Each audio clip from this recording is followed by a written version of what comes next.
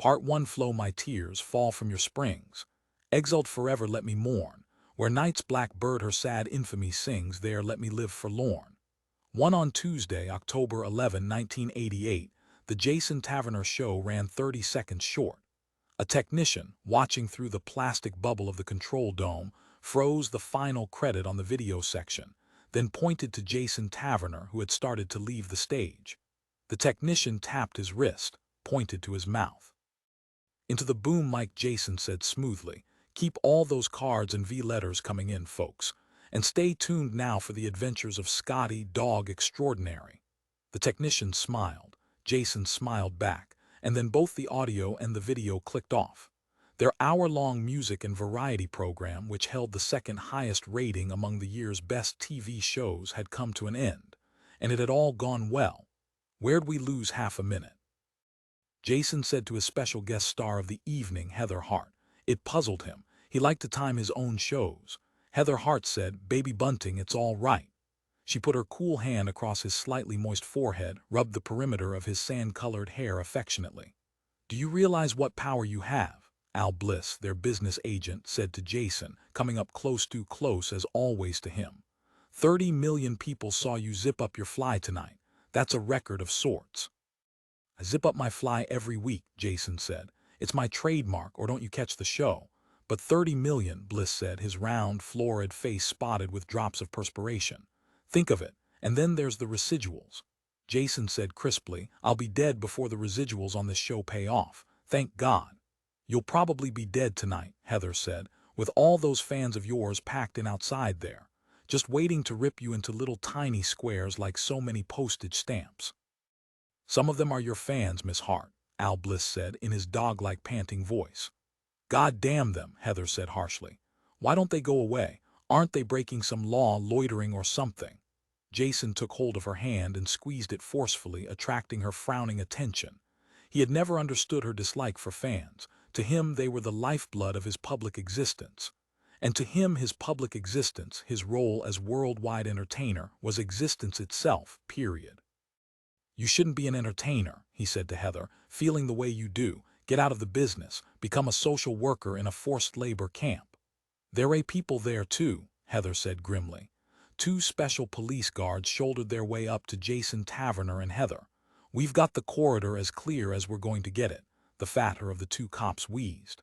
"Let's go now, Mr. Taverner, before the studio audience can trickle around to the side exits." He signaled to 3 other special police guards, who at once advanced toward the hot, packed passageway that led, eventually, to the nocturnal street. And out there the parked Rolls Flyship in all its costly splendor, its tail rocket idling throbbingly. Like Jason thought, a mechanical heart. A heart that beat for him alone, for him the star. Well, by extension, it throbbed in response to the needs of Heather, too. She deserved it. She had sung well tonight. Almost as well as Jason grinned inwardly to himself. Hell, let's face it, he thought. They don't turn on all those 3D color TV sets to see the special guest star. There are 1,000 special guest stars scattered over the surface of Earth, and a few in the Martian colonies. They turn on, he thought, to see me. And I am always there. Jason Taverner has never and will never disappoint his fans, however Heather may feel about hers. "You don't like them," Jason said as they squirmed and pushed and ducked their way down the steaming, sweat-smelling corridor. "Because you don't like yourself. You secretly think they have bad taste." "They're dumb," Heather grunted, and cursed quietly as her flat, large hat flopped from her head and disappeared forever within the whale's belly of close-pressing fans. "They're ordinaries," Jason said, his lips at her ear, partly lost as it was in her great tangle of shiny red hair. The famous cascade of hair so widely and expertly copied in beauty salons throughout Terra. Heather grated, "Don't say that word." "They're ordinaries," Jason said, "and they're morons." Because he nipped the lobe of her ear, because that's what it means to be an ordinary. "Right," she sighed. "Oh God, to be in the flyship cruising through the void. That's what I long for, an infinite void. With no human voices, no human smells, no human jaws masticating plastic chewing gum in 9 iridescent colors." "You really do hate them," he said. "Yes," she nodded briskly. "And so do you." She halted briefly, turning her head to confront him. You know your goddamn voice is gone, you know you're coasting on your glory days which you'll never see again. She smiled at him then, warmly. Are we growing old, she said above the mumbles and squeaks of the fans. Together, like man and wife, Jason said, sixes don't grow old. Oh yes, Heather said. Oh yes they do. Reaching upward, she touched his wavy brown hair. How long have you been tinting it, dear heart? A year, 3. Get in the flyship, he said brusquely, maneuvering her ahead of him out of the building and onto the pavement of Hollywood Boulevard.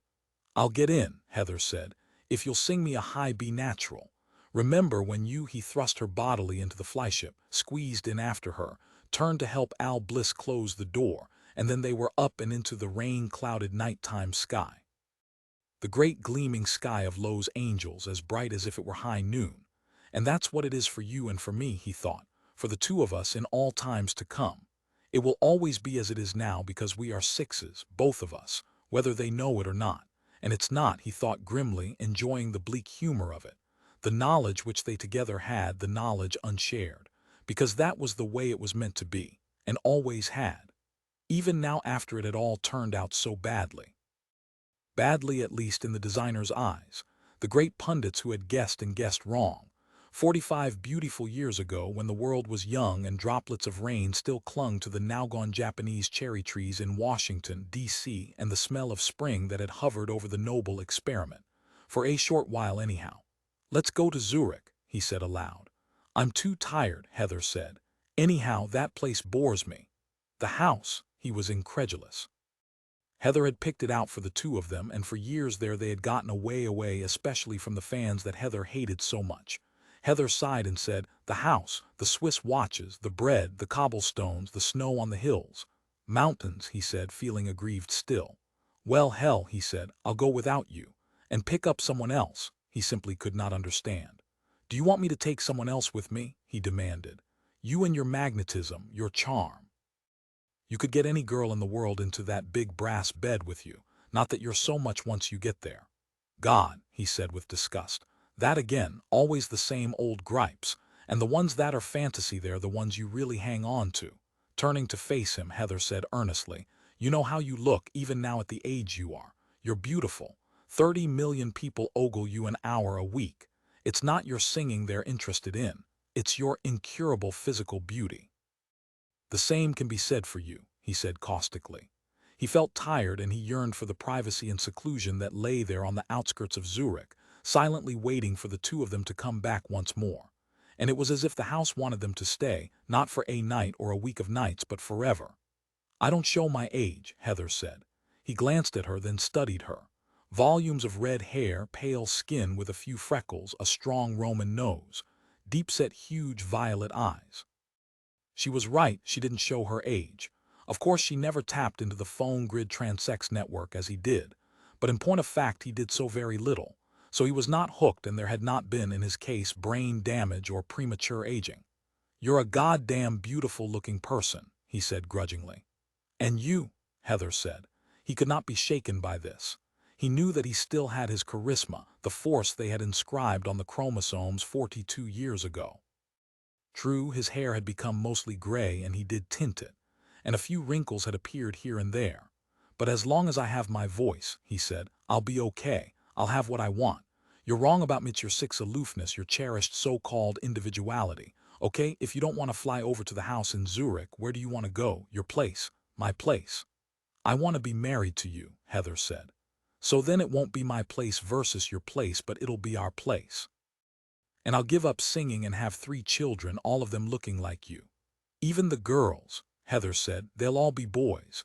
Leaning over, he kissed her on the nose. She smiled, took his hand, patted it warmly. We can go anywhere tonight, he said to her in a low, firm, controlled, and highly projected voice, almost a father voice. It generally worked well with Heather, whereas nothing else did. Unless he thought I walk off. She feared that. Sometimes in their quarrels, especially at the house in Zurich, where no one could hear them or interfere, he had seen the fear on her face. The idea of being alone appalled her. He knew it. She knew it.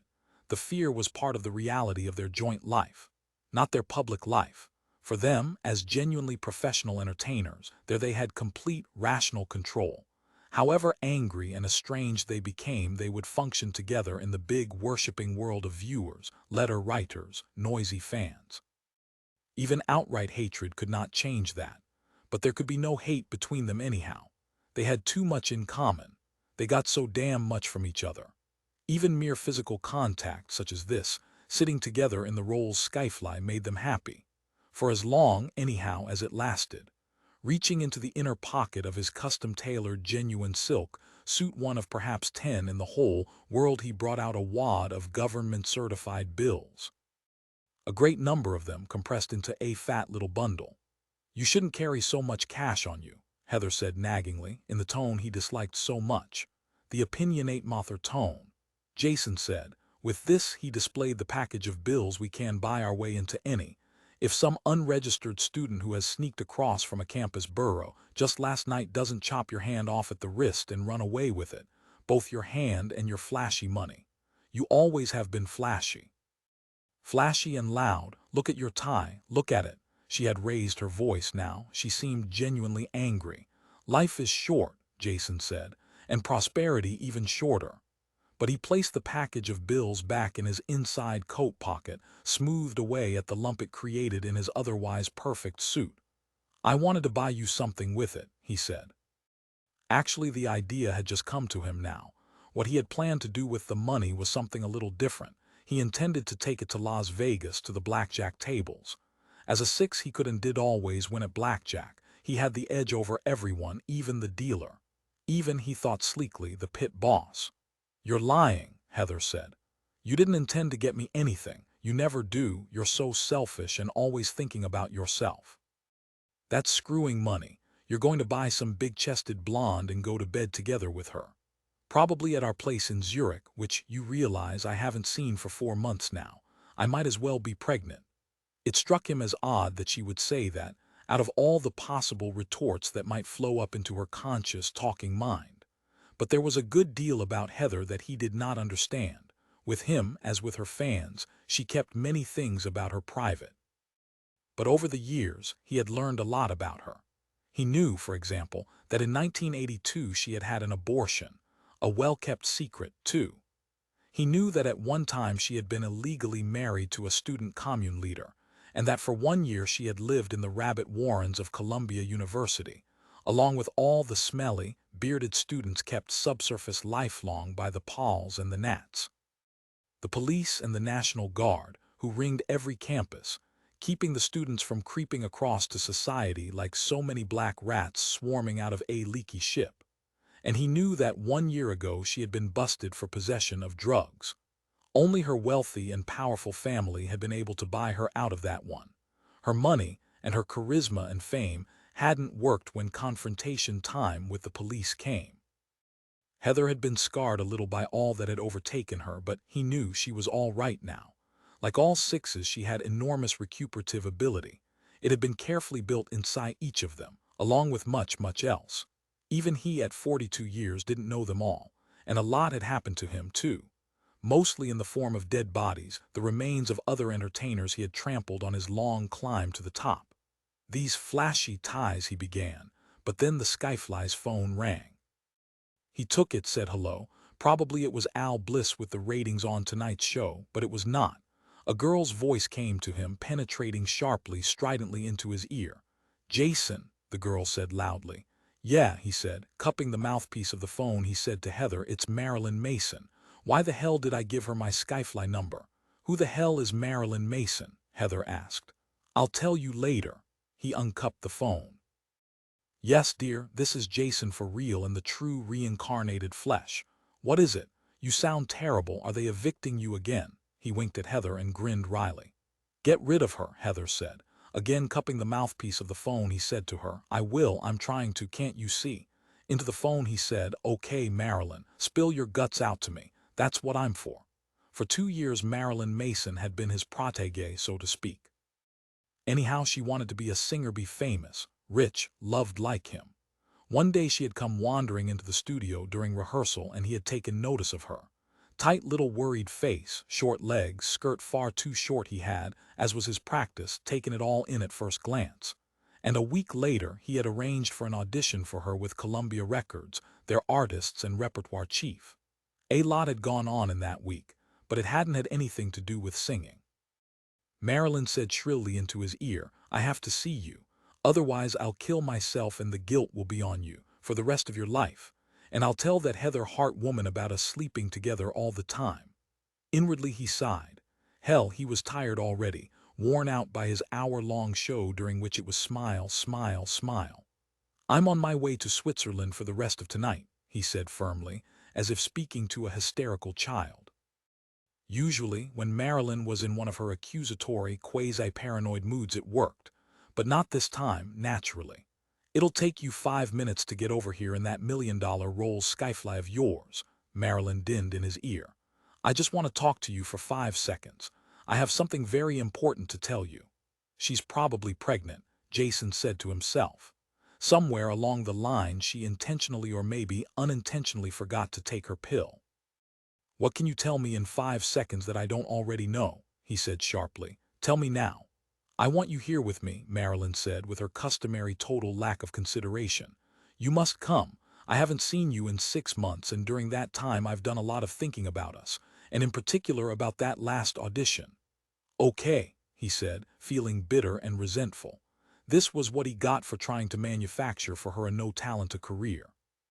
Hung up the phone noisily, turned to Heather and said, "I'm glad you never ran into her. She's really a bullshit," Heather said. "I didn't run into her because you made damn sure you saw to that."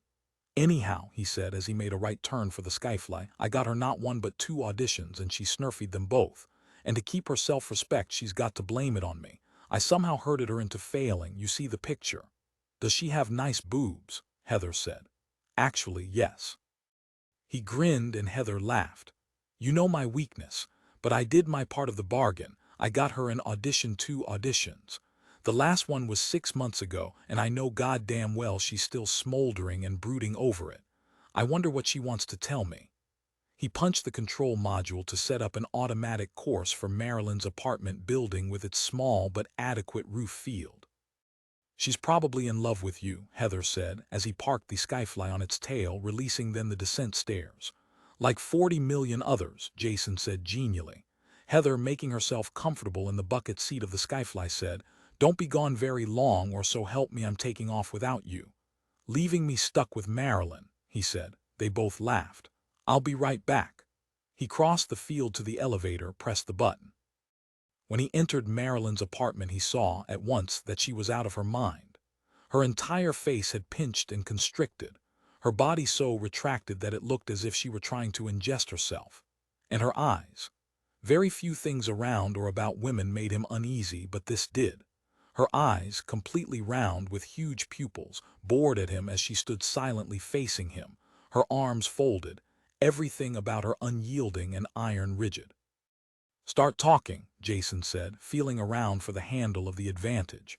Usually, in fact, virtually always he could control a situation that involved a woman. It was, in point of fact, his specialty, but this. He felt uncomfortable, and still she said nothing. Her face, under layers of makeup, had become completely bloodless, as if she were an animated corpse. "You want another audition?" Jason asked. "Is that it?" Marilyn shook her head no. "Okay, tell me what it is," he said wearily but uneasily. He kept the unease out of his voice, however. He was far too shrewd, far too experienced to let her hear his uncertainty.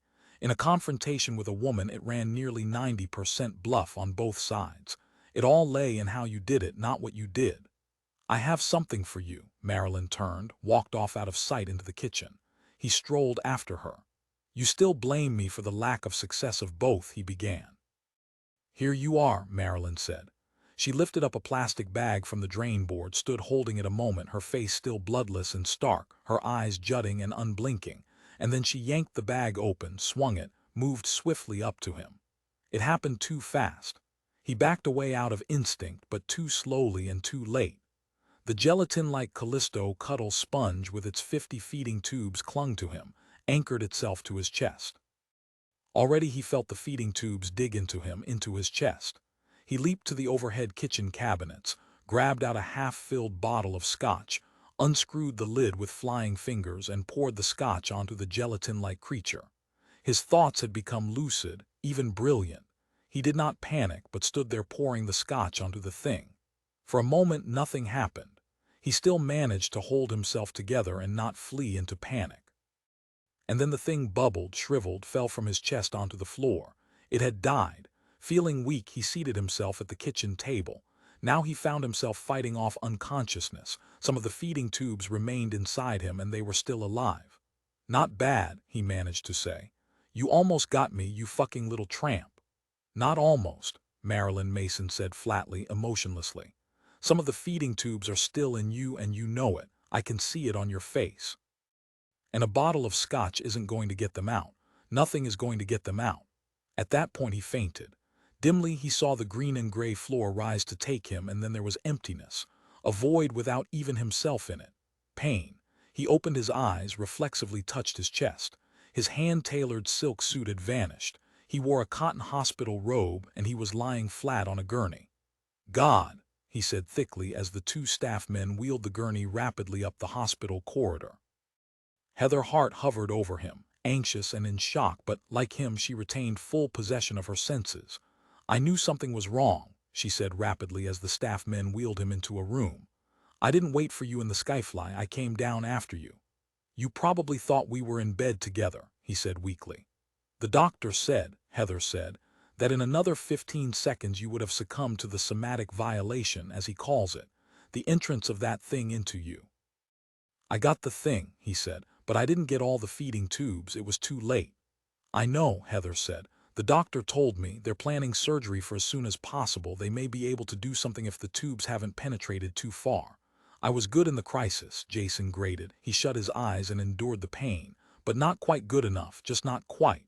Opening his eyes, he saw that Heather was crying. "Is it that bad?" he asked her. Reaching up, he took hold of her hand.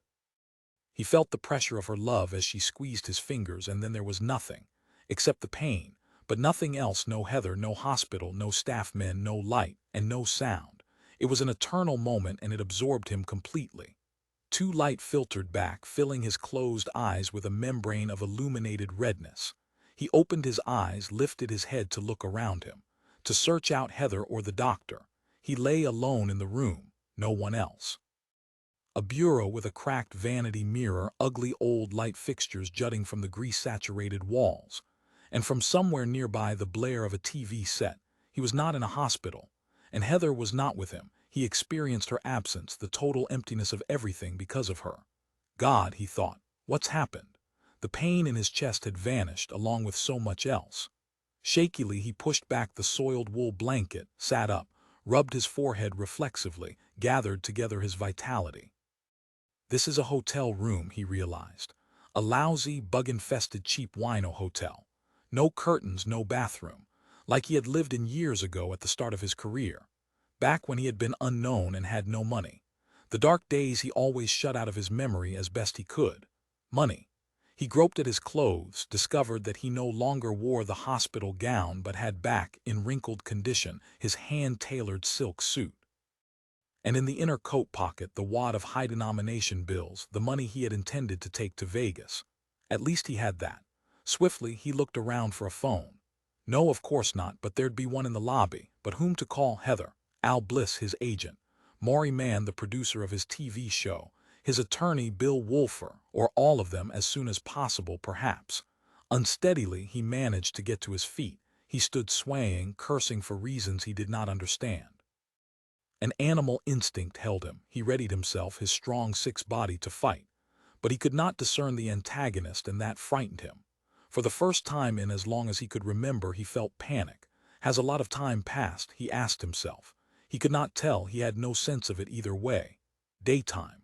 Quibbles zooming and bleeding in the skies outside the dirty glass of his window. He looked at his watch. It read 10:30. So what? It could be 1,000 years off for all he knew. His watch couldn't help him, but the phone would. He made his way out into the dust-saturated corridor, found the stairs, descended step by step, holding on to the rail until at last he stood in the depressing, empty lobby with its ratty old overstuffed chairs. Fortunately, he had change. He dropped a $1 gold piece into the slot, dialed Al Bliss's number. "Bliss Talent Agency," Al's voice came presently. "Listen," Jason said. I don't know where I am. In the name of Christ, come and get me out of here, get me someplace else. You understand, Al, do you? Silence from the phone. And then in a distant, detached voice, Al Bliss said, "Who am I talking to?" He snarled his answer. "I don't know you, Mr. Jason Taverner," Al Bliss said, again in his most neutral, uninvolved voice. "Are you sure you have the right number? Who did you want to talk to?" "To you, Al. Al Bliss, my agent. What happened in the hospital? How'd I get out of there into here? Don't you know?" His panic ebbed as he forced control on himself. He made his words come out reasonably. "Can you get hold of Heather for me?" "Miss Hart," Al said and chuckled, and did not answer. "You," Jason said savagely, "are through as my agent, period. No matter what the situation is, you are out." In his ear, Al Bliss chuckled again, and then with a click the line became dead. Al Bliss had hung up. "I'll kill the son of a bitch," Jason said to himself. "I'll tear that fat, balding little bastard into inch-square pieces. What was he trying to do to me? I don't understand. What all of a sudden does he have against me? What the hell did I do to him, for Chris's sakes? He's been my friend and agent 19 years, and nothing like this has ever happened before. I'll try Bill Wolfer," he decided. "He's always in his office or on call. I'll be able to get hold of him and find out what this is all about." Dropped a second gold dollar into the phone slot and from memory once more dialed. "Wolfer and Blame, attorneys at law," a female receptionist's voice sounded in his ear. "Let me talk to Bill," Jason said. "This is Jason T.H. Verner. You know who I am." The receptionist said, "Mr. Wolfer is in court today. Would you care to speak to Mr. Blame instead, or shall I have Mr. Wolfer call you back when he returns to the office later on this afternoon?" "Do you know who I am?" Jason said. "Do you know who Jason Taverner is? Do you watch TV?" His voice almost got away from him at that point. He heard it break and rise. With great effort he regained control over it, but he could not stop his hands from shaking. His whole body, in fact, shook. "I'm sorry, Mr. Taverner," the receptionist said. "I really can't talk for Mr. Wolfer, or do you watch TV?" he said. "Yes. And you haven't heard of me? The Jason Taverner Show at 9 on Tuesday nights." "I'm sorry, Mr. Taverner. You really must talk directly to Mr. Wolfer. Give me the number of the phone you're calling from and I'll see to it that he calls you back sometime today." He hung up. "I'm insane," he thought, "or she's insane. She and Al Bliss, that son of a bitch, God." He moved shakily away from the phone, seated himself in one of the faded, overstuffed chairs. It felt good to sit. He shut his eyes and breathed slowly and deeply, and pondered. "I have $5,000 in government high denomination bills," he told himself, "so I'm not completely helpless. And that thing is gone from my chest, including its feeding tubes. They must have been able to get at them surgically in the hospital. So at least I'm alive. I can rejoice over that. Has there been a time lapse?" he asked himself. "Where's a newspaper?" He found an LA Times on a nearby couch, read the date. October 12, 1988. No time lapse. This was the day after his show, and the day Marilyn had sent him, dying, to the hospital. An idea came to him. He searched through the sections of newspaper until he found the entertainment column. Currently he was appearing nightly at the Persian Room of the Hollywood Hilton, had been in fact for 3 weeks, but of course less Tuesdays because of his show. The ad for him, which the hotel people had been running during the past 3 weeks, did not seem to be on the page anywhere. He thought groggily, maybe it's been moved to another page. He thereupon combed that section of the paper thoroughly. Ad after ad for entertainers, but no mention of him. And his face had been on the entertainment page of some newspaper or another for 10 years, without an ellipsis. "I'll make one more try," he decided. "I'll try Maury Mann." Fishing out his wallet, he searched for the slip on which he had written Maury's number. His wallet was very thin. All his identification cards were gone. Cards that made it possible for him to stay alive. Cards that got him through Paul and Nat barricades without being shot or thrown into a forced labor camp. "I can't live 2 hours without my ID," he said to himself. "I don't even dare walk out of the lobby of this rundown hotel and onto the public sidewalk. They'll assume I'm a student or teacher escaped from one of the campuses. I'll spend the rest of my life as a slave doing heavy manual labor. I am what they call an unperson. So my first job," he thought, "is to stay alive. The hell with Jason Taverner as a public entertainer. I can worry about that later." He could feel within his brain the powerful 6 determined constituents moving already into focus. I'm not like other men, he told himself. I will get out of this, whatever it is. Somehow. For example, he realized, with all this money I have on me, I can get myself down to Watts and buy phony ID cards. A whole wallet full of them. There must be 100 little operators scratching away at that from what I've heard. But I never thought I'd be using one of them. Not Jason Taverner. Not a public entertainer with an audience of 30 million. Among all those 30 million people, he asked himself, isn't there one who remembers me? If remember is the right word. I'm talking as if a lot of time has passed, that I'm an old man now, a has-been, feeding off former glories. And that's not what's going on. Returning to the phone, he looked up the number of the Birth Registration Control Center in Iowa. With several gold coins, he managed to reach them at last after much delay. My name is Jason Taverner, he told the clerk. I was born in Chicago at Memorial Hospital on December 16, 1946. Would you please confirm and release a copy of my certificate of birth? I need it for a job I'm applying for. Yes, sir. The clerk put the line on hold. Jason waited. The clerk clicked back on. Mr. Jason Taverner, born in Cook County on December 16, 1946. Yes, Jason said. We have no birth registration form for such a person at that time and place. Are you absolutely sure of the facts, sir? You mean, do I know my name and when and where I was born? His voice again managed to escape his control, but this time he let it. Panic flooded him. Thanks, he said and hung up, shaking violently now. Shaking in his body and in his mind. I don't exist, he said to himself. There is no Jason Taverner. There never was and there never will be. The hell with my career, I just want to live. If someone or something wants to eradicate my career, okay, do it. But aren't I going to be allowed to exist at all? Wasn't I even born? Something stirred in his chest. With terror he thought, they didn't get the feed tubes out entirely. Some of them are still growing and feeding inside of me. That goddamn tramp of a no-talent girl. I hope she winds up walking the streets for 2 bits a try. After what I did for her, getting her those 2 auditions for NR people. But hell, I did get to lay her a lot. I suppose it comes out even. Returning to his hotel room, he took a good long look at himself in the fly-specked vanity mirror. His appearance hadn't changed except that he needed a shave. No older. No more lines, no gray hair visible. The good shoulders and biceps. The fat-free waist that let him wear the current form-fitting men's clothing. And that's important to your image, he said to himself. What kind of suits you can wear, especially those tucked-in waist numbers. I must have 50 of them, he thought, or did have. Where are they now, he asked himself. The bird is gone, and in what meadow does it now sing, or however that goes? Something from the past, out of his days at school, forgotten until this moment. Strange, he thought, what drifts up into your mind when you're in an unfamiliar and ominous situation. Sometimes the most trivial stuff imaginable. If wishes were horses, then beggars might fly. Stuff like that. It's enough to drive you crazy.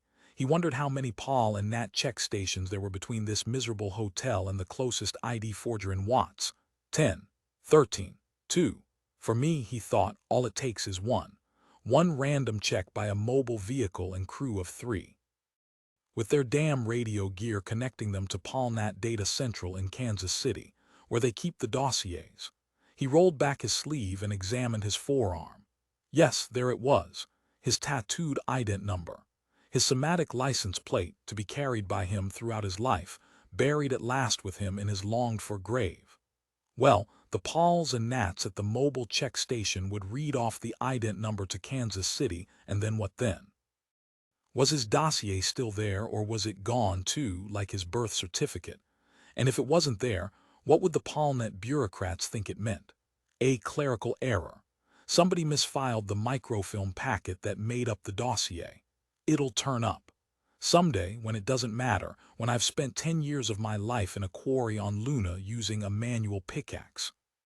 If the dossier isn't there, he mused, they'll assume I'm an escaped student because it's only students who don't have PaulNat dossiers, and even some of them, the important ones, the leaders, they're in there too.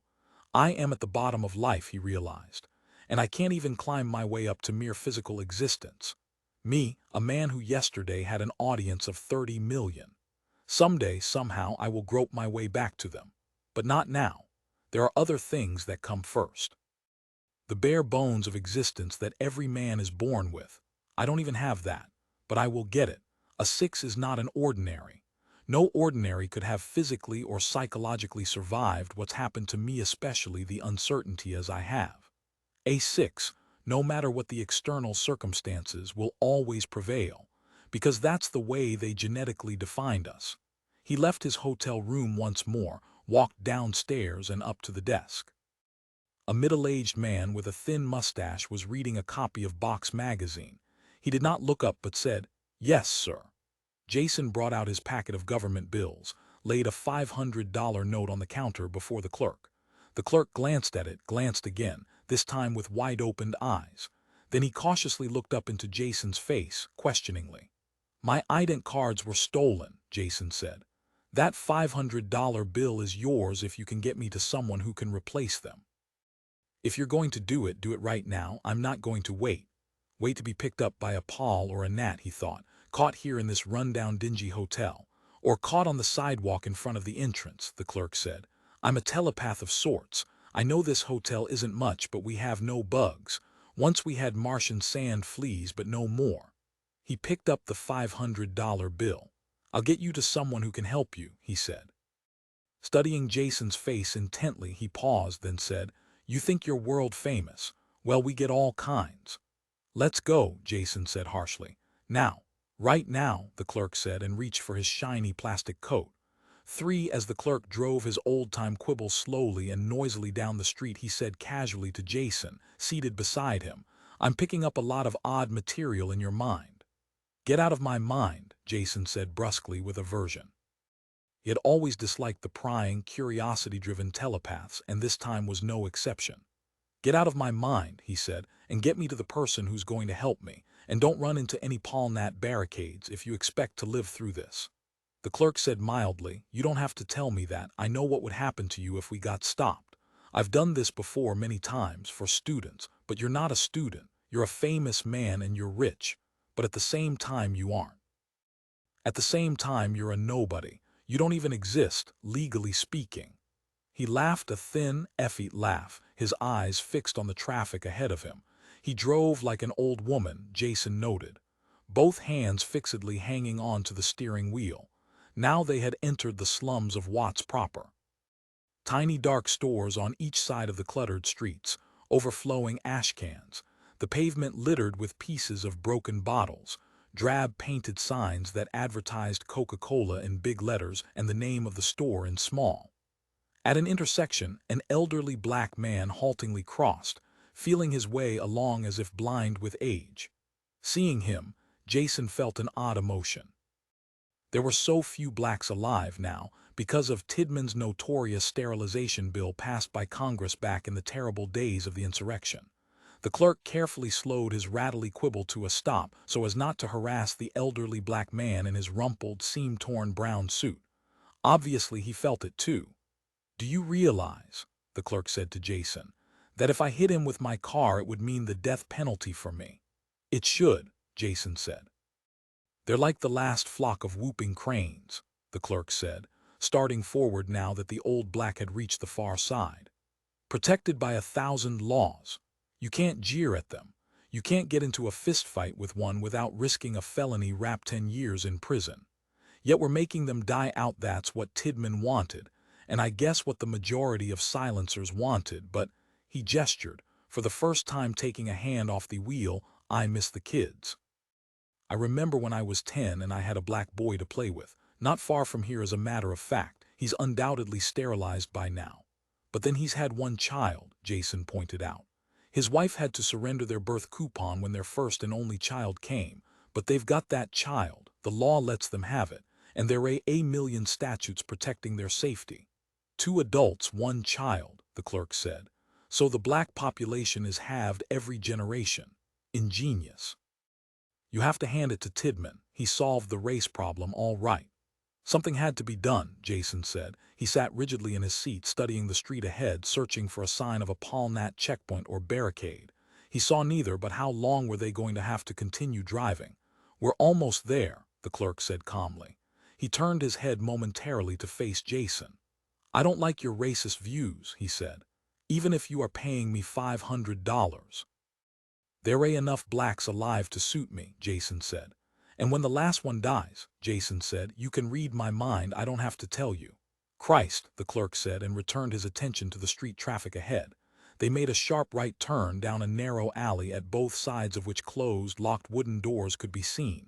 No signs here, just shut-up silence and piles of ancient debris. What's behind the doors? Jason asked.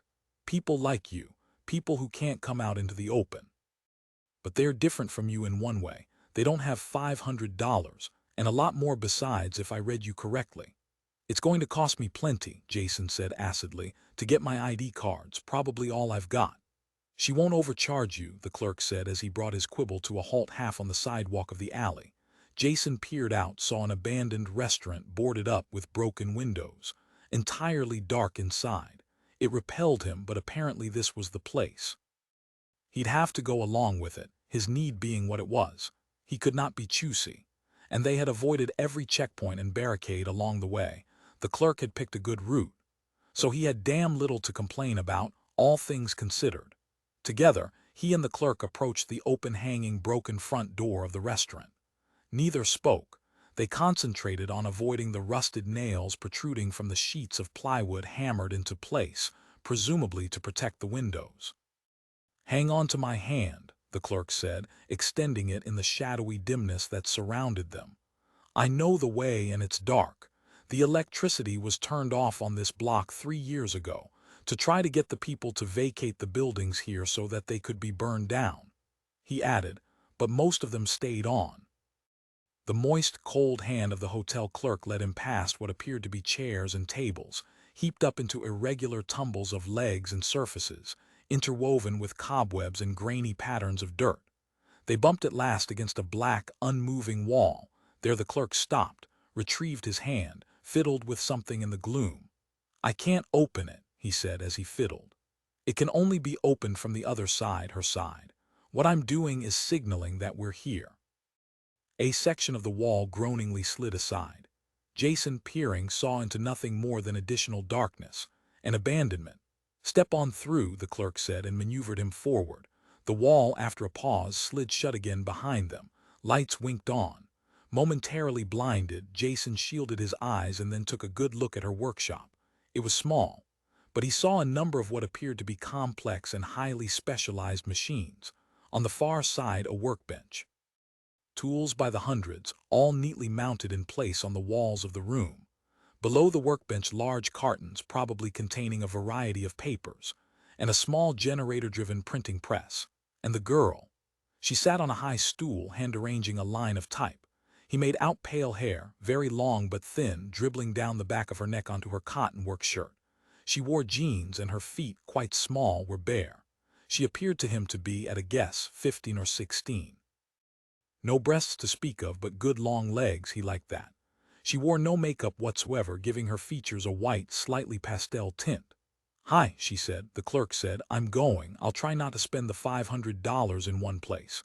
Touching a button, he caused the section of wall to slide aside. As it did so, the lights in the workroom clicked out, leaving them once again in absolute darkness. From her stool, the girl said, I'm Kathy. I'm Jason, he said. The wall had slid shut now, and the lights had come on again.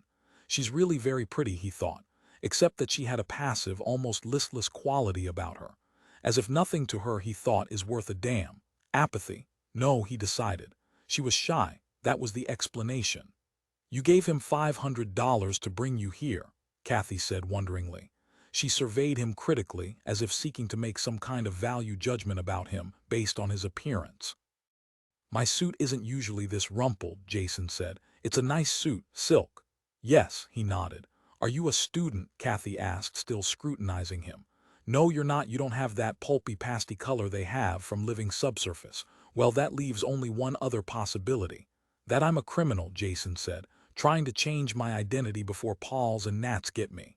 Are you? She said with no sign of uneasiness. It was a simple, flat question. No.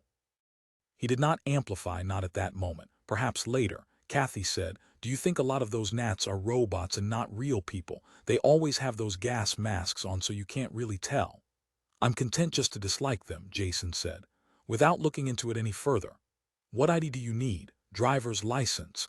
police file ident card, proof of employment at a legal job, he said, everything, including membership tab in the Musicians Union Local 12. Oh, you're a musician. She regarded him with more interest now. I'm a vocalist, he said.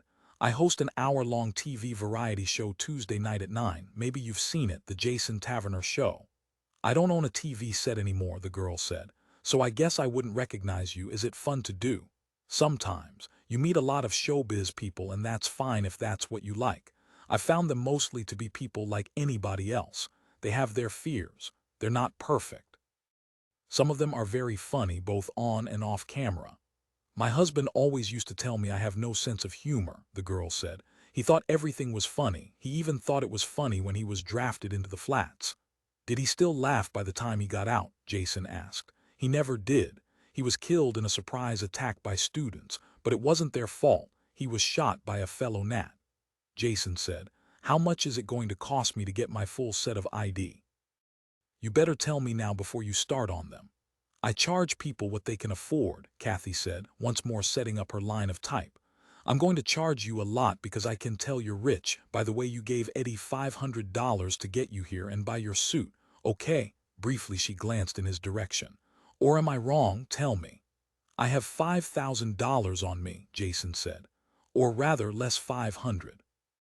I'm a world-famous entertainer. I work a month every year at the Sands in addition to my show. In fact, I appear at a number of first-class clubs when I can squeeze them into my tight schedule. Gee, Kathy said, I wish I had heard of you, then I could be impressed. He laughed. Did I say something stupid? Kathy asked timidly. No, Jason said. Kathy, how old are you? I'm 19. My birthday is in December, so I'm almost 20. How old did you think I am by looking at me? About 16, he said, her mouth turned down in a childlike pout. That's what everybody says, she said in a low voice. It's because I don't have any bosom. If I had a bosom, I'd look 21. How old are you? She stopped fiddling with her type and eyed him intently. I'd guess about 50. Fury flowed through him, and misery. You look like your feelings are hurt, Kathy said. I'm 42, Jason said tightly. Well, what's the difference? I mean, they're both. Let's get down to business, Jason broke in. Give me a pen and paper and I'll write down what I want and what I want each card to say about me. I want this done exactly right. You better be good. I made you mad, Kathy said. By saying you look 50, I guess on closer examination you really don't. You look about 30. She handed him pen and paper, smiling shyly. And apologetically, Jason said, forget it. He patted her on the back. I'd rather people didn't touch me, Kathy said. She slid away. Like a fawn in the woods, he thought. Strange. She's afraid to be touched even a little, and yet she's not afraid to forge documents, a felony that could get her 20 years in prison. Maybe nobody bothered to tell her it's against the law. Maybe she doesn't know. Something bright and colorful on the far wall caught his attention. He walked over to inspect it. A medieval illuminated manuscript, he realized. Or rather, a page from it. He had read about them, but up until now he had never set eyes on one. Is this valuable? He asked. If it was the real thing, it might be worth $100, Kathy said. But it's not. I made it years ago when I was in junior high school at North American Aviation.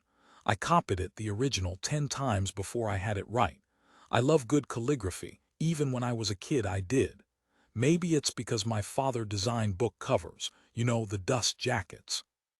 He said, would this fool a museum? For a moment Kathy gazed intently at him, and then she nodded yes. Wouldn't they know by the paper? It's parchment and it's from that period. That's the same way you fake old stamps. You get an old stamp that's worthless, eradicate the imprint. Then she paused. You're anxious for me to get to work on your ID, she said. Yes, Jason said. He handed her the piece of paper on which he had written the information. Most of it called for Polnat standard post-curfew tags, with thumbprints and photographs and holographic signatures and everything with short expiration dates. He'd have to get a whole new set forged within 3 months. $2,000, Kathy said, studying the list. He felt like saying, for that do I get to go to bed with you too? But aloud he said, how long will it take? Hours, days. And if it's days, where am I? Hours, Kathy said. He experienced a vast wave of relief. Sit down and keep me company, Kathy said, pointing to a 3-legged stool pushed off to one side. You can tell me about your career as a successful TV personality. It must be fascinating, all the bodies you have to walk over to get to the top. Or did you get to the top? Yes, he said shortly. But there's no bodies, that's a myth. You make it on talent and talent alone, not what you do or say to other people either above or below you. And it's work. You don't breeze in and do a soft shoe shuffle and then sign your contract with NBC or CBS. They're tough, experienced businessmen, especially the A&R people, artists and repertoire. They decide who to sign. I'm talking about records now. That's where you have to start to be on a national level. Of course, you can work club dates all over everywhere until, here's your quibble driver's license, Kathy said. She carefully passed him a small black card. Now I'll get started on your military service status chit. That's a little harder because of the full face and profile photos, but I can handle that over there. She pointed at a white screen, in front of which stood a tripod with camera, a flash gun mounted at its side. You have all the equipment, Jason said as he fixed himself rigidly against the white screen. So many photos had been taken of him during his long career that he always knew exactly where to stand and what expression to reveal. But apparently he had done something wrong this time. Kathy, a severe expression on her face, surveying him.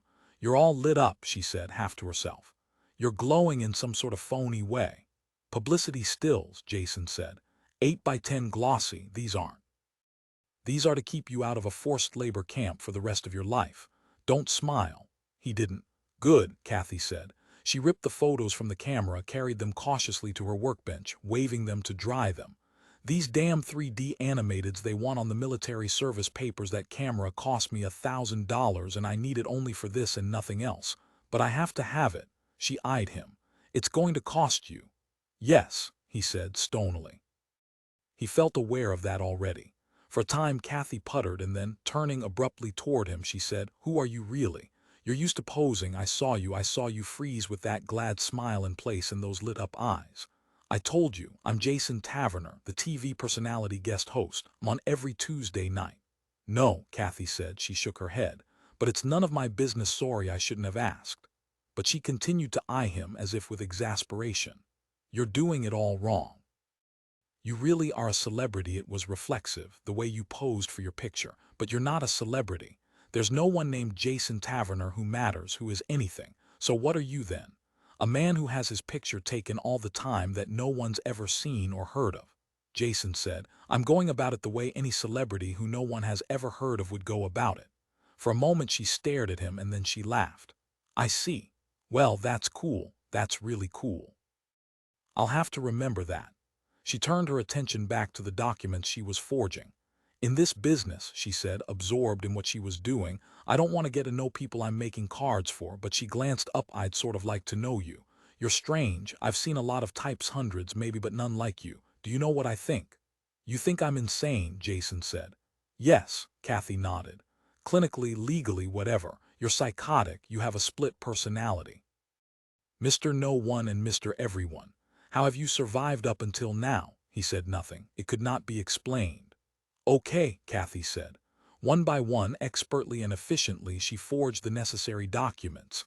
Eddie, the hotel clerk, lurked in the background, smoking a fake Havana cigar. He had nothing to say or do, but for some obscure reason he hung around. I wish he'd fuck off, Jason thought to himself. I'd like to talk to her more. Come with me, Kathy said, suddenly. She slid from her work stool and beckoned him toward a wooden door at the right of her bench. I want your signature 5 times, each a little different from the others so they can't be superimposed. That's where so many documenters, she smiled as she opened the door. That's what we call ourselves. That's where so many of us fuck it up. They take one signature and transfer it to all the documents. See? Yes, he said, entering the musty little closet-like room after her. Kathy shut the door, paused a moment, then said, Eddie is a police fink. Staring at her, he said, Why? Why? Why what? Why is he a police fink? For money, for the same reason I am. Jason said, God damn you. He grabbed her by the right wrist, tugged her toward him. She grimaced as his fingers tightened. And Eddie hasn't done anything yet, she grated, trying to free her wrist. That hurts. Look, calm down and I'll show you, okay? Reluctantly, his heart hammering in fear, he let her go. Kathy turned on a bright, small light, laid 3 forged documents in the circle of its glare. A purple dot on the margin of each, she said, indicating the almost invisible circle of color. A microtransmitter, so you'll emit a bleep every 5 seconds as you move around. They're after conspiracies. They want the people you're with. Jason said harshly, I'm not with anyone. But they don't know that. Massaged her wrist, frowning in a girlish, sullen way. You TV celebrities no one's ever heard of sure have quick reactions, she murmured. Why did you tell me? Jason asked.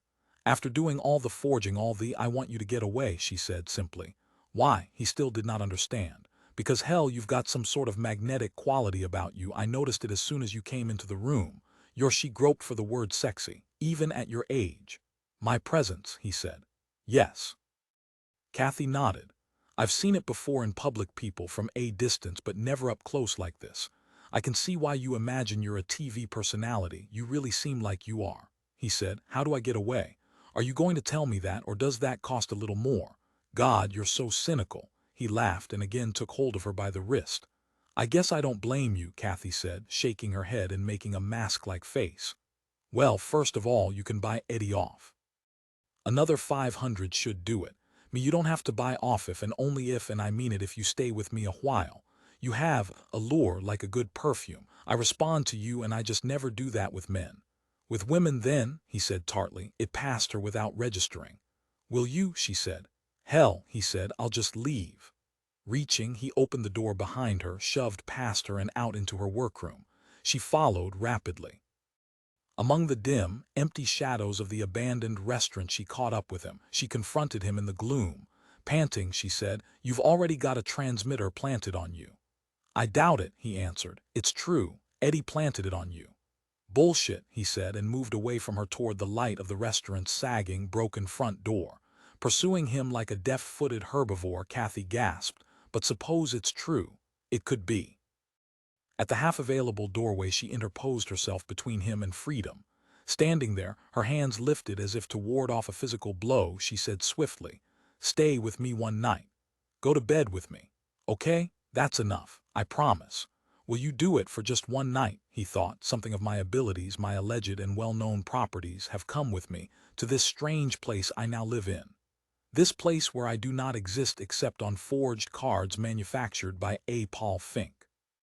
Eerie, he thought, and he shuddered. Cards with microtransmitters built into them to betray me and everyone with me to the Pauls. I haven't done very well here, except that, as she says, I've got a lure. Jesus, he thought, and that's all that stands between me and a forced labor camp. Okay, he said then. It seemed the wiser choice by far. Go pay Eddie, she said. Get that over with and him out of here. I wondered why he's still hanging around, Jason said. Did he send more money? Guess so, Kathy said. You do this all the time, Jason said as he got out his money. SOP, standard operating procedure, and he had tumbled for it. Kathy said blithely, Eddie is psionic. For 2 city blocks away, upstairs in an unpainted but once white wooden building, Kathy had a single room with a hot compartment in which to fix one-person meals. He looked around him. A girl's room. The cot-like bed had a handmade spread covering it, tiny green balls of textile fibers in row after row. Like a graveyard for soldiers, he thought morbidly as he moved about, feeling compressed by the smallness of the room. On a wicker table, a copy of Proust's Remembrance of Things Past. How far'd you get into it? He asked her. To within a budding grove. Kathy double-locked the door after them and set into operation some kind of electronic gadget. He did not recognize it. That's not very far, Jason said. Taking off her plastic coat, Kathy asked, How far did you get into it? She hung her coat in a tiny closet, taking his too. I never read it, Jason said. But on my program we did a dramatic rendering of a scene. I don't know which. We got a lot of good mail about it, but we never tried it again. Those out things, you have to be careful and not dole out too much. If you do, it kills it dead for everybody, all networks for the rest of the year. He prowled crampedly about the room, examining a book here, a cassette tape, a micromag. She even had a talking toy. Like a kid, he thought, she's not really an adult. With curiosity, he turned on the talking toy. Hi, it declared. I'm Cheerful Charlie, and I'm definitely tuned in on your wavelength. Nobody named Cheerful Charlie is tuned in on my wavelength, Jason said. He started to shut it off, but it protested. Sorry, Jason told it, but I'm tuning you out, you creepy little bugger. But I love you, Cheerful Charlie complained tinnily. He paused, thumb on off button. Prove it, he said. On his show he had done commercials for junk like this. He hated it in them, equally. Give me some money, he told it. I know how you can get back your name, fame, and game, Cheerful Charlie informed him. Will that do for openers? Sure, he said. Cheerful Charlie bleated, go look up your girlfriend. Who do you mean? He said guardedly. Heather Hart, Cheerful Charlie bleeped. Hard by, Jason said, pressing his tongue against his upper incisors. He nodded. Any more advice? I've heard of Heather Hart, Kathy said as she brought a bottle of orange juice out of the cold cupboard of the room's wall. The bottle had already become 3/4 empty. She shook it up, poured foamy, instant ersatz orange juice into 2 jelly glasses. She's beautiful. She has all that long red hair. Is she really your girlfriend? Is Charlie right? Everybody knows, he said, that Cheerful Charlie is always right. Yes, I guess that's true. Kathy poured bad gin, Mountbatten's Privy Seal finest, into the orange juice. Screwdrivers, she said proudly. No, thanks, he said. Not at this hour of the day. Not even BL Scotch bottled in Scotland, he thought. This damn little room, isn't she making anything out of Paul thinking and card forging, whichever it is she does? Is she really a police informer, as she says? He wondered, strange. Maybe she's both, maybe neither. Ask me, Cheerful Charlie piped. I can see you have something on your mind, mister. You good-looking bastard, you. He let that pass.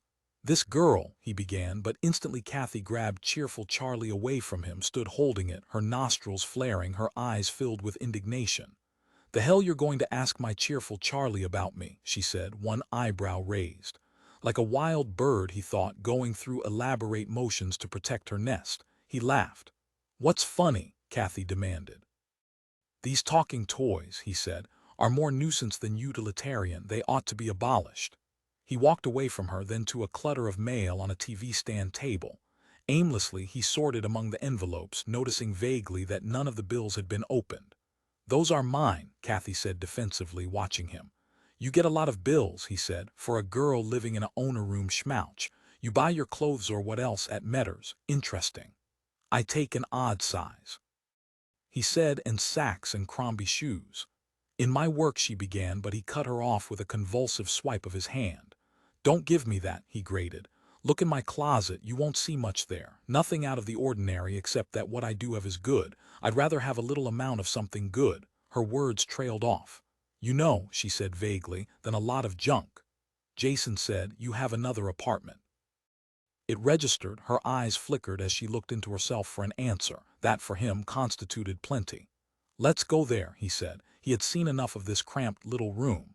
I can't take you there, Kathy said, because I share it with 2 other girls, and the way we've divided up the use this time is, evidently you weren't trying to impress me. It amused him, but also it irritated him. He felt downgraded nebulously. I would have taken you there if today were my day, Kathy said. That's why I have to keep this little place going. I've got to have some place to go when it's not my day. My next one is Friday from noon on. Her tone had become earnest, as if she wished very much to convince him. Probably he mused it was true, but the whole thing irked him, her and her whole life. He felt now as if he had been snared by something dragging him down into depths he had never known about before, even in the early bad days, and he did not like it. He yearned all at once to be out of here. The animal at bay was himself. Don't look at me like that, Kathy said, sipping her screwdriver. To himself, but aloud, he said, you have bumped the door of life open with your big, dense head, and now it can't be closed. What's that from? Kathy asked. From my life. But it's like poetry. If you watched my show, he said, you'd know I come up with sparklers like that every so often. Appraising him calmly, Kathy said, I'm going to look in the TV log and see if you're listed. She set down her screwdriver, fished among discarded newspapers piled at the base of the wicker table. I wasn't even born, he said. I checked on that. And your show isn't listed, Kathy said, folding the newsprint page back and studying the log. That's right, he said. So now you have all the answers about me. He tapped his vest pocket of forged ID cards, including these. With their microtransmitters, if that much is true. Give them back to me, Kathy said, and I'll aerate the microtransmitters. It'll only take a second. She held out her hand. He returned them to her. Don't you care if I take them off? Kathy inquired. Candidly, he answered, no, I really don't. I've lost the ability to tell what's good or bad, true or not true anymore.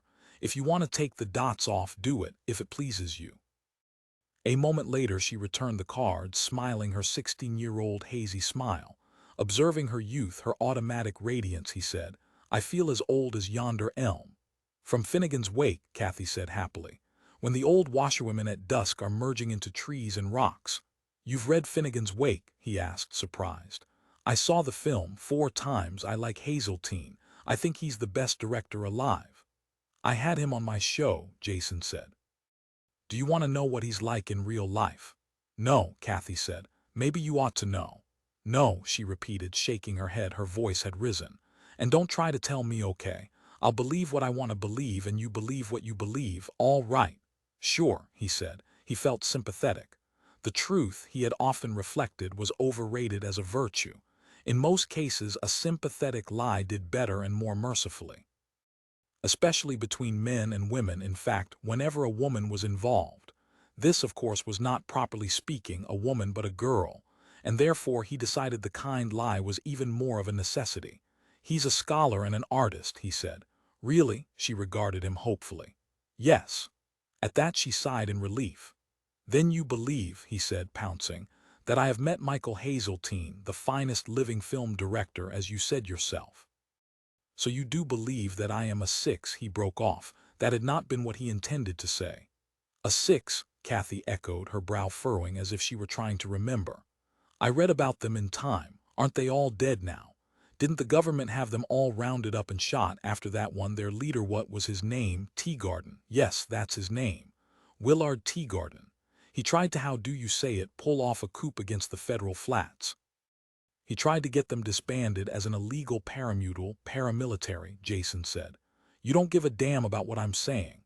"Sincerely," he said, "I sure do." He waited. The girl did not continue. "Christ," he spat out. "Finish what you were saying." "I think," Kathy said at last, "that the Sevens made the coup not come off." He thought. Sevens. Never in his life had he heard of Sevens. Nothing could have shocked him more. Good, he thought, that I let out that lapsus linguae. I have genuinely learned something now, at last. In this maze of confusion and the half-real, a small section of wall creaked meagerly open and a cat, black and white and very young, entered the room. At once Kathy gathered him up, her face shining. "Dinman's philosophy," Jason said. "The mandatory cat." He was familiar with the viewpoint. He had in fact introduced Dinman to the TV audience on one of his fall specials. "No, I just love him," Kathy said, eyes bright as she carried the cat over to him for his inspection. "But you do believe," he said as he patted the cat's little head, "that owning an animal increases a person's empathic—" "Screw that," Kathy said, clutching the cat to her throat as if she were a 5-year-old with its first animal. "It's school project, the communal guinea pig." "This is Domenico," she said. "Named after Domenico Scarlatti?" he asked. "No, after Domenico's market down the street. We passed it on our way here. When I'm at the Minor apartment, this room I shop there. Is Domenico Scarlatti a musician? I think I've heard of him." Jason said, "Abraham Lincoln's high school English teacher." "Oh," she nodded absently, now rocking the cat back and forth. "I'm kidding you," he said, "and it's mean. I'm sorry." Kathy gazed up at him earnestly as she clutched her small cat. "I never know the difference," she murmured. "That's why it's mean," Jason said. "Why?" she asked. "If I don't even know, I mean, that means I'm just dumb, doesn't it?" "You're not dumb," Jason said, "just inexperienced." He calculated roughly their age difference. "I've lived over twice as long as you," he pointed out, "and I've been in the position in the last 10 years to rub elbows with some of the most famous people on earth. And Kathy said, "You're a 6. She had not forgotten his slip. Of course not. He could tell her a million things, and all would be forgotten 10 minutes later except the one real slip. Well, such was the way of the world. He had become used to it in his time. That was part of being his age and not hers. "What does Domenico mean to you?" Jason said, changing the subject. Crudely, he realized, but he went ahead. "What do you get from him that you don't get from human beings?" She frowned, looked thoughtful. "He's always busy. He always has some project going. Like following a bug. He's very good with flies. He's learned how to eat them without their flying away." She smiled engagingly. "And I don't have to ask myself about him. Should I turn him in to Mr. McNulty? Mr. McNulty is my Paul contact. I give him the analog receivers for the micro-transmitters, the dots I showed you, and he pays you, she nodded. And yet you live like this. She struggled to answer, I don't get many customers. Nonsense, you're good, I watched you work. You're experienced, a talent, but a trained talent. Okay, it all goes into the apartment uptown, my major apartment. She gritted her teeth, not enjoying being badgered. No, he didn't believe it. Kathy said after a pause, my husband's alive. He's in a forced labor camp in Alaska. I'm trying to buy his way out by giving information to Mr. McNulty. In another year, she shrugged, her expression moody now, introverted. He says Jack can come out and come back here. So you send other people into the camps, he thought, to get your husband out. It sounds like a typical police deal. It's probably the truth. It's a terrific deal for the police, he said. They lose one man and get how many would you say you've bugged for them? Scores, hundreds, pondering, she said at last, maybe 150. It's evil, he said. Is it? She glanced at him nervously, clutching Domenico to her flat chest. Then by degrees she became angry. It showed on her face and in the way she crushed the cat against her rib cage. The hell it is, she said fiercely, shaking her head no. I love Jack and he loves me. He writes to me all the time. Cruelly, he said, forged by some Paul employee. Tears spilled from her eyes in an amazing quantity. They dimmed her gaze. You think so? Sometimes I think they are too. Do you want to look at them? Could you tell? They're probably not forged. Cheaper and simpler to keep him alive and let him write his own letters. He hoped that would make her feel better, and evidently it did. The tears stopped coming. I hadn't thought of that, she said, nodding but still not smiling. She gazed off into the distance, reflexively still rocking the small black and white cat. If your husband's alive, he said, cautiously this time, do you believe it to be all right for you to go to bed with other men such as me? Oh, sure. Jack never objected to that. Even before they got him, and I'm sure he doesn't object now. As a matter of fact, he wrote me about that. Let's see, it was maybe 6 months ago. I think I could find the letter. I have them all on microfilm, over in the shop. Why, Kathy said, I sometimes lend screen them for customers, so that later on they'll understand why I do what I did. At this point he frankly did not know what emotion he felt toward her, nor what he ought to feel. She had become, by degrees over the years, involved in a situation from which she could not now extricate herself. And he saw no way out for her now. It had gone on too long. The formula had become fixed. The seeds of evil had been allowed to grow. There's no turning back for you, he said, knowing it, knowing that she knew it. Listen, he said to her in a gentle voice. He put his hand on her shoulder, but as before she at once shrank away. Tell them you want him out right now and you're not turning in any more people. Would they release him then if I said that? Try it. Certainly it wouldn't do any harm, but he could imagine Mr. McNulty and how he looked to the girl. She could never confront him. The McNultys of the world did not get confronted by anyone, except when something went strangely wrong. Do you know what you are? Kathy said. You're a very good person. Do you understand that? He shrugged. Like most truths, it was a matter of opinion. Perhaps he was. In this situation anyhow, not so in others, but Kathy didn't know about that. Sit down, he said. Pet your cat, drink your screwdriver, don't think about anything, just be. Can you do that? Empty your mind for a little while, try it. He brought her a chair. She dutifully seated herself on it. I do it all the time, she said emptily, dully. Jason said, but not negatively. Do it positively. How? What do you mean? Do it for a real purpose, not just to avoid facing unfortunate verities. Do it because you love your husband and you want him back. You want everything to be as it was before. Yes, she agreed. But now I've met you. Meaning what? He proceeded cautiously. Her response puzzled him. Kathy said, you're more magnetic than Jack. He's magnetic, but you're so much, much more. Maybe after meeting you I couldn't really love him again. Or do you think a person can love two people equally but in different ways? My therapy group says no, that I have to choose. They say that's one of the basic aspects of life. See, this has come up before. I've met several men more magnetic than Jack, but none of them as magnetic as you. Now I really don't know what to do. It's very difficult to decide such things because there's no one you can talk to. No one understands. You have to go through it alone, and sometimes you choose wrong. Like, what if I choose you over Jack and then he comes back and I don't give a shit about him? What then? How is he going to feel? That's important, but it's also important how I feel.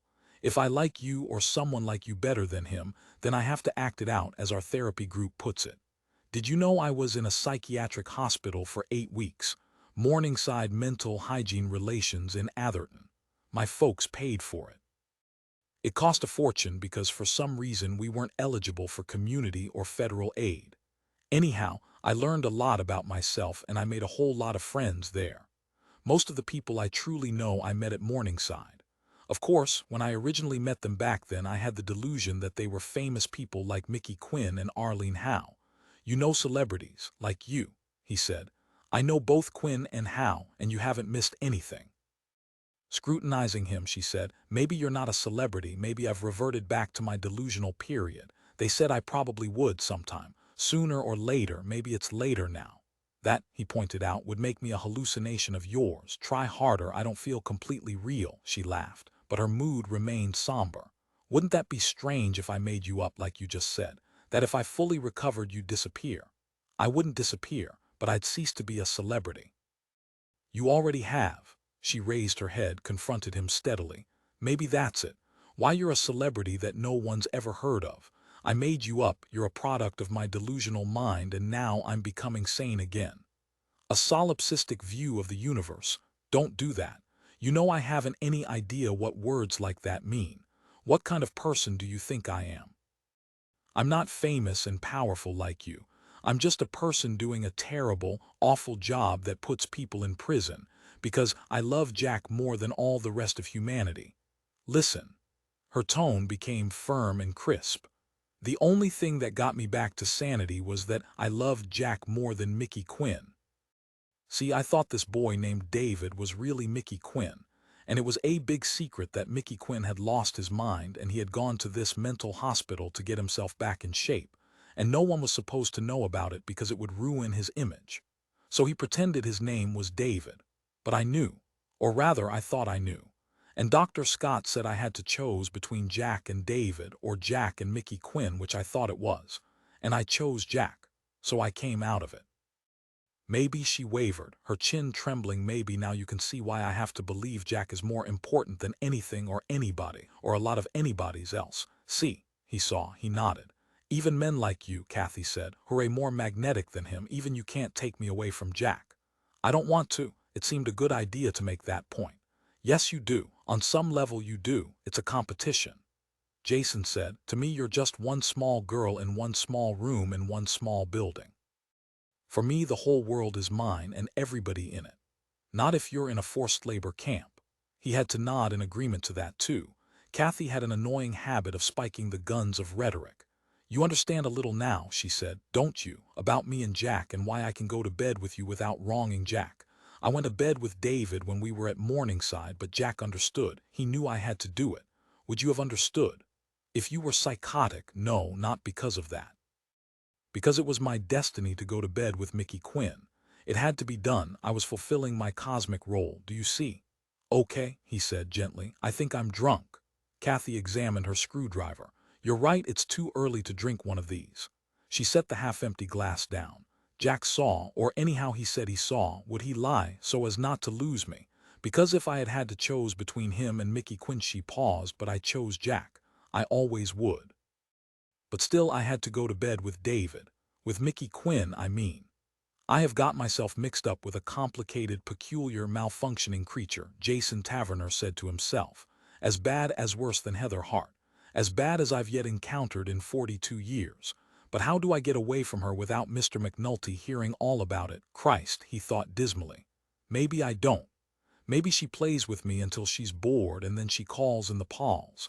And that's it for me. Wouldn't you think, he said aloud, that in 4 decades plus I could have learned the answer to this? To me, she said, acutely. He nodded. You think after you go to bed with me I'll turn you in? At this point he had not boiled it down to precisely that. But the general idea was there. So carefully, he said, I think you've learned in your artless, innocent, 19-year-old way to use people, which I think is very bad, and once you begin you can't stop. You don't even know you're doing it. I would never turn you in. I love you. You've known me perhaps 5 hours, not even that, but I can always tell. Her tone, her expression, both were firm and deeply solemn. You're not even sure who I am. Kathy said. I'm never sure who anybody is. That evidently had to be granted. He tried, therefore, another tack. Look. You're an odd combination of the innocent romantic and he paused. The word treacherous had come to mind, but he discarded it swiftly, and a calculating, subtle manipulator.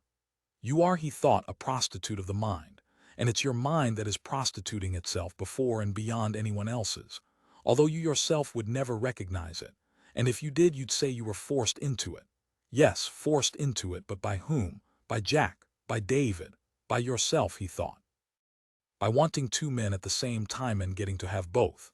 Poor Jack, he thought. You poor goddamn bastard. Shoveling shit at the forced labor camp in Alaska, waiting for this elaborately convoluted waif to save you. Don't hold your breath. That evening, without conviction, he had dinner with Kathy at an Italian-type restaurant a block from her room. She seemed to know the owner and the waiters, in some dim fashion. Anyhow, they greeted her and she responded absent-mindedly, as if only half hearing them. Or, he thought, only half aware of where she was. Little girl, he thought, where is the rest of your mind? The lasagna is very good, Kathy said without looking at the menu. She seemed a great distance away now, receding further and further with each passing moment.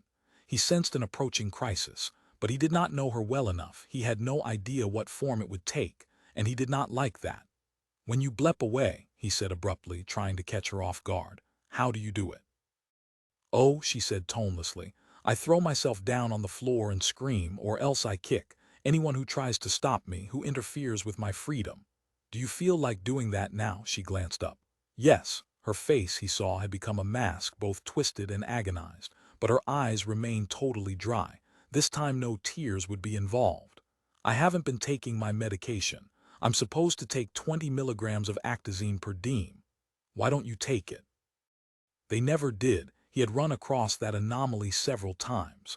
It dulls my mind, she answered, touching her nose with her forefinger, as if involved in a complex ritual that had to be done absolutely correctly. But if it, Kathy said sharply, they can't fuck with my mind. I'm not letting any MFs get to me. Do you know what a MF is? You just said. He spoke quietly and slowly, keeping his attention firmly fixed on her, as if trying to hold her there to keep her mind together. Food came. It was terrible. Isn't this wonderfully authentically Italian? Kathy said, deftly winding spaghetti on her fork. Yes, he agreed aimlessly. You think I'm going to blep away and you don't want to be involved with it. Jason said, that's right. Then leave. He hesitated. I like you. I want to make sure you're all right. A benign lie of the kind he approved. It seemed better than saying, because if I walk out of here you will be on the phone to Mr. McNulty in 20 seconds. Which in fact was the way he saw it. I'll be all right, they'll take me home. She vaguely indicated the restaurant around them, the customers, waiters, cashier. Cook steaming away in the overheated, underventilated kitchen. Drunk at the bar, fiddling with his glass of Olympia beer. He said, calculating carefully, fairly, reasonably sure that he was doing the right thing, you're not taking responsibility. For who? I'm not taking responsibility for your life, if that's what you mean. That's your job. Don't burden me with it. Responsibility, he said, for the consequences to others of your acts. You're morally, ethically drifting, hitting out here and there, then submerging again, as if nothing happened, leaving it to everyone else to pick up the sweltering moons. Raising her head, she confronted him and said, have I hurt you? I saved you from the Pauls, that's what I did for you. Was that the wrong thing to do, was it? Her voice increased in volume. She stared at him pitilessly, unblinkingly, still holding her forkful of spaghetti. He sighed. It was hopeless. No, he said, it wasn't the wrong thing to do, thanks, I appreciate it. And as he said it, he felt unwavering hatred toward her, for enmeshing him this way. One puny 19-year-old ordinary, netting a full-grown 6 like this, it was so improbable that it seemed absurd. He felt on one level like laughing, but on the other levels he did not. Are you responding to my warmth? She inquired. Yes. You do feel my love reaching out to you, don't you? Listen, you can almost hear it. She listened intently. My love is growing and it's a tender vine. Jason signaled the waiter. What have you got here? He asked the waiter brusquely. Just beer and wine, and pot, sir, the best grade Acapulco Gold, and hash grade A, but no hard liquor. No, sir. Gesturing, he dismissed the waiter. You treated him like a servant, Kathy said. Yeah, he said and groaned aloud. He shut his eyes and massaged the bridge of his nose. Might as well go the whole way now. He had managed, after all, to inflame her ire. "He's a lousy waiter," he said, "and this is a lousy restaurant. Let's get out of here." Kathy said bitterly, "So that's what it means to be a celebrity. I understand." She quietly put down her fork. "What do you think you understand?" he said, letting it all hang out. His conciliatory role was gone for good now, never to be gotten back. He rose to his feet, reached for his coat. "I'm leaving," he told her, and put on his coat. "Oh God," Kathy said, shutting her eyes, her mouth, bent out of shape, hung open. "Oh God, no, what have you done? Do you know what you've done? Do you understand fully? Do you grasp it at all?" And then, eyes shut, fists clenched, she ducked her head and began to scream. He had never heard screams like it before, and he stood paralyzed as the sound and the sight of her constricted, broken face dinned at him, numbing him. "These are psychotic screams," he said to himself, "from the racial unconscious, not from a person but from a deeper level, from a collective entity." Knowing that did not help. The owner and two waiters hustled over, still clutching menus. Jason saw and marked details oddly. It seemed as if everything at her screams had frozen over, become fixed. Customers raising forks, lowering spoons, chewing. Everything stopped and there remained only the terrible, ugly noise. And she was saying words, crude words as if read off some back fence. Short, destructive words that tore at everyone in the restaurant, including himself, especially himself. Owner, his mustache twitching, nodded to the two waiters, and they lifted Kathy bodily from her chair. They raised her by her shoulders, held her, then at the owner's curt nod, dragged her from the booth, across the restaurant and out onto the street. He paid the bill, hurried after them. At the entrance, however, the owner stopped him, holding out his hand. $300, the owner said. "For what?" he demanded. "For dragging her outside," the owner said, "for not calling the Pauls." Grimly, he paid. The waiters had set her down on the pavement at the curb's edge. She sat silent now, fingers pressed to her eyes, rocking back and forth, her mouth making soundless images. The waiters surveyed her, apparently essaying whether or not she would make any more trouble, and then, their joint decision made, they hurried back into the restaurant, leaving him and Kathy there on the sidewalk, under the red and white neon sign, together. Kneeling by her, he put his hand on her shoulder. This time she did not try to pull away.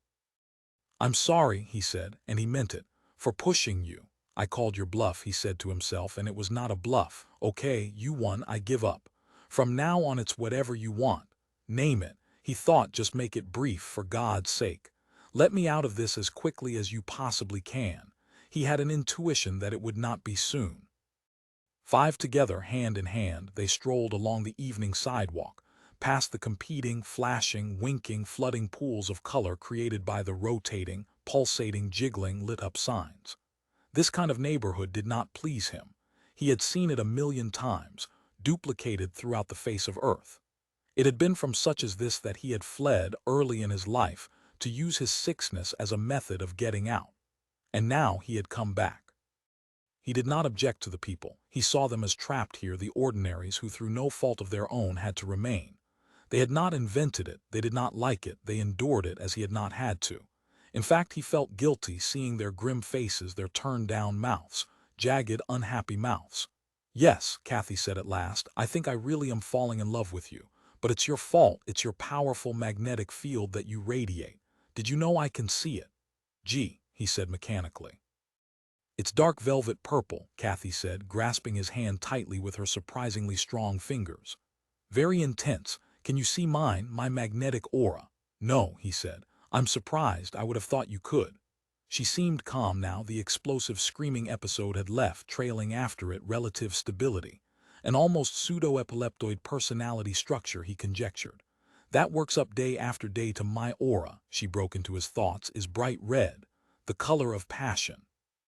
"I'm glad for you," Jason said. Halting, she turned to peer into his face, to decipher his expression. He hoped it was appropriately opaque.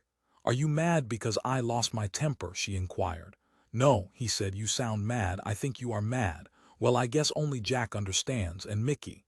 "Mickey Quinn," he said reflexively. "Isn't he a remarkable person?" Kathy said. "Very." He could have told her a lot, but it was pointless. She did not really want to know. She believed she understood already. "What else do you believe, little girl?" he wondered. "For example, what do you believe you know about me?"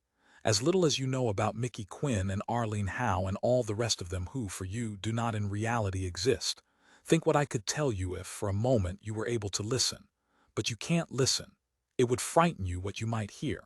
And anyhow, you know everything already. How does it feel, he asked, to have slept with so many famous people? At that she stopped short. Do you think I slept with them because they were famous? Do you think I'm a CF, a celebrity fucker? Is that your real opinion of me? Like flypaper, he thought. She enmeshed him by every word he said. He could not win. I think, he said, you've led an interesting life. You're an interesting person. And important, Kathy added. Yes, he said. Important, too. In some ways, the most important person I've ever encountered. It's a thrilling experience. Do you mean that? Yes, he said emphatically, and in a peculiar as backward way, it was true. No one, not even Heather, had ever tied him up so completely as this. He could not endure what he found himself going through, and he could not get away. It seemed to him as if he sat behind the tiller of his custom-made unique quibble, facing a red light, green light, amber light all at once. No rational response was possible. Her irrationality made it so. The terrible power, he thought, of illogic, of the archetypes, operating out of the drear depths of the collective unconscious which joined him and her and everyone else together, in a knot which never could be undone as long as they lived. No wonder, he thought, some people, many people, long for death. You want to go watch a Captain Kirk? Kathy asked. Whatever, he said briefly. There's a good one on at Cinema 12. It's set on a planet in the Betelgeuse system, a lot like Tarburg's planet, you know, in the Proxima system. Only in the Captain Kirk it's inhabited by minions of an invisible. I saw it, he said. As a matter of fact, a year ago they had had Jeff Pomeroy, who played the Captain Kirk in the picture, on his show. They had even run a short scene, the usual flick-plugging You Visit Us deal with Pomeroy's studio. He had not liked it then, and he doubted if he would like it now. And he detested Jeff Pomeroy, both on and off the screen. And that, as far as he was concerned, was that. It really wasn't any good, Kathy asked trustingly. Jeff Pomeroy, he said, as far as I'm concerned, is the itchy asshole of the world. He and those like him, his imitators. Kathy said, he was at Morningside for a while. I didn't get to know him, but he was there. I can believe it, he said, half believing it. Do you know what he said to me once? Knowing him, Jason began, I'd say, he said I was the tamest person he ever knew. Isn't that interesting? And he saw me go into one of my mystic states, you know, when I lie down and scream, and still he said that. I think he's a very perceptive person, I really do, don't you? Yes, he said. Shall we go back to my room then? Kathy asked. And screw like minks, he grunted in disbelief. Had she really said that? Turning, he tried to make out her face, but they had come to a patch between signs. All was dark for the moment. Jesus, he said to himself, I've got to get myself out of this. I've got to find my way back to my own world. Does my honesty bother you? She asked. No, he said grimly. Honesty never bothers me. To be a celebrity you have to be able to take it. Even that, he thought. All kinds of honesty, he said. Your kind most of all. What kind is mine? Kathy asked. Honest honesty, he said. Then you do understand me, she said. Yes, he said, nodding. I really do. And you don't look down on me, as a little worthless person who ought to be dead. No, he said, you're a very important person, and very honest, too. One of the most honest and straightforward individuals I've ever met. I mean that, I swear to God I do. She patted him friendlily on the arm. Don't get all worked up over it, let it come naturally. It comes naturally, he assured her. It really does. Good, Kathy said, happily. He had evidently eased her worries. She felt sure of him, and on that his life depended, or did it really? Wasn't he capitulating to her pathological reasoning? At the moment he did not really know. Listen, he said haltingly. I'm going to tell you something, and I want you to listen carefully. You belong in a prison for the criminally insane. Eerily, frighteningly, she did not react. She said nothing. And, he said, I'm getting as far away from you as I can. He yanked his hand loose from hers, turned, made his way off in the opposite direction, ignoring her, losing himself among the ordinaries who milled in both directions along the cheap, neon-lit sidewalks of this unpleasant part of town. I've lost her, he thought, and in doing so I have probably lost my goddamn life. Now what? He halted, looked around him. Am I carrying a microtransmitter, as she says? He asked himself. Am I giving myself away with every step I take? Cheerful Charlie, he thought, told me to look up Heather Hart. And as everybody in TV land knows, Cheerful Charlie is never wrong. But will I live long enough, he asked himself, to reach Heather Hart? And if I do reach her and I'm bugged, won't I simply be carrying my death onto her, like a mindless plague? And he thought, if Al Bliss didn't know me and Bill Wolfer didn't know me, why should Heather know me? But Heather, he thought, is a 6 like myself, the only other 6 I know. Maybe that will be the difference, if there is any difference. He found a public phone booth, entered, shut the door against the noise of traffic, and dropped a gold quink into the slot. Heather Hart had several unlisted numbers, some for business, some for personal friends, one for, to put it bluntly, lovers. He, of course, knew that number, having been to Heather what he had and still was, he hoped. The view screen lit up. He made out the changing shapes as indicating that she was taking the call on her car phone. "Hi," Jason said. Shading her eyes to make him out, Heather said, "Who the hell are you?" Her green eyes flashed, her red hair dazzled. "Jason." "I don't know anybody named Jason. How'd you get this number?" Her tone was troubled but also harsh. "Get the hell off my goddamn phone." She scowled at him from the view screen and said, "Who gave you this number? I want his name."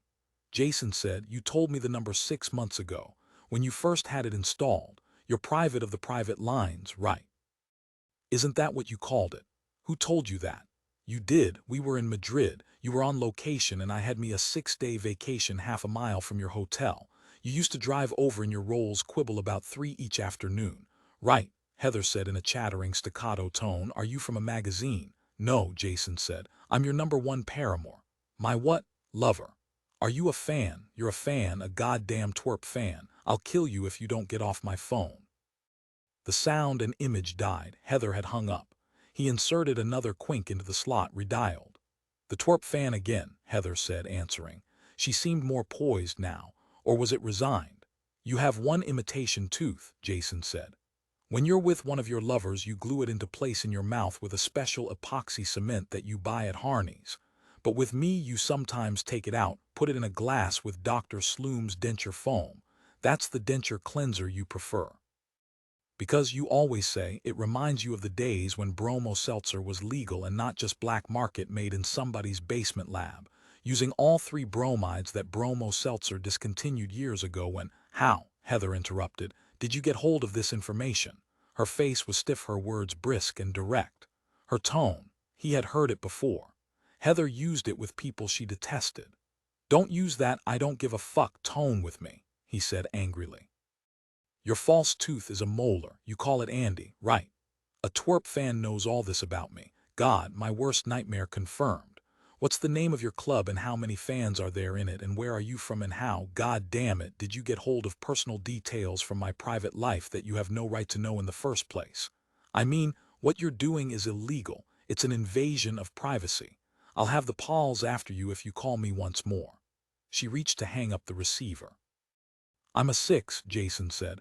"A what? A 6 what? You have 6 legs, is that it? Or more likely 6 heads?" Jason said, "You're a 6 too. That's what's kept us together all this time." "I'm going to die," Heather said, ashen now. Even in the dim light of her quibble he could make out the change of color in her features. "What'll it cost me to have you leave me alone?" "I always knew that some twerp fan would eventually—" "Stop calling me a twerp fan," Jason said bitingly. It infuriated him absolutely. It struck him as the ultimate in something or other, maybe a bird down as the expression went now. Heather said, "What do you want?" "To meet you at Ultrixsize." "Yes, you know about that too. The one place I can go without being ejaculated on by nerds who want me to sign menus that don't even belong to them." She sighed wretchedly. "Well, now that's over. I won't meet you at Ultrixsize or anywhere. Keep out of my life or I'll have my privpals deball you and—" "You have one private pal," Jason interrupted. "He's 62 years old and his name is Fred.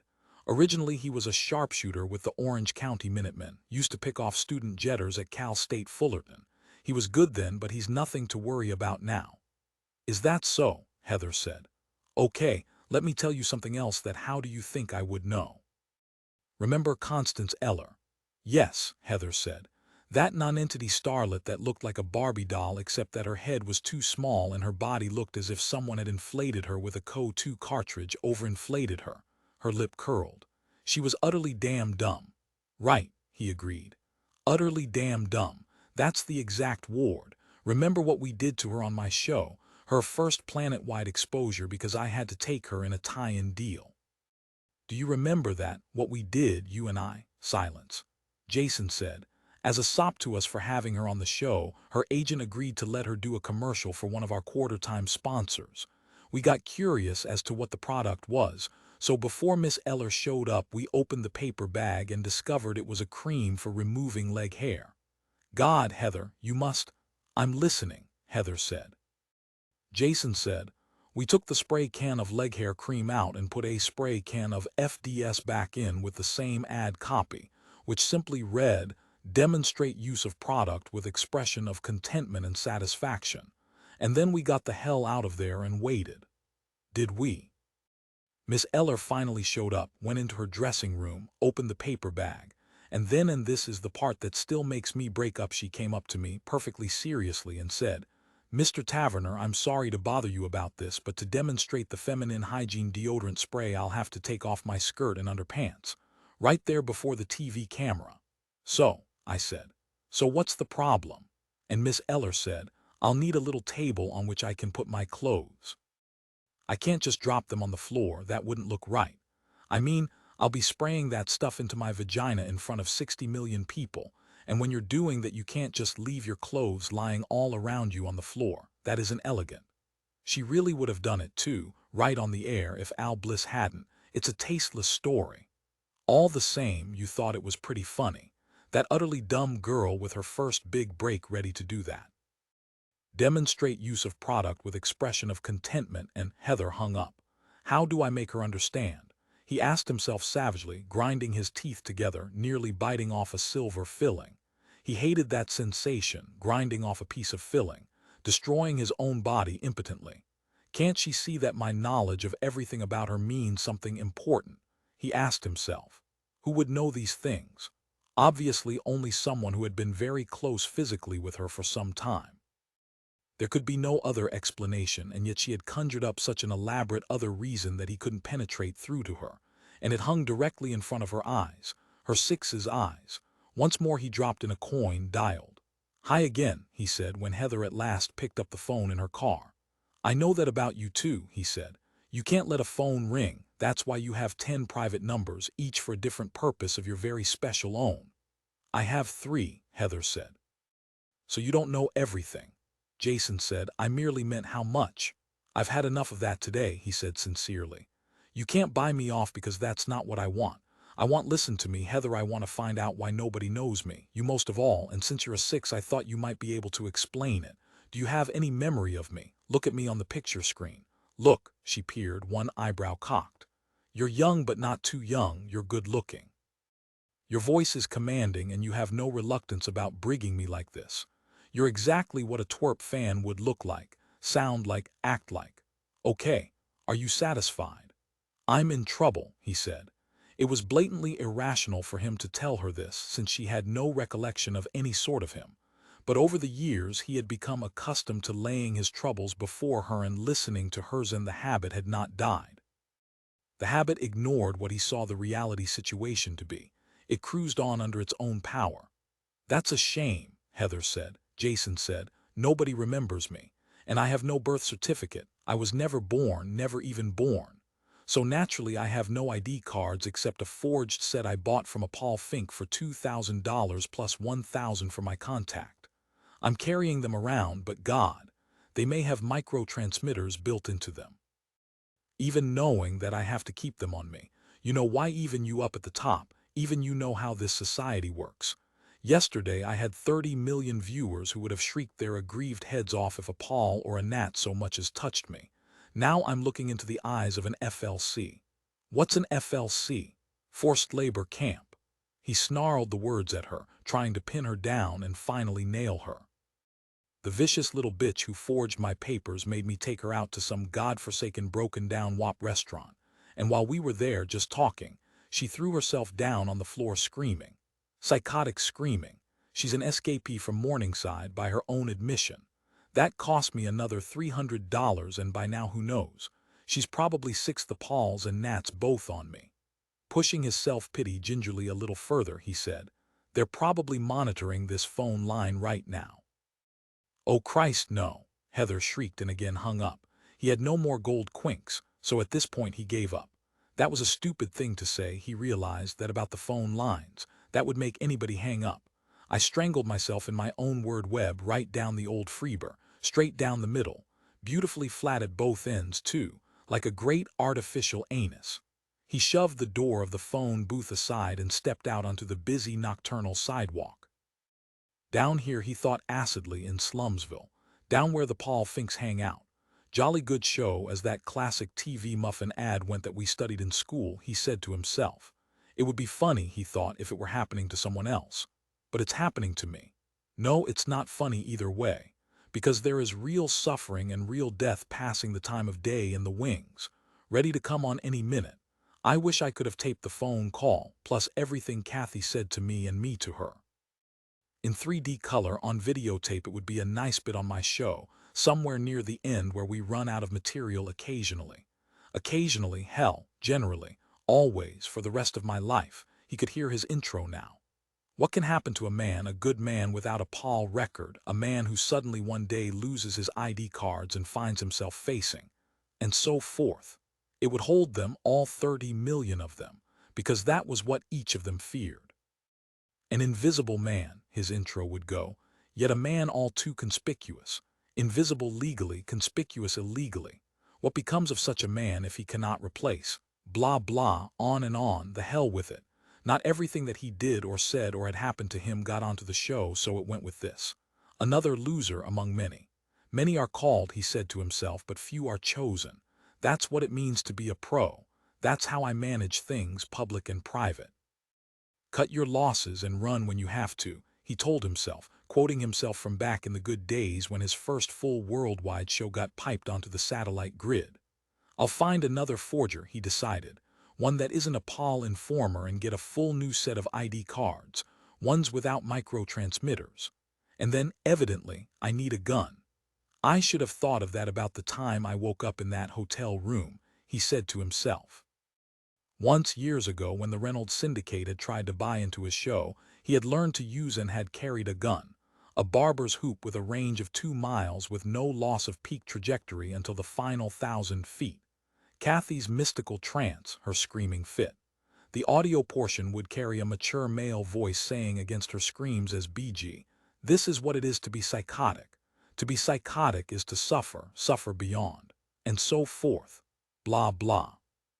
He inhaled a great, deep lungful of cold night air, shuddered, joined the passengers on the sea of sidewalk, his hands thrust deep into his trouser pockets, and found himself facing a queue lined up 10 deep before a Paul random checkpoint. One gray-clad policeman stood at the end of the line, loitering there to make sure no one doubled back in the opposite direction. "Can't you pass it, friend?" the Paul said to him as he involuntarily started to leave. "Sure," Jason said. "That's good," the Paul said good-humoredly, "because we've been checking here since 8 this morning and we still don't have our work quota." 2 husky gray Pauls, confronting the man ahead of Jason, said in unison, "These were forged an hour ago. They're still damp. See the ink run under the heat, okay?" They nodded, and the man, gripped by 4 thungly Pauls, disappeared into a parked Van Quibble, ominously gray and black, police colors. "Okay," one of the husky Pauls said genially to Jason, "let's see when yours were printed." Jason said, "I've been carrying these for years." He handed his wallet with the 7 ID cards to the Pauls. "Graph his signatures," the senior Paul told his companion. "See if they superimpose." Kathy had been right. "Nope," the junior Paul said, putting away his official camera. "They don't super, but it looks like this one, the military service chit, had a trans dot on it that's been scraped off. Very expertly too, if so, you have to view it through the glass." He swung the portable magnifying lens and light over, illuminating Jason's forged cards in stark white detail. "See, when you left the service," the senior Paul said to Jason, "did this record have an electronic dot on it? Do you remember?" Both of them scrutinized Jason as they awaited his response. What the hell to say, he asked himself. "I don't know," he said.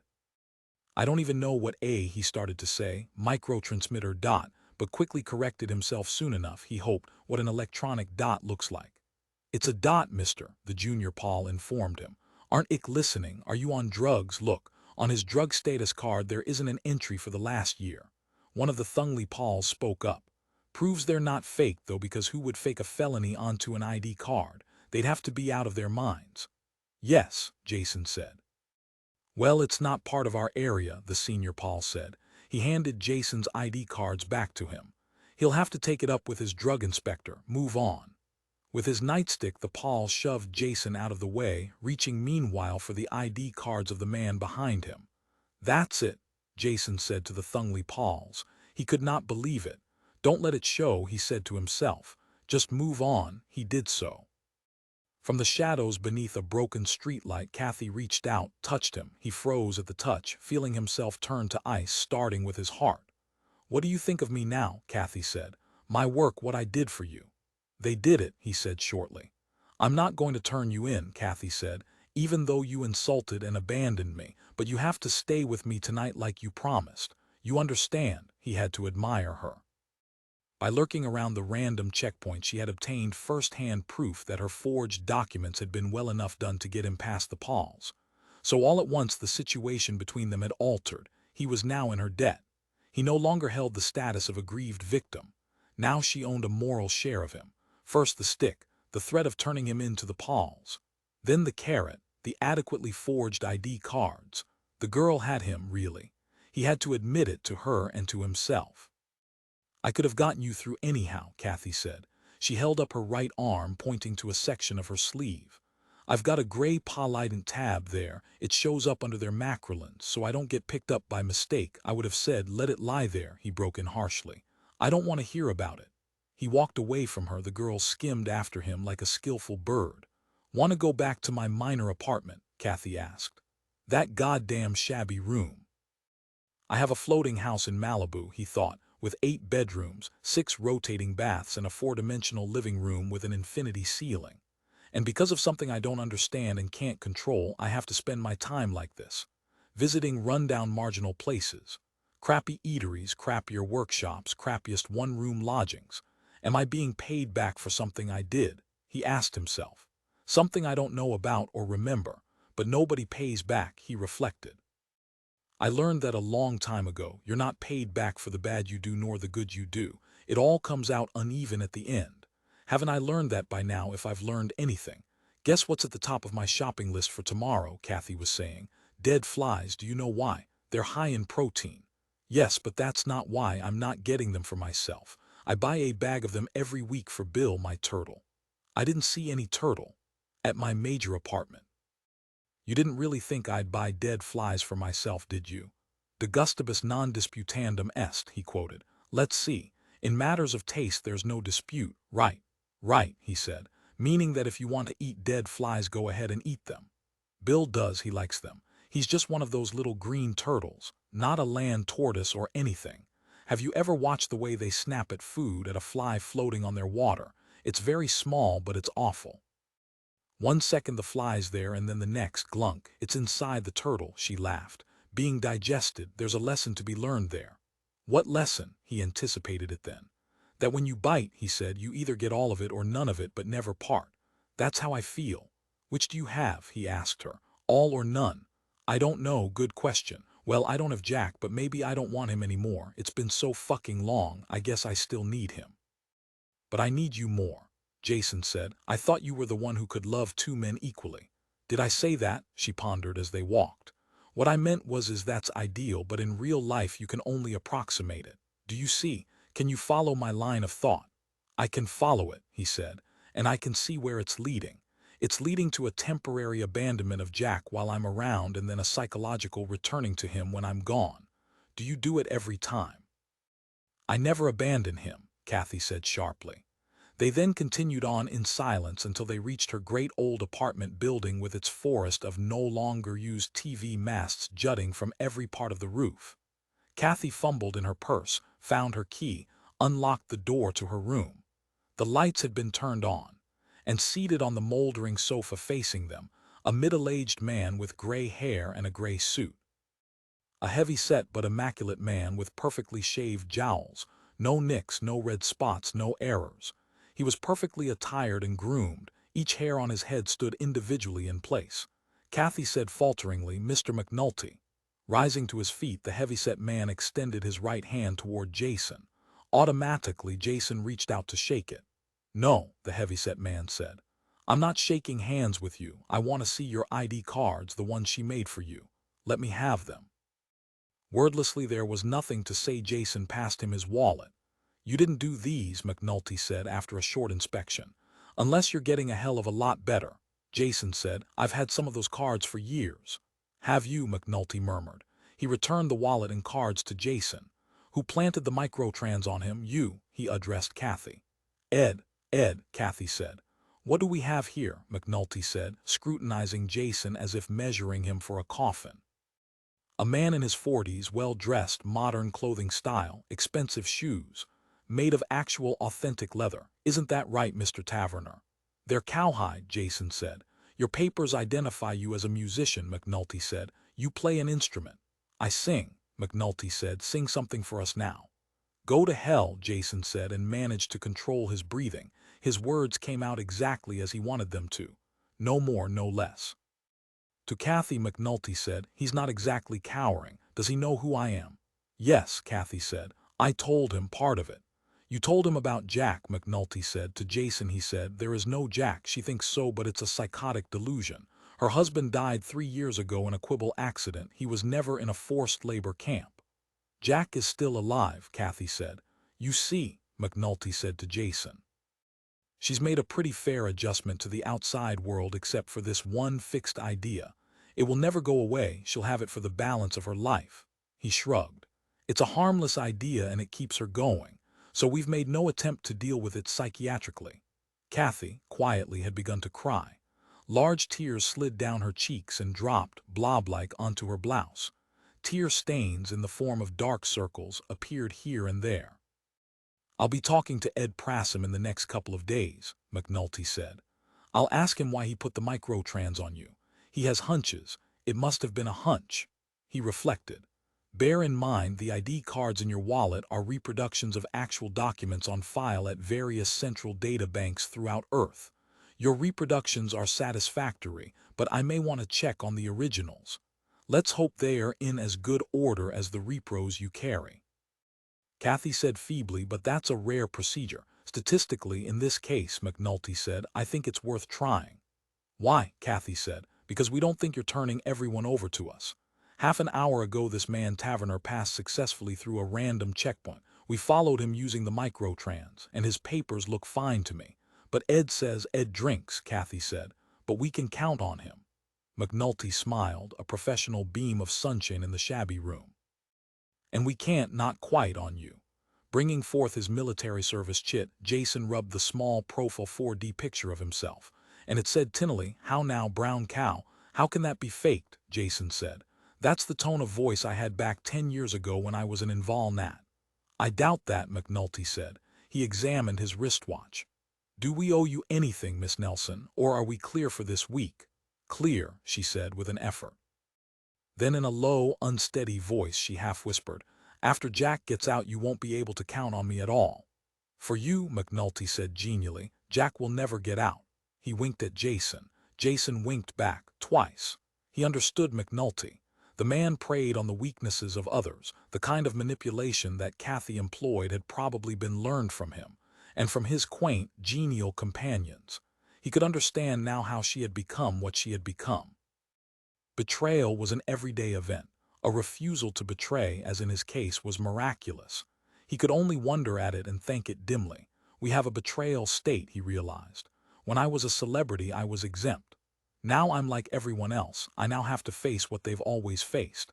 And what I faced in the old days, faced and then later on repressed from my memory, because it was too distressing to believe. Once I had a choice and could choose not to believe." McNulty put his fleshy, red-speckled hand on Jason's shoulder and said, "Come along with me." "Where to?" Jason demanded, moving away from McNulty exactly, he realized, the way Kathy had moved away from him. She had learned this, too, from the McNultys of the world. "You don't have anything to charge him with," Kathy said hoarsely, clenching her fists. Easily, McNulty said, "We're not going to charge him with anything. I just want a fingerprint, voiceprint, footprint, EEG wave pattern from him. Okay, Mr. Tavern, Jason started to say. I hate to correct a police officer and then broke off at the warning look on Kathy's face. Who's doing his duty, he finished, so I'll go along. Maybe Kathy had a point. Maybe it was worth something for the Paul officer to get Jason Taverner's name wrong. Who knew? Time would tell. Mr. Tavern, McNulty said lazily, propelled him toward the door of the room. Suggests beer and warmth and coziness, doesn't it? He looked back at Kathy and said in a sharp voice, doesn't it? Mr. Tavern is a warm man, Kathy said, her teeth locked together. The door shut after them, and McNulty steered him down the hallway to the stairs, breathing meanwhile the odor of onion and hot sauce in every direction. At the 469th Precinct Station, Jason Taverner found himself lost in a multitude of men and women who moved aimlessly, waiting to get in, waiting to get out, waiting for information, waiting to be told what to do. McNulty had pinned a colored tag on his lapel. God and the police alone knew what it meant. Obviously, it did mean something. A uniformed officer behind a desk which ran from wall to wall beckoned to him. Okay, the cop said. Inspector McNulty filled out part of your J2 form. Jason Tavern, address 2048 Vine Street. Where had McNulty come up with that? Jason wondered. Vine Street. And then he realized that it was Kathy's address. McNulty had assumed they were living together. Overworked, as was true of all the Pauls, he had written down the information that took the least effort. A law of nature. An objector living creature takes the shortest route between 2 points. He filled out the balance of the form. Put your hand into that slot, the officer said, indicating a fingerprinting machine. Jason did so. Now, the officer said, remove one shoe, either left or right, and that sock. You may sit down here. He slid a section of desk aside, revealing an entrance and a chair. Thanks, Jason said, seating himself. After the recording of the footprint, he spoke the sentence, down goes the right hut, and ate a put object beside his horse. That took care of the voice print. After that, again seated, he allowed terminals to be placed here and there on his head. The machine cranked out 3 feet of scribbled in paper, and that was that. That was the electrocardiogram. It ended the tests. Looking cheerful, McNulty appeared at the desk. In the harsh white overhead light, his 5 o'clock shadow could be seen over all his jaw, his upper lip, the higher part of his neck. How's it going with Mr. Tavern? He asked. The officer said, we're ready to do a nomenclature file pull. McNulty said, I'll stick around and see what comes up.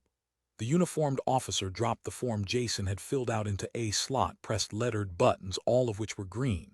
For some reason, Jason noticed that, and the letters capitals. From a mouth-like aperture on the very long desk, a Xerox document slid out, dropped into a metal basket. Jason Tavern, the uniformed officer said, examining the document. Of Chememmer, Wyoming, age 39, a diesel engine mechanic. He glanced at the photo. Pic taken 15 years ago. Any police record? McNulty asked. No trouble of any kind, the uniformed officer said. There are no other Jason Taverns on record at Pauldat, McNulty asked. The officer pressed a yellow button, shook his head. Okay, McNulty said, that's him. He surveyed Jason. You don't look like a diesel engine mechanic. I don't do that anymore, Jason said. I'm now in sales for farm equipment. Do you want my card? A bluff, he reached toward the upper right-hand pocket of his suit. McNulty shook his head no. So that was that. They had, in their usual bureaucratic fashion, pulled the wrong file on him. And in their rush they had let it stand. He thought, thank God for the weaknesses built into a vast, complicated, convoluted, planet-wide apparatus. Too many people, too many machines. This error began with a Paul and Spec and worked its way to Pauldat, their pool of data at Memphis, Tennessee. Even with my fingerprint, footprint, voiceprint, and EEG print, they probably won't be able to straighten it out. Not now, not with my form on file. Shall I book him? The uniformed officer asked McNulty. For what? McNulty said. For being a diesel mechanic. He slapped Jason convivially on the back. You can go home, Mr. Tavern, back to your child-faced sweetheart, your little virgin. Grinning, he moved off into the throng of anxious and bewildered human men and women. You may go, sir, the uniformed officer told Jason. Nodding, Jason made his way out of the 469th Precinct Police Station onto the nighttime street to mix with the free and self-determined people who resided there. But they will get me finally, he thought. They'll match up the prints. And yet if it's been 15 years since the photo was taken, maybe it's been 15 years since they took an EEG and a voice print. But that still left the finger and footprints. They did not change. He thought, maybe they'll just toss the Xerox copy of the file into a shredding bin and that will be that. And transmit the data they got out of me to Memphis, there to be incorporated in my, or rather my permanent file. In Jason Tavern's file specifically. Thank God Jason Tavern, diesel mechanic, had never broken a law, had never tangled with the Pauls or Flats. Good for him.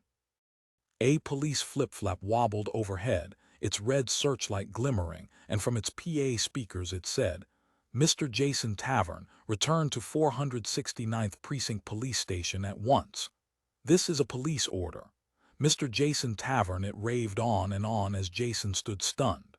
They had figured it out already, in a matter not of hours, days, or weeks, but minutes. He returned to the police station, climbed the styroplex stairs, passed through the light-activated doors, through the milling throng of the unfortunate, back to the uniformed officer who had handled his case, and there stood McNulty, too. The two of them were in the process of frowningly conferring. "Well," McNulty said, glancing up, "here's our Mr. Tavern again. What are you doing back here, Mr. Tavern?" "The police flip-flap," he began, but McNulty cut him off. "That was unauthorized. We merely put out an APB and some figtail hoisted it to flip-flap level. But as long as you're here," McNulty turned the document so that Jason could see the photo. "Is that how you looked 15 years ago?" "I guess so," Jason said. The photo showed a sallow-faced individual with protruding Adam's apple, bad teeth and eyes, sternly staring into nothing. His hair, frizzy and corn-colored, hung over two near-jug ears. "You've had plastic S," McNulty said. Jason said, "Yes." "Why?" Jason said, "Who would want to look like that?" "So no wonder you're so handsome and dignified," McNulty said. "So stately." So he groped for the word commanding. "It's really hard to believe that they could do to that." He put his index finger on the 15-year-old photo, something to make it look like that. He tapped Jason friendlily on the arm. "But where'd you get the money?" While McNulty talked, Jason had begun swiftly reading the data printed on the document. Jason Tavern had been born in Cicero, Illinois. His father had been a turret lathe operator. His grandfather had owned a chain of retail farm equipment stores, a lucky break, considering what he had told McNulty about his current career. "From Winslow," Jason said. "I'm sorry, I always think of him like that, and I forget that others can't." His professional training had helped him. He had read and assimilated most of the page while McNulty was talking to him. "My grandfather. He had a good deal of money, and I was his favorite. I was the only grandson, you see." McNulty studied the document, nodded. "I looked like a rural hick," Jason said. "I looked like what I was, a hayseed. The best job I could get involved repairing diesel engines, and I wanted more. So I took the money that Winslow left me and headed for Chicago." "Okay," McNulty said, still nodding. "It fits together. We are aware that such radical plastic surgery can be accomplished and at not too large a cost, but generally it's done by unpersons or labor camp inmates who have escaped. We monitor all graft shops, as we call them." "But look how ugly I was," Jason said. McNulty laughed a deep, throaty laugh. "You sure were, Mr. Tavern. Okay, sorry to trouble you. Go on." He gestured, and Jason began to part the throng of people before him. "Oh," McNulty called, gesturing to him. One more, his voice, drowned out by the noise of the milling, did not reach Jason. So, his heart frozen in ice, he walked out. "Once they notice you," Jason realized, "they never completely close the file. You can never get back your anonymity. It is vital not to be noticed in the first place. But I have been." "What is it?" he asked McNulty, feeling despair. They were playing games with him, breaking him down. He could feel inside him, his heart, his blood, all his vital parts stagger in their processes. Even the superb physiology of a six tumbled at this. McNulty held out his hand. "Your ID cards, I want some lab work on them. If they're okay, you'll get them back the day after tomorrow," Jason said protestingly. "But if a random pal check, we'll give you a police pass," McNulty said. He nodded to a great-bellied older officer to his right. "Get a 4D photo of him and set up a blanket pass." "Yes, Inspector," the tub of guts said, reaching out an overstuffed paw to turn on the camera equipment.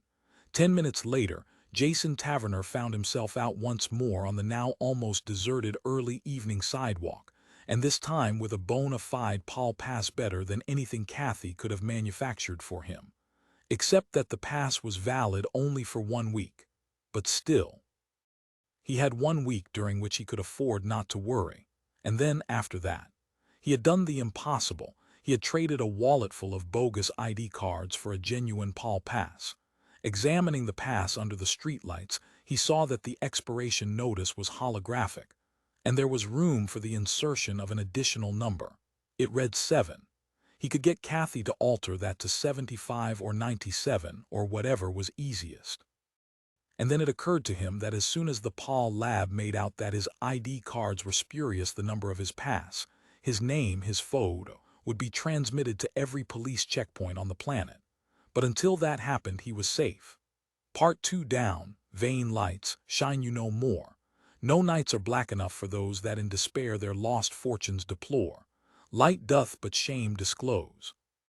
7 early in the gray of evening, before the cement sidewalks bloomed with nighttime activity, Police General Felix Buckman landed his opulent official quibble on the roof of the Los Angeles Police Academy building.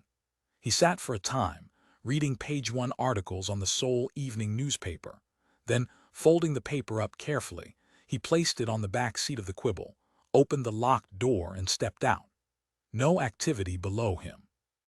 One shift had begun to trail off, the next had not quite begun to arrive. He liked this time. The great building in these moments seemed to belong to him. And leaves the world to darkness and to me, he thought, recalling a line from Thomas Gray's Elegy, a long-cherished favorite of his, in fact, from boyhood. With his rank key, he opened the building's express descent sphincter, dropped rapidly by chute to his own level 14, where he had worked most of his adult life. Desks without people, rows of them, except that at the far end of the major room one officer still sat painstakingly writing a report, and at the coffee machine a female officer drinking from a Dixie cup. "Good evening," Buckman said to her. He did not know her, but it did not matter. She and everyone else in the building knew him. "Good evening, Mr. Buckman." She drew herself upright as if at attention. "Be tired," Buckman said. "Pardon, sir." "Go home." He walked away from her, passed by the posterior row of desks, the rank of square gray metal shapes upon which the business of this branch of Earth's police agency was conducted.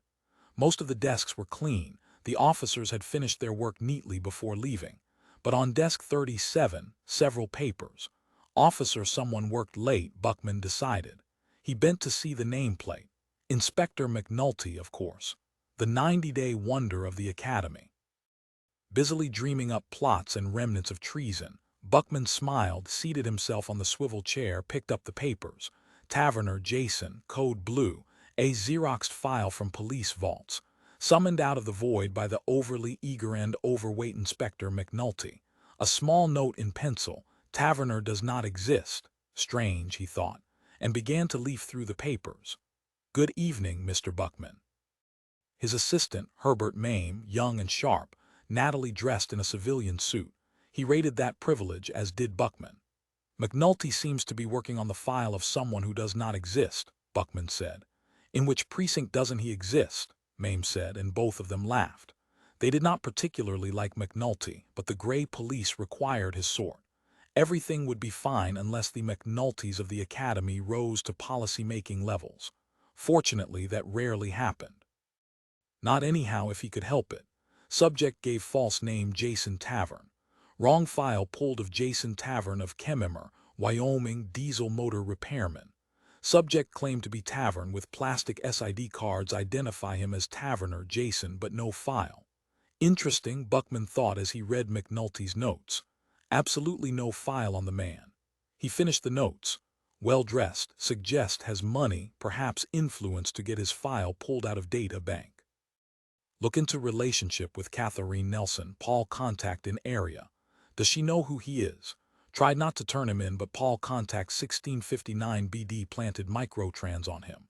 Subject now in cab. Sector N8823B moving east in the direction of Las Vegas. Due 11/4/10:00 p.m. Academy time. Next report due at 2:40 p.m. Academy time. Catherine Nelson. Buckman had met her once at a Paul contact orientation course. She was the girl who only turned in individuals whom she did not like. In an odd elliptical way, he admired her. After all, had he not intervened, she would have been shipped on 4882 to a forced labor camp in British Columbia. To Herb Mame, Buckman said, "Get me McNulty on the phone. I think I'd better talk to him about this." A moment later, Mame handed him the instrument. On the small gray screen, McNulty's face appeared, looking rumpled, as did his living room. Small and untidy, both of them. "Yes, Mr. Buckman," McNulty said, focusing on him and coming to a stiff attention, tired as he was. Despite fatigue and a little hype of something, McNulty knew exactly how to comport himself in relation to his superiors. Buckman said, "Give me the story briefly on this Jason Taverner. I can't piece it together from your notes." Subject: rented hotel room at 453 I Street. Approached Poi contact 1659 BD, known as Ed, asked to be taken to ID forger. Ed planted microtrans on him, took him to Paul contact 1980 CC Kathy. Catherine Nelson, Buckman said. "Yes, sir. Evidently she did an unusually expert job on the ID cards. I've put them through prelim lab tests and they work out almost okay. She must have wanted him to get away." "You contacted Catherine Nelson." "I met both of them at her room." "Neither cooperated with me. I examined subject's ID cards, but they seemed genuine," Buckman interrupted. "Yes, sir. You still think you can do it by eye?" "Yes, Mr. Buckman, but it got him through a random Paul checkpoint. The stuff was that good." "How nice for him," McNulty bumbled on.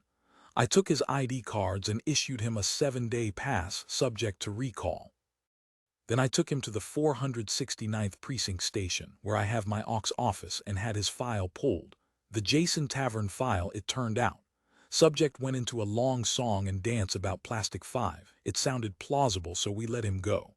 "No, wait a minute, I didn't issue him the pass until—" "Well," Buckman interrupted, "what's he up to? Who is he?" "We're following him via the microtrans. We're trying to come up with databank material on him. But as you read in my notes, I think subject has managed to get his file out of every central data bank.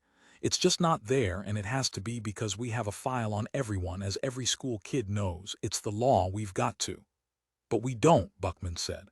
"I know, Mr. Buckman, but when a file isn't there, there has to be a reason. It didn't just happen not to be there. Someone filched it out of there." "Filched," Buckman said, amused. "Stole, purloined." McNulty looked discomfited.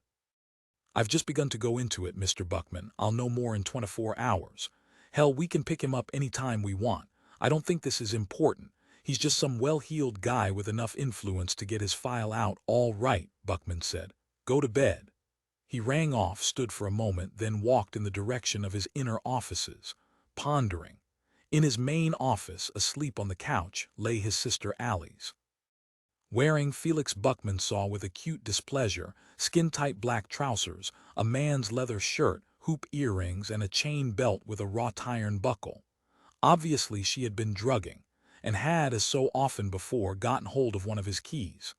"God damn you," he said to her, closing the office door before Herb Mame could catch a glimpse of her. In her sleep, Allie stirred.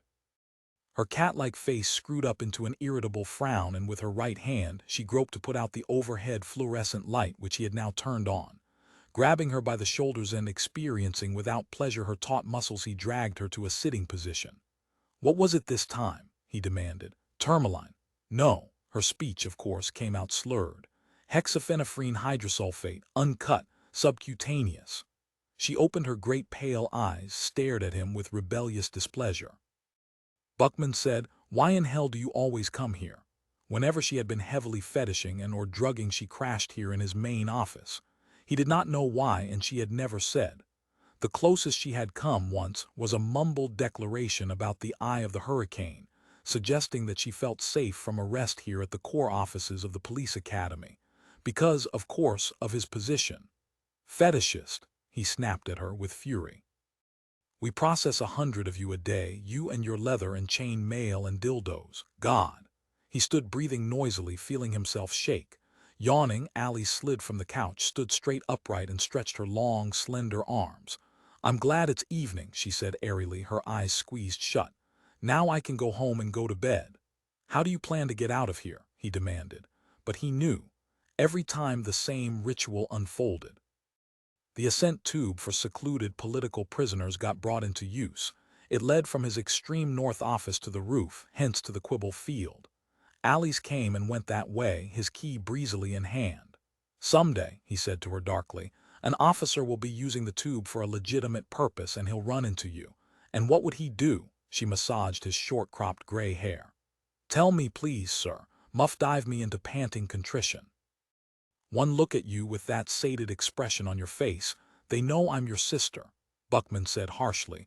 "They know because you're always coming in here for one reason or another or no damn reason at all." Perching knees up on the edge of a nearby desk, Alice eyed him seriously. "It really bothers you." "Yes, it really bothers me. That I come here and make your job unsafe." "You can't make my job unsafe," Buckman said. "I've got only 5 men over me, excluding the national director, and all of them know about you and they can't do anything. So you can do what you want." Thereupon he stormed out of the north office, down the dull corridor to the larger suite where he did most of his work. He tried to avoid looking at her.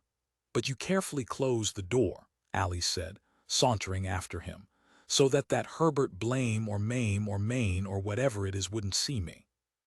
"You," Buckman said, "are repellent to a natural man." "Is Mame natural? How do you know? Have you screwed him?"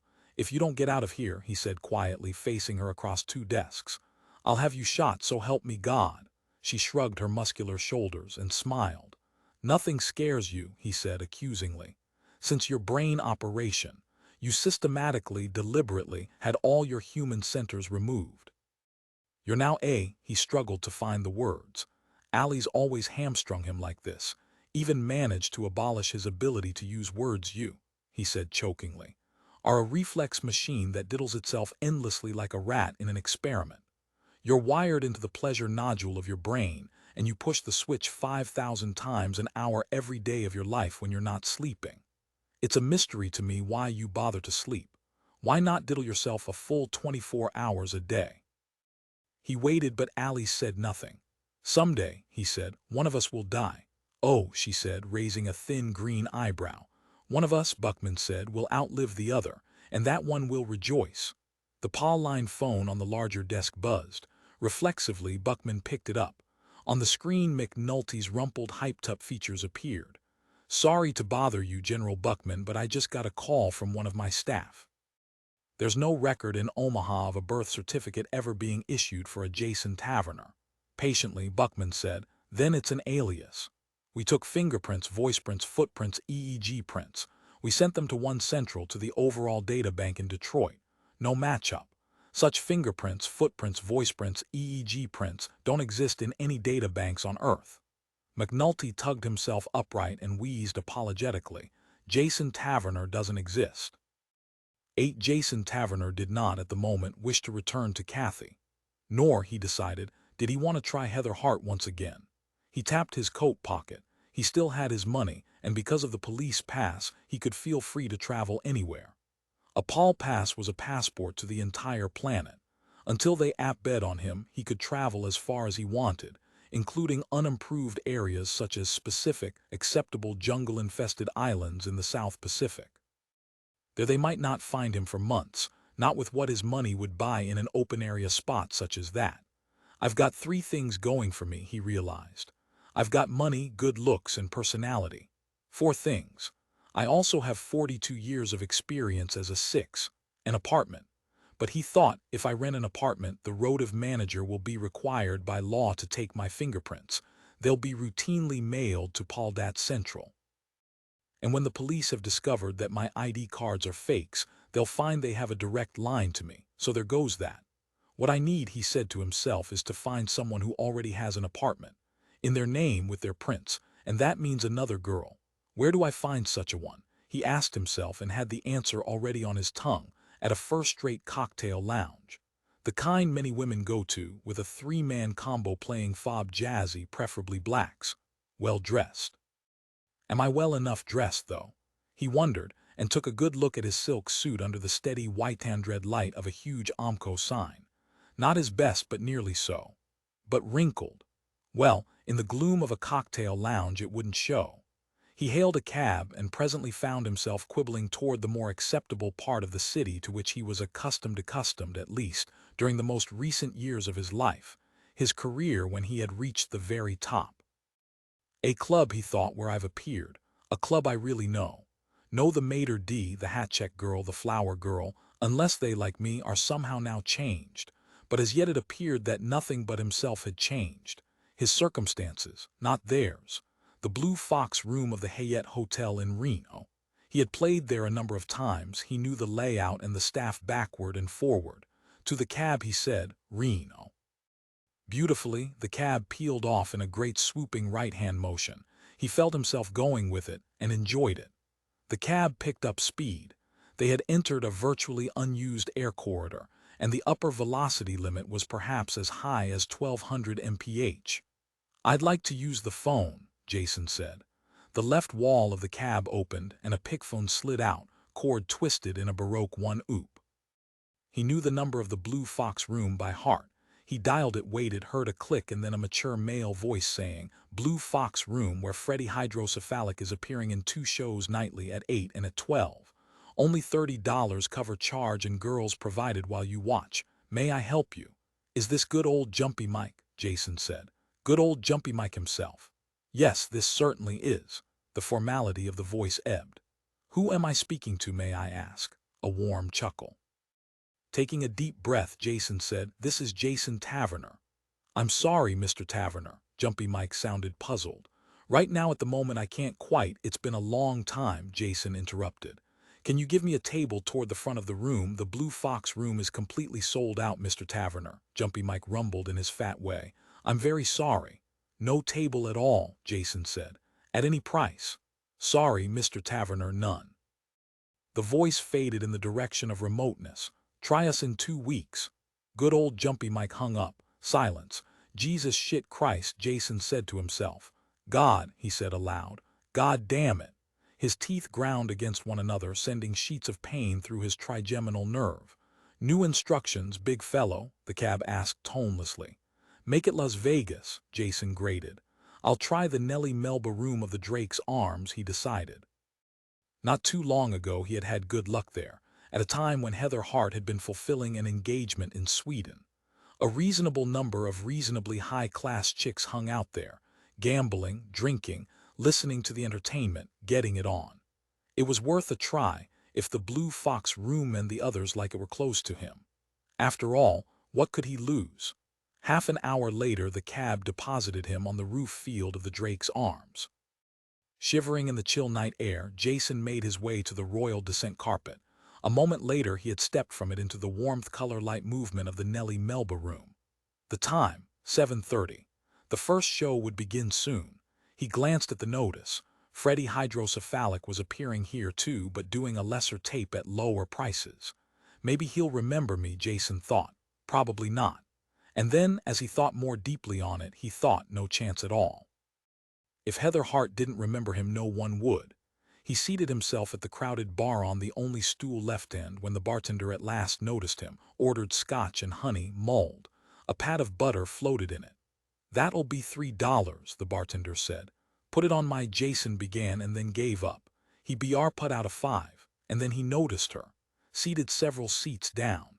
She had been his mistress years ago. He had not seen her in a hell of a while. "But she still has a good figure," he observed, "even though she's gotten a lot older." Ruth Ray, of all people. One thing about Ruth Ray, she was smart enough not to let her skin become too tanned. Nothing aged a woman's skin faster than tanning, and few some seemed to know it. For a woman Ruth's age, he guessed she was now 38 or 9. Tanning would have turned her skin into wrinkled leather. And 2, she dressed well. She showed off her excellent figure. If only time had avoided its constant series of appointments with her face. Anyhow, Ruth still had beautiful black hair, all coiled in an upsweep at the back of her head. Feather plastic eyelashes, brilliant purple streaks across her cheek as if she had been seared by psychedelic tiger claws. Dressed in a colorful sari, barefoot as usual, she had kicked off her high-heeled shoes somewhere and not wearing her glasses. She did not strike him as bad-looking. Ruth Ray, he mused, sews her own clothes. Bifocals which she never wears when anyone's around, excluding me. Does she still read the Book of the Month selection? Does she still get off reading those endless dull novels about sexual misdeeds in weird, small, but apparently normal Midwestern towns? That was one factor about Ruth Ray, her obsession with sex.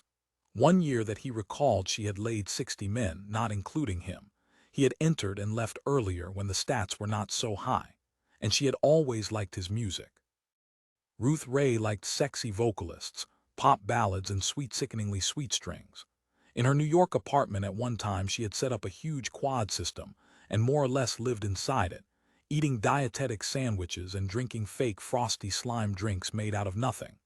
Listening 48 hours at a stretch to disc after disc by the Purple People strings, which he abominated. Because her general taste appalled him, it annoyed him that he himself constituted one of her favorites. It was an anomaly which he had never been able to take apart. What else did he remember about her? Tablespoons of oily yellow fluid every morning. Vitamin E. Strangely enough, it did not seem to be a shuck in her case. Her erotic stamina increased with each spoonful. Lust virtually leaked out of her. And as he recalled, she hated animals. This made him think about Kathy and her cat Dominico. Ruth and Kathy would never groove, he said to himself.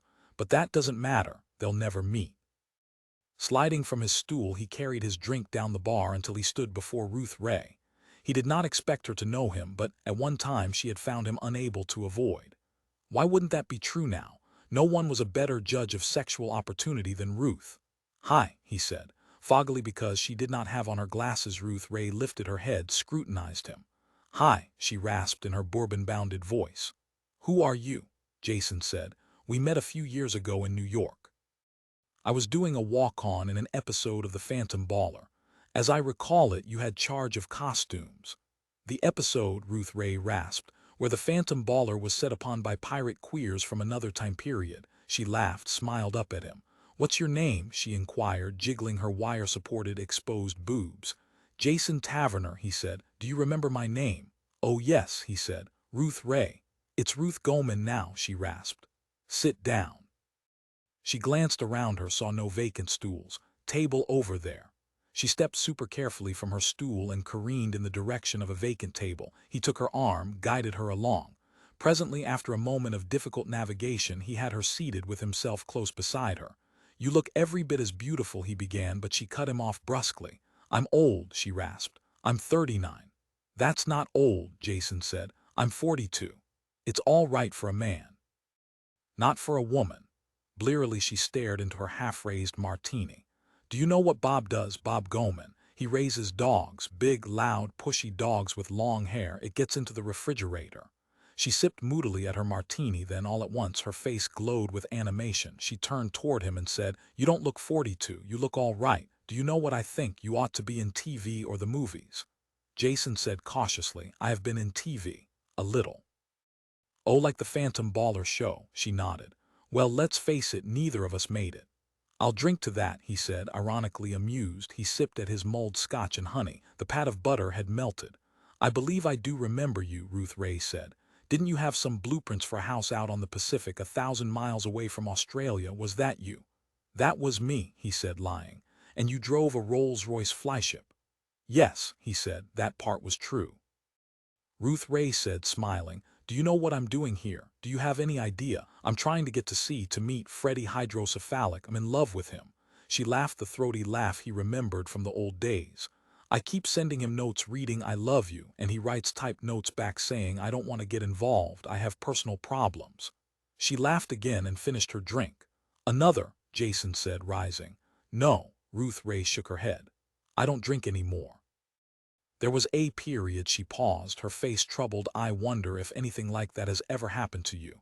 I wouldn't think so to look at you." "What happened?"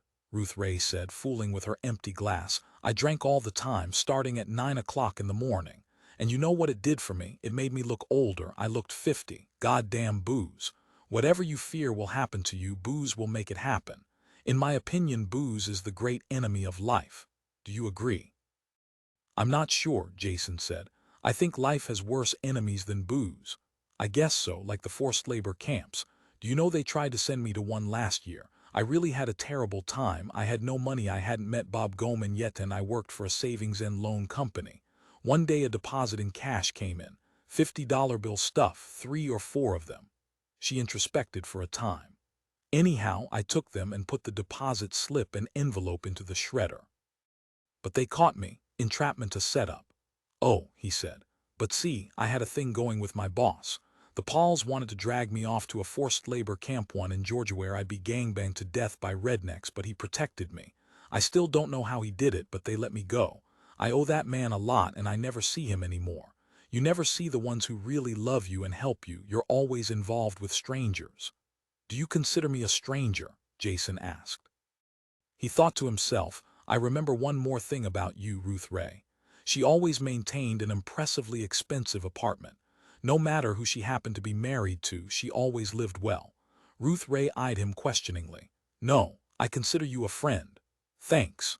Reaching, he took hold of her dry hand and held it a second, letting go at exactly the right time. 9 Ruth Ray's apartment appalled Jason Taverner with its luxury. It must cost her, he reasoned, at least $400 a day. Bob Goman must be in good financial shape, he decided, or anyhow was.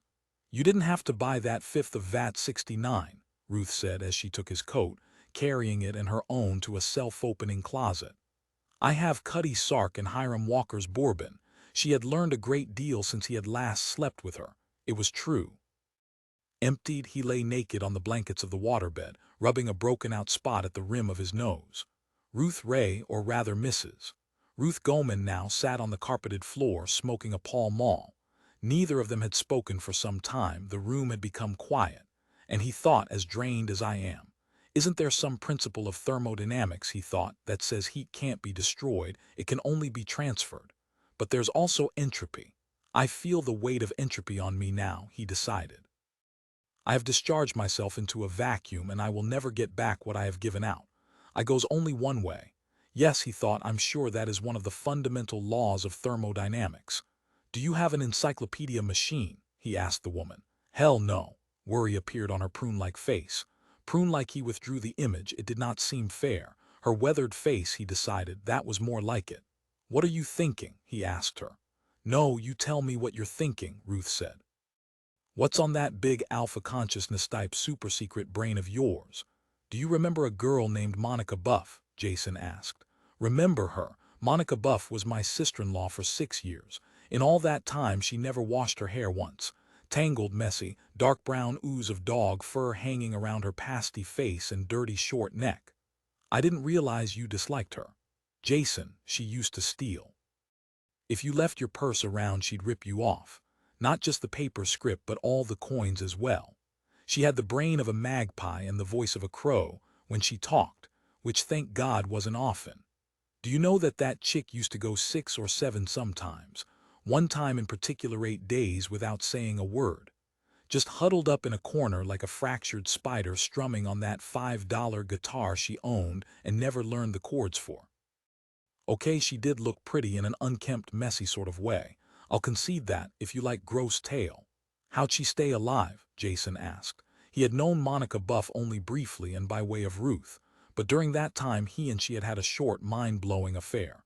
Shoplifting, Ruth Ray said. She had that big wicker bag she got in Baja California.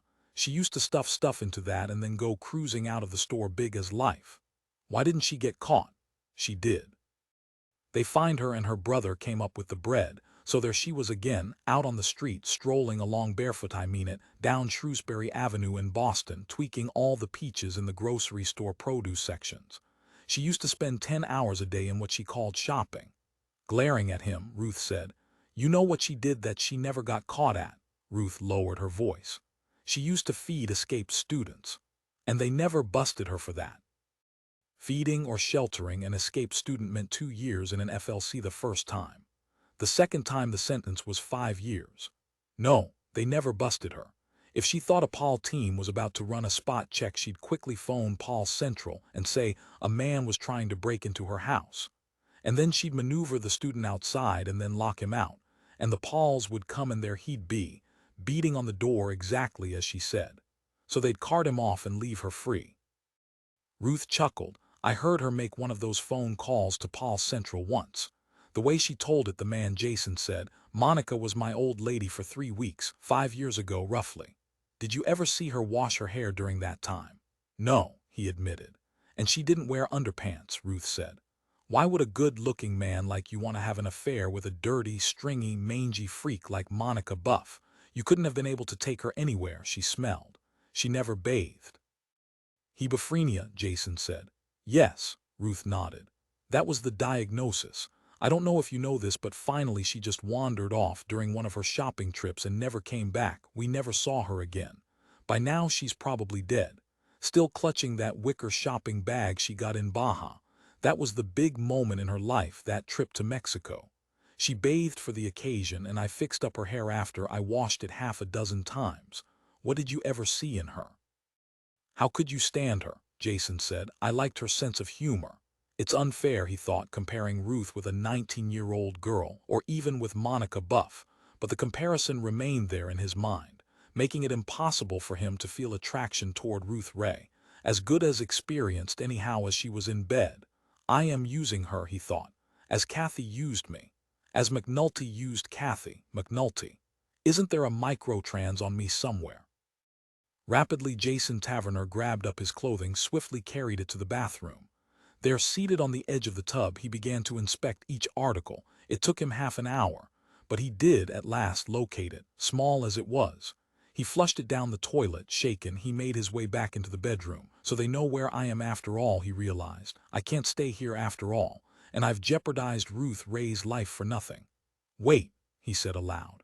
Yes, Ruth said, leaning wearily against the wall of the bathroom, arms folded under her breasts. Microtransmitters, Jason said slowly, only give approximate locations, unless something actually tracks back to them locked on their signal. Until then he could not be sure. After all, McNulty had been waiting in Kathy's apartment. But had McNulty come there in response to the microtransmitter, or because he knew that Kathy lived there? Befuddled by too much anxiety, sex, and scotch, he could not remember. He sat on the tub edge, rubbing his forehead, straining to think, to recall exactly what had been said when he and Kathy entered her room to find McNulty waiting for them. Ed, he thought. They said that Ed planted the microtrans on me, so it did locate me. But still, maybe it only told them the general area, and they assumed, correctly, that it would be Kathy's pad. To Ruth Ray, he said, his voice breaking, God damn it, I hope I haven't got the Pauls oinking their asses after you. That would be too much, too goddamn much. He shook his head, trying to clear it. Do you have any coffee that's super hot? I'll go punch the stove console. Ruth Ray skittered barefoot, wearing only a box bangle, from the bathroom into the kitchen. A moment later she returned with a big plastic mug of coffee, marked Keep on Truckin'. He accepted it, drank down the steaming coffee. I can't stay, he said, any longer, and anyhow you're too old. She stared at him ludicrously like a warped, stomped doll, and then she ran off into the kitchen. Why did I say that? He asked himself. The pressure, my fears. He started after her. In the kitchen doorway Ruth appeared, holding up a stoneware platter marked Souvenir of Knoits Berry Farm. She ran blindly at him and brought it down on his head, her mouth twisting like newborn things just now alive. At that last instant he managed to lift his left elbow and take the blow there. The stoneware platter broke into 3 jagged pieces, and down his elbow blood spurted. He gazed at the blood, the shattered pieces of platter on the carpet, then at her. I'm sorry, she said, whispering it faintly, barely forming the words. The newborn snakes twisted continually in apology. Jason said, I'm sorry.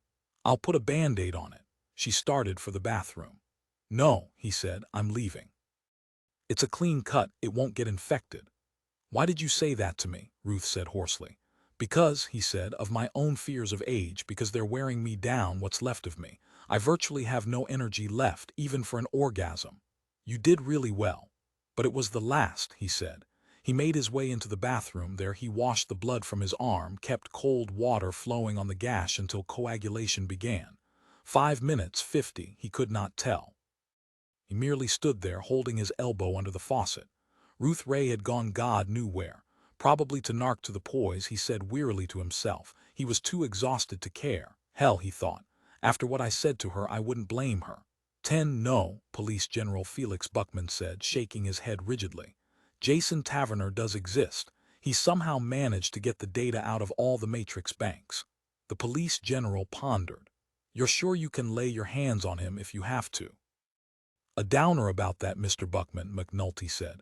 He's found the microtrans and snuffed it, so we don't know if he's still in Vegas. If he has any sense, he's hustled on, which he almost certainly has. Buckman said, you had better come back here. If he can lift data, prime source material like that out of our banks, he's involved in effective activity that's probably major.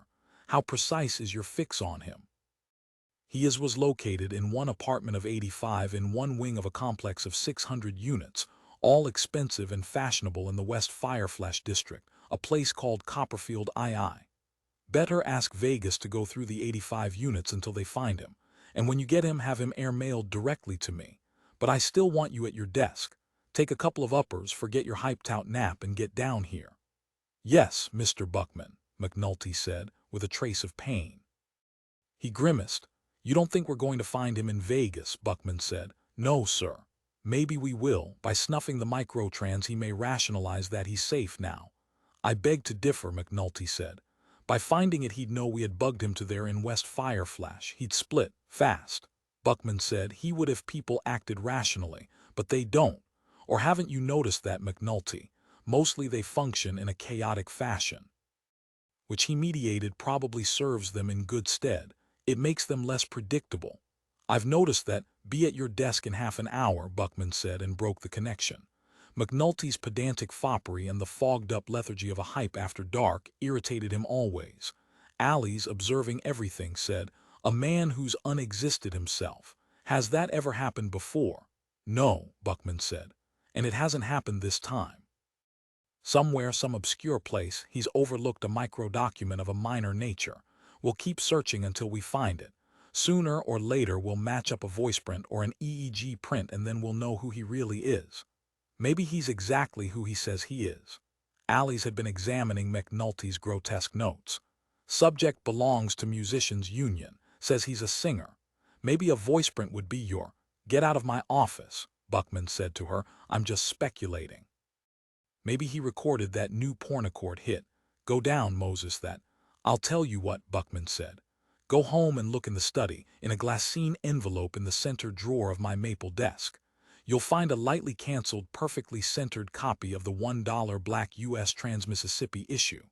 I got it for my own collection, but you can have it for yours. I'll get another. Just go.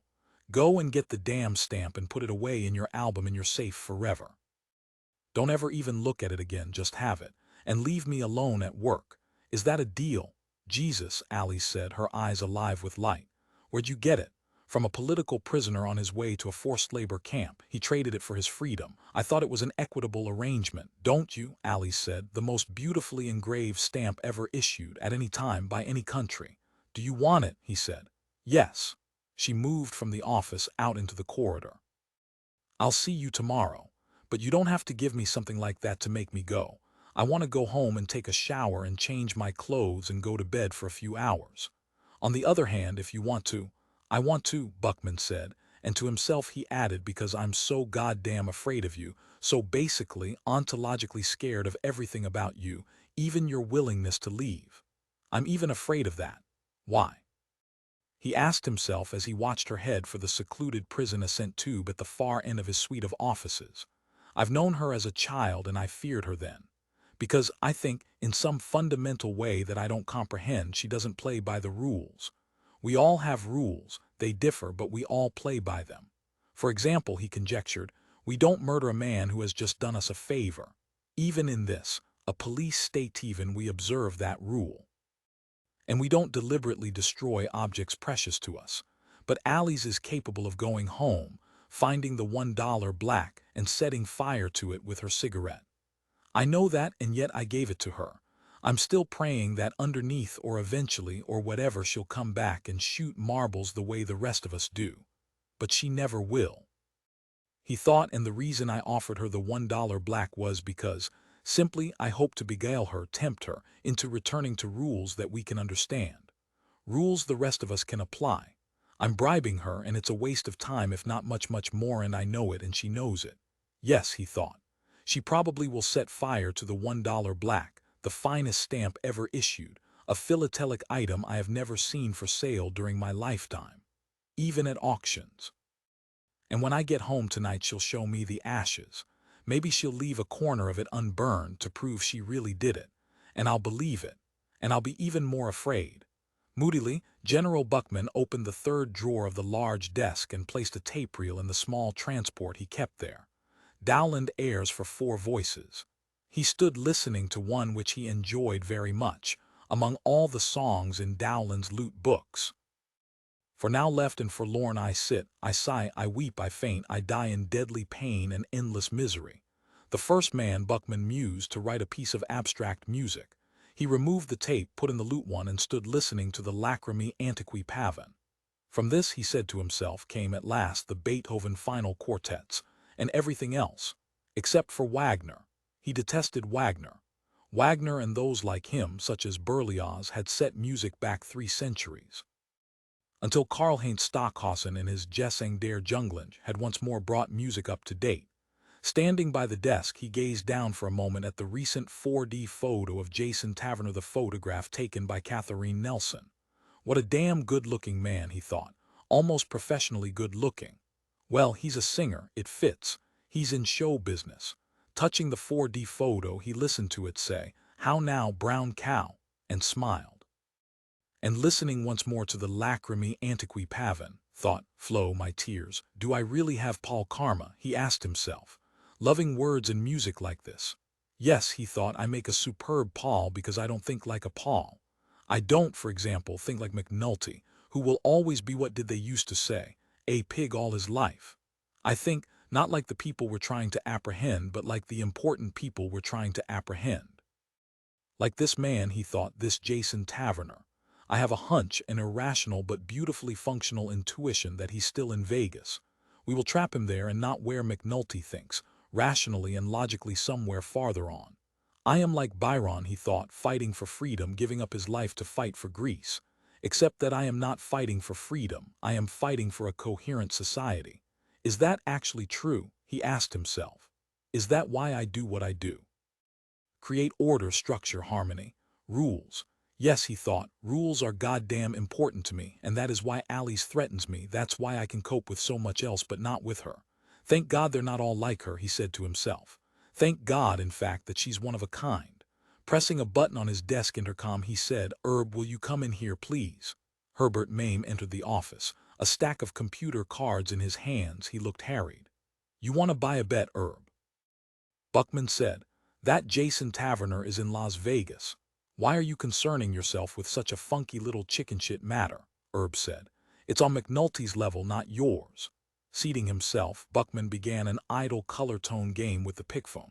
He flashed the flags of various extinct nations. Look at what this man has done. Somehow he's managed to get all data pertaining to him out of every data bank on the planet and the lunar and Martian colonies. McNulty even tried there. Think for a minute what it would take to do that. Money, huge sums, bribes, astronomical. If Taverner has used that kind of heavy bread, he's playing for big stakes. Influence. Same conclusion. He's got a lot of power and we must consider him a major figure. It's who he represents that concerns me most. I think some group, somewhere on Earth, is backing him, but I have no idea what for or why. All right, so they expunge all data concerning him. Jason Taverner is the man who doesn't exist. But having done that, what have they achieved? Herb pondered.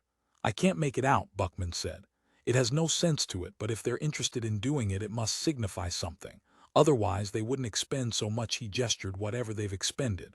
Money, time, influence, whatever. Maybe all 3, plus large slabs of effort. I see, Herb said, nodding. Buckman said, sometimes you catch big fish by hooking one small fish. That's what you never know. Will the next small fish you catch be the link with something giant, or, he shrugged, just more small fry to be tossed into the labor pool, which perhaps is all Jason Taverner is. I may be completely wrong, but I'm interested. Which, Herb said, is too bad for Taverner. Yes, Buckman nodded.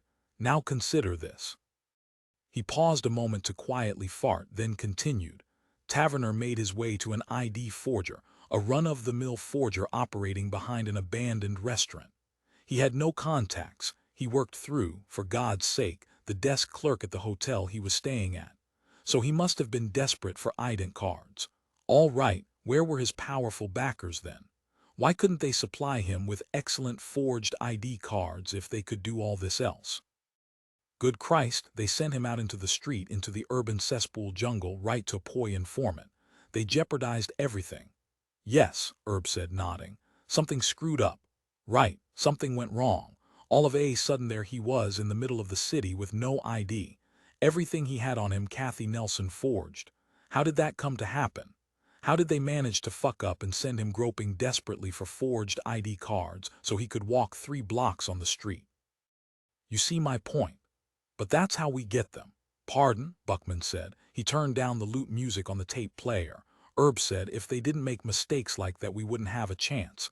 They'd remain a metaphysical entity to us, never glimpsed or suspected. Mistakes like that are what we live on. I don't see that it's important why they made a mistake. All that matters is that they did, and we should be damn glad of it. I am, Buckman thought to himself. Leaning, he dialed McNulty's extension. No answer. McNulty wasn't back in the building yet. Buckman consulted his watch. Another 15 or so minutes. He dialed Central Clearing Blue. What's the story on the Las Vegas operation in the Fireflash district? He asked the chick operators who sat perched on high stools at the map board pushing little plastic representations with long cue sticks. The netball of the individual calling himself Jason Taverner. A whir and click of computers as the operator deftly punched buttons.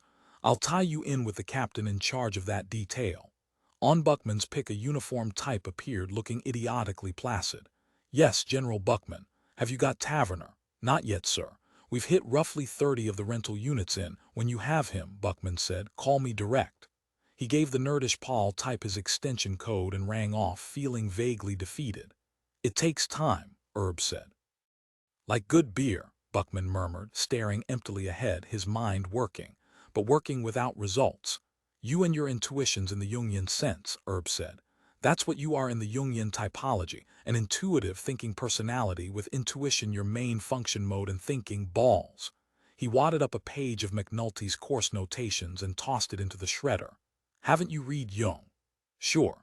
When I got my master's at Berkeley the whole police sci department had to read Jung. I learned everything you learned and a lot more. He heard the irritability in his voice and disliked it. They're probably conducting their hits like garbage collectors, banging and clanking. Taverner will hear them long before they reach the apartment he's in. Do you think you'll net anyone with Taverner? Someone who's his higher up in the, he wouldn't be with anyone crucial. Not with his ID cards in the local precinct station house. Not with us as close to him as he knows we are. I expect nothing. Nothing but Taverner himself. Herb said, I'll make you a bet. Okay, I'll bet you 5 quinks gold ones that when you get him you get nothing. Startled, Buckman sat bolt upright. It sounded like his own style of intuition. No facts, no data to base it on, just pure hunch. Want to make the bet? Herb said. I'll tell you what I'll do, Buckman said. He got out his wallet, counted the money in it. I'll bet you 1,000 paper dollars that when we net Taverner we enter one of the most important areas we've ever gotten involved with. Herb said. I won't bet that kind of money. Do you think I'm right? The phone buzzed. Buckman picked up the receiver. On the screen the features of the nerdish Las Vegas functionary captain formed. Our thermoradix shows a male of Taverner's weight and height and general body structure in one of the as yet unapproached remaining apartments. We're moving in very cautiously, getting everyone else out of the other nearby units. Don't kill him, Buckman said. Absolutely not, Mr. Buckman. Keep your line to me open, Buckman said. I want to sit in on this from here on in. Yes, sir, Buckman said to Herb Mame. They've really already got him. He smiled, chuckling with delight. 11. When Jason Taverner went to get his clothes, he found Ruth Ray seated in the semi-darkness of the bedroom on the rumpled, still-warm bed, fully dressed and smoking her customary tobacco cigarette. Gray nocturnal light filtered in through the windows. The coal of the cigarette glowed its high, nervous temperature. Those things will kill you, he said. There's a reason why they're rationed out 1 pack to a person a week. Fuck off, Ruth Ray said and smoked on. But you get them on the black market, he said. Once he had gone with her to buy a full carton. Even on his income the price had appalled him, but she had not seemed to mind. Obviously she expected it, she knew the cost of her habit. I get them. She stubbed out the far too long cigarette in a lung-shaped ceramic ashtray. You're wasting it. Did you love Monica Buff? Ruth asked. Sure. I don't see how you could. Jason said, there are different kinds of love. Like Emily Fusselman's rabbit. She glanced up at him. A woman I knew, married with 3 kids. She had 2 kittens and then she got one of those big gray Belgian rabbits that go lipperty on those huge hind legs. For the first month the rabbit was afraid to come out of his cage. It was a he, we think, as best we could tell. Then after a month he would come out of his cage and hop around the living room. After 2 months he learned to climb the stairs and scratch on Emily's bedroom door to wake her up in the morning. He started playing with the cats, and there the trouble began because he wasn't as smart as a cat. Rabbits have smaller brains, Jason said. Ruth Ray said, hard by. Anyhow, he adored the cats and tried to do everything they did. He even learned to use the cat box most of the time. Using tufts of hair he pulled from his chest, he made a nest behind the couch and wanted the kittens to get into it. But they never would. The end of it all nearly came when he tried to play gotcha with a German shepherd that some lady brought over.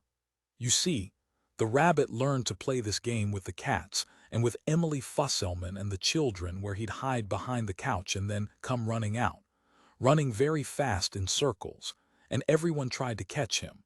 But they usually couldn't, and then he'd run back to safety behind the couch, where no one was supposed to follow. But the dog didn't know the rules of the game, and when the rabbit ran back behind the couch, the dog went after him and snapped its jaws around the rabbit's rear end. Emily managed to pry the dog's jaws open, and she got the dog outside, but the rabbit was badly hurt. He recovered, but after that he was terrified of dogs and ran away if he saw one, even through the window. And the part of him the dog bit, he kept that part hidden behind the drapes because he had no hair there and was ashamed. But what was so touching about him was his pushing against the limits of his, what would you say, physiology, his limitations as a rabbit, trying to become a more evolved life form like the cats, wanting all the time to be with them and play with them as an equal. That's all there is to it, really. The kittens wouldn't stay in the nest he built for them, and the dog didn't know the rules and got him. He lived several years, but who would have thought that a rabbit could develop such a complex personality? And when you were sitting on the couch and he wanted you to get off so he could lie down, he'd nudge you, and then if you didn't move he'd bite you. But look at the aspirations of that rabbit and look at his failing. A little life trying, and all the time it was hopeless. But the raw 6-bit didn't know that. Or maybe he did know and kept trying anyhow. But I think he didn't understand. He just wanted to do it so badly. It was his whole life because he loved the cats. I thought you didn't like animals, Jason said. Not anymore, not after so many defeats and wipeouts. Like the rabbit, he eventually, of course, died. Emily Fusselman cried for days, a week. I could see what it had done to her and I didn't want to get involved. But stopping loving animals entirely so that their lives are so short, just so fucking goddamn short. Okay, some people lose a creature they love and then go on and transfer that love to another one. But it hurts. It hurts. Then why is love so good? He had brooded about that in and out of his own relationships all his long adult life. He brooded about it acutely now. Through what had recently happened to him up to Emily Fusselman's rabbit, this moment of painfulness. You love someone and they leave. They come home one day and start packing their things and you say, "What's happening?" And they say, "I got a better offer someplace else." And there they go, out of your life forever, and after that until you're dead you're carrying around this huge hunk of love with no one to give it to. And if you do find someone to give it to, the same thing happens all over. Or you call them up on the phone one day and say, "This is Jason," and they say, "Who?" And then you know you've had it. They don't know who the hell you are, so I guess they never did know. You never had them in the first place. Ruth said, "Love isn't just wanting another person the way you want to own an object you see in a store. That's just desire. You want to have it around, take it home and set it up somewhere in the apartment like a lamp. Love is," she paused, reflecting, "like a father saving his children from a burning house, getting them out and dying himself.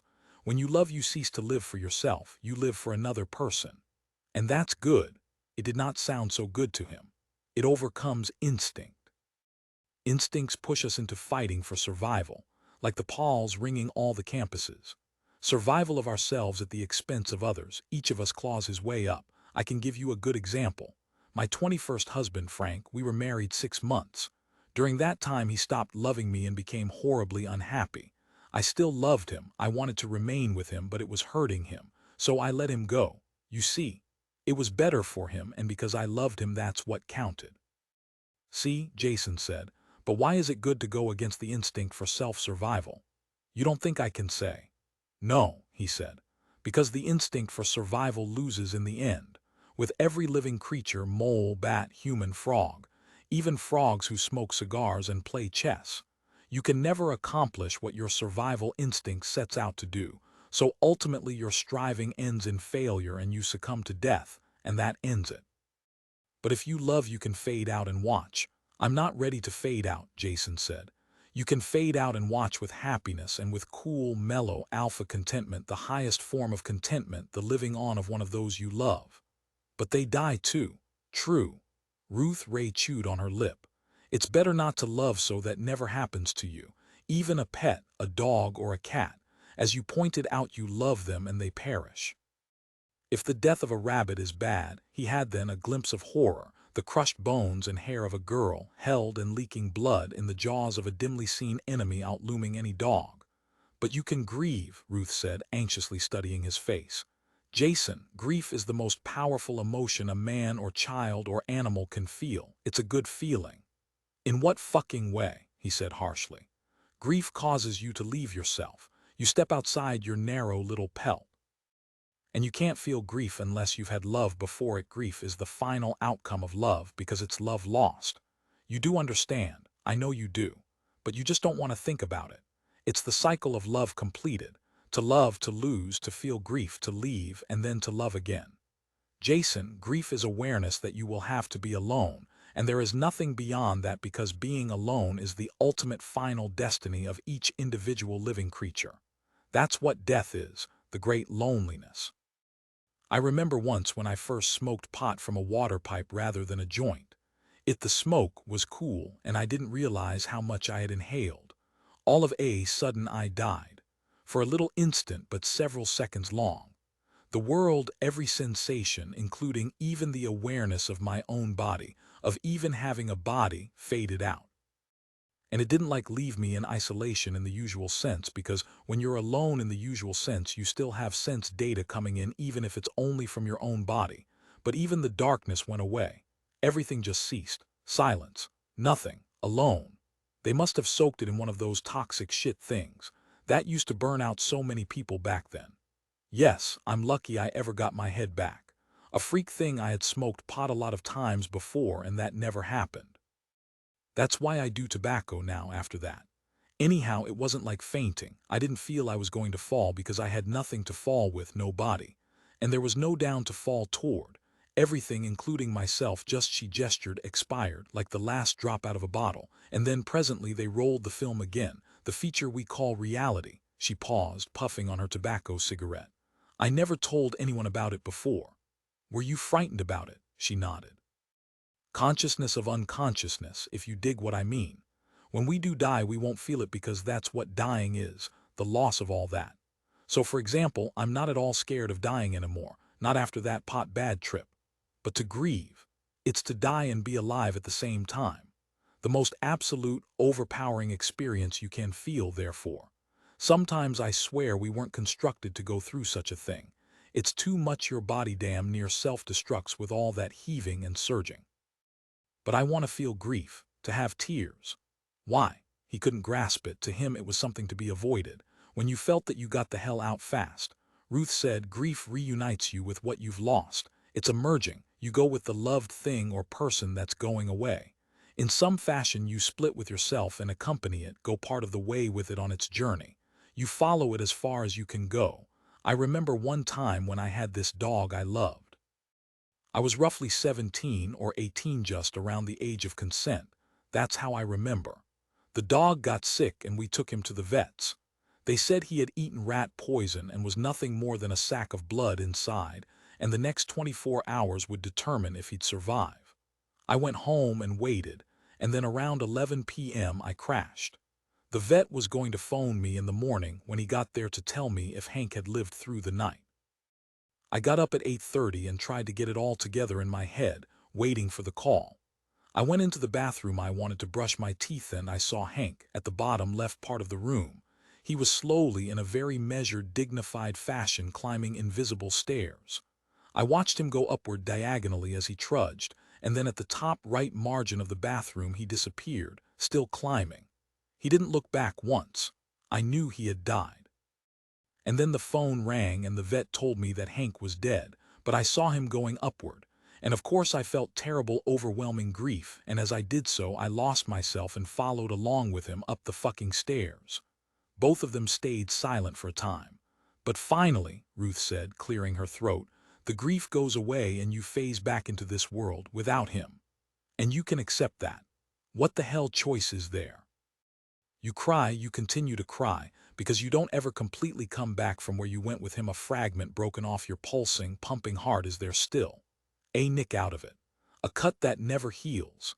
And if, when it happens to you over and over again in life, too much of your heart does finally go away, then you can't feel grief anymore. And then you yourself are ready to die. You'll walk up the inclined ladder and someone else will remain behind grieving for you. There are no cuts in my heart, Jason said. If you split now, Ruth said huskily but with composure unusual for her, that's the way it'll be for me right then and there. I'll stay until tomorrow, he said. It would take at least until then for the Paul lab to discern the spuriousness of his ID cards. Did Kathy save me, he wondered, or destroy me? He really did not know. Kathy, he thought, who used me, who at 19 knows more than you and I put together. More than we will find out in the totality of our lives, all the way to the graveyard. Like a good encounter group leader, she had torn him down for what? To rebuild him again, stronger than before. He doubted it. But it remained a possibility. It should not be forgotten. He felt toward Kathy a certain strange, cynical trust, both absolute and unconvincing. One half of his brain saw her as reliable beyond the power of the telling of it, and the other half saw her as debased, for sale, and fucking up right and left. He could not put it together into one view. The two images of Kathy remained superimposed in his head. Maybe I can resolve my parallel conceptions of Kathy before I leave here, he thought, before morning, but maybe he could stay even one day after that. It would be stretching it, however. How good really are the police, he asked himself. They managed to get my name wrong, they pulled the wrong file on me. Isn't it possible they'll fuck up all down the line? Maybe, but maybe not. He had mutually opposing conceptions of the police too, and could not resolve those either. And so, like a rabbit, like Emily Fusselman's rabbit, froze where he was, hoping as he did so that everyone understood the rules. You do not destroy a creature that does not know what to do. 12. The four gray-wrapped palls clustered in the light of the candle-like outdoor fixture made of black iron, and cone of perpetual fake flame flickering in the night dark. Just two left, the corporal said almost soundlessly. He let his fingers speak for him as he drew them across the rental lists. A Mrs. Ruth Goman in 211 and an Alan Murphy in 212. Which'll we hit first? The Murphy man's, one of the uniformed officers said. He smacked his plastic and shot nightstick against his fingers, eager in the dim light to finish it up now that the end had at last come into sight. 212 it is, the corporal said and reached to stroke the door chimes. But then it occurred to him to try the doorknob. Good.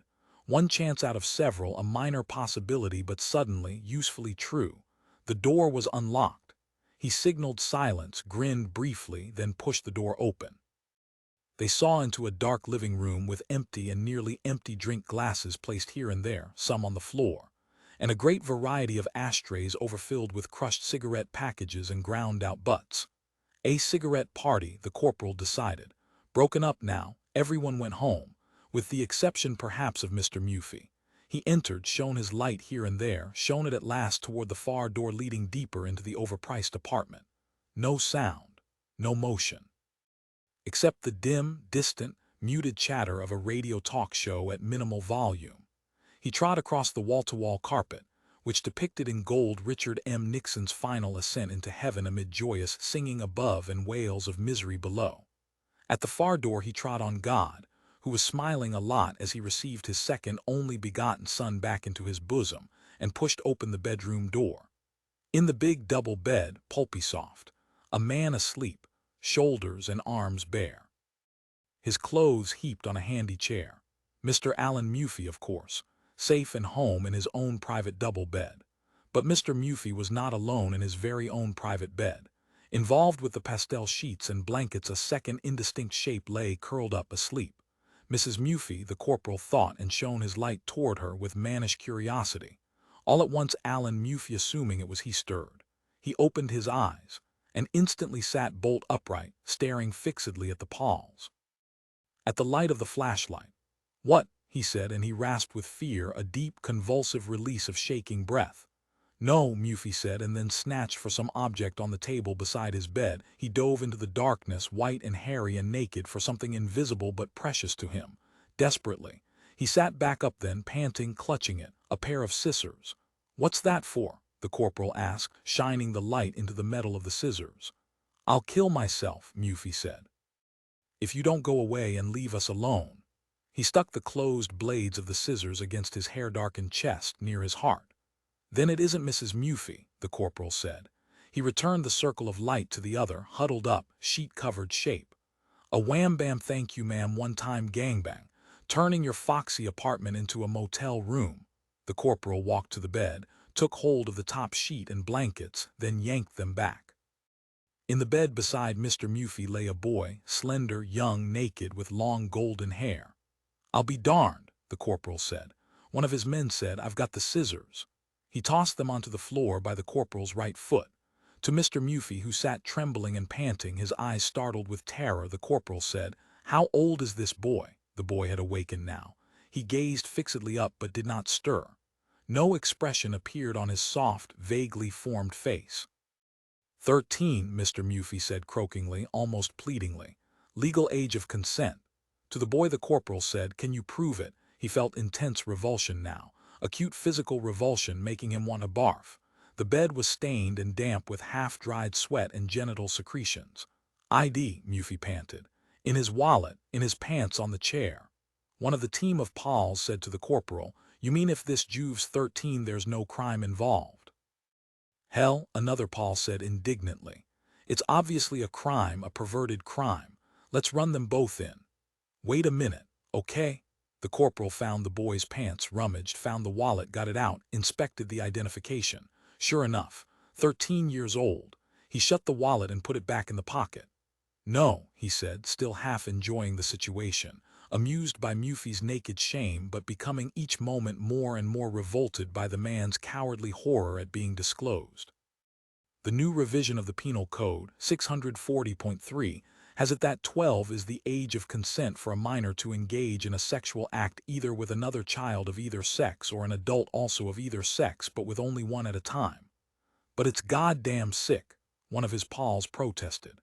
"That's your opinion," Murphy said, more bravely now. "Why isn't it a bust, a hell of a big bust?" The pals standing beside him persisted. "They're systematically taking all victimless crimes off the books," the corporal said. "That's been the process for 10 years. This is victimless." To Murphy, the corporal said, "What do you find about young boys that you like? Let me in on it. I've always wondered about scans like you." "Scans," Murphy echoed, his mouth twisting with discomfort. "So that's what I am." "It's a category," the corporal said. "Those who prey on minors for homosexual purposes, legal but still abhorred." "What do you do during the day?" "I'm a used quibble salesman. And if they, your employers, knew you were a scan, they wouldn't want you handling their quibbles. Not after what those hairy white hands have been handling outside the workday. Right, Mr. Murphy? Even a used quibble salesman can't get away morally with being a scan, even if it's no longer on the books." Murphy said, "It was my mother's fault. She dominated my father, who was a weak man." "How many little boys have you induced to go down on you during the last 12 months? The corporal inquired. "I'm serious. Are these all one-night stands, is that it?" "I love Ben," Murphy said, staring fixedly ahead, his mouth barely moving. "Later on, when I'm better off financially and can provide, I intend to marry him." To the boy Ben, the corporal said, "Do you want us to take you out of here, return you to your parents?" "He lives here," Murphy said, grinning a little. "Yeah, I'll stay here," the boy said sullenly. He shivered. "Cripes, could you give me the covers back?" He reached irritably for the top blanket. "Just keep the noise level down in here," the corporal said, moving away wearily. "Christ, and they took it off the books." Probably, Muffy said, with confidence now that the Pauls were beginning to depart from his bedroom, because some of those big, overweight old police marshals are screwing kids themselves and don't want to get sent up. They couldn't stand the scandal. His grin grew into an insinuating leer. I hope, the corporal said, that someday you do commit a statute violation of some kind and they haul you in and I'm on duty the day it happens, so I can book you personally. He hawked, then spat on Mr. Muffy, spat into his hairy, empty face. Silently, the team of Pauls made their way through the living room of cigarette butts, ashes, twisted-up packs, half-filled drink glasses, to the corridor and porchway outside. The corporal yanked the door shut, shivered, stood for a moment, feeling the bleakness of his mind, its withdrawal for a moment from the environment around him. He then said, 211, Mrs. Ruth Goldman, where the Taverner suspect has to be if he's anywhere around here at all, it being the last one. Finally, he thought. He knocked on the front door of 211 and stood waiting with his plastic and shot nightstick gripped at ready, terribly and completely all at once not caring shit about his job. We've seen Muffy, he said, half to himself. Now let's see what Mrs. Goldman is like. You think she'll be any better? Let's hope so. I can't take much more of that tonight. Anything would be better, one of the Pauls beside him said somberly. They all nodded and shuffled about, preparing themselves for slow footsteps beyond the door. 13 in the living room of Ruth Ray's lavish, lovely, newly built apartment in the Fireflash district of Las Vegas, Jason Taverner said, I'm reasonably sure I can count on 48 hours on the outside and 24 on the inside, so I feel fairly certain that I don't have to get out of here immediately. And if our revolutionary new principle is correct, he thought, then this assumption will modify the situation to my advantage. I will be safe. The theory changes. I'm glad, Ruth said wanly, that you're able to remain here with me in a civilized way so we can rap a little longer. You want anything more to drink, scotch and coke maybe. The theory changes the reality it describes. No, he said and prowled about the living room listening to what he did not know. Perhaps the absence of sounds. No TV sets muttering, no thump of feet against the floor above their heads. Not even a pornochord somewhere blasting out from a quad. Are the walls fairly thick in these apartments? He asked Ruth sharply. I never hear anything. Does anything seem strange to you, out of the ordinary? No, Ruth shook her head. You damn dumb flugel, he said savagely. She gaped at him in injured perplexity. I know, he grated, that they have me, now here in this room. The doorbell bonged. Let's ignore it, Ruth said rapidly, stammering and affraged. I just want to sit and rap with you about the mellow things in life you've seen and what you want to achieve that you haven't achieved already. Her voice died into silence as he went to the door. It's probably the man from upstairs. He borrows things, weird things like 2/5 of an onion. Jason opened the door. 3 Pauls in gray uniforms filled the doorway with weapon tubes and nightsticks aimed at him. Mr. Taverner, the Paul with the stripes said. Yes. You are being taken into protective custody for your own protection and welfare, effective immediately, so please come with us and do not turn back or in any way remove yourself physically from contact with us. Your possessions, if any, will be picked up for you later and transferred to wherever you will be at the time. Okay, he said and felt very little. Behind him, Ruth Ray emitted a muffled shriek. You also, miss, the Paul with the stripes said, motioning toward her with his nightstick. I get my coat, she asked timidly. Come on. The Paul stepped briskly past Jason, grabbed Ruth Ray by the arm and dragged her out the apartment door onto the walkway. Do what he says, Jason said harshly to her. Ruth Ray sniveled. They're going to put me in a forced labor camp. No, Jason said. They'll probably kill you.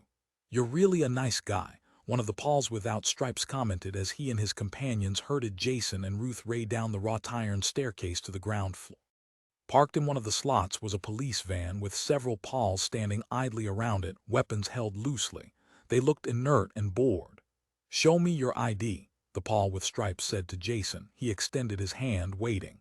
I've got a 7-day police pass, Jason said. His hand shaking, he fished it out, gave it to the Paul officer. Scrutinizing the pass, the officer said, You admit freely of your own volition that you are Jason Taverner. Yes, he said. 2 of the Pauls expertly searched him for arms. He complied silently, still feeling very little.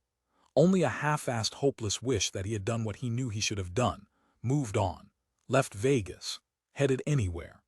"Mr. Taverner," the Paul officer said, "the Los Angeles Police Bureau has asked us to take you into protective custody for your own protection and welfare, and to transport you safely and with due care to the police academy in downtown LA, which we will now do. Do you have any complaints as to the manner in which you have been treated?" "No," he said, "not yet." "Enter the rear section of the Quibble van," the officer said, pointing at the open doors. Jason did so. Ruth Ray, stuffed in beside him, whimpered to herself in the darkness as the doors slammed shut and locked. He put his arm around her, kissed her on the forehead. "What did you do?" she whimpered raspingly in her Bourbon voice. "That they're going to kill us for." A Paul, getting into the rear of the van with them from the front cab, said, "We aren't going to snuff you, miss. We're transporting you both back to LA, that's all. Calm down." "I don't like Los Angeles," Ruth Ray whimpered. "I haven't been there in years. I hate LA." She peered wildly around.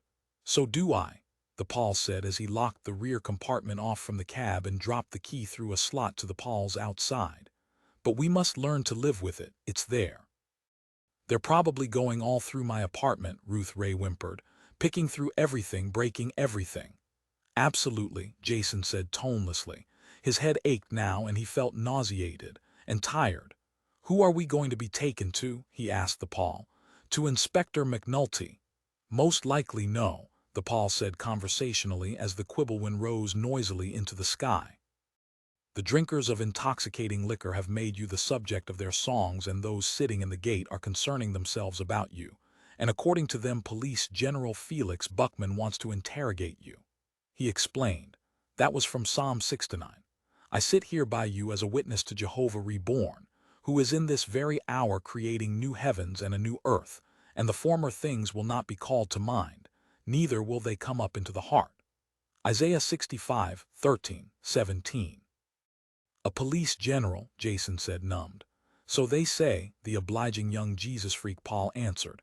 "I don't know what you folks did, but you sure did it right." Ruth Ray sobbed to herself in the darkness. "All flesh is like grass," the Jesus freak Paul intoned.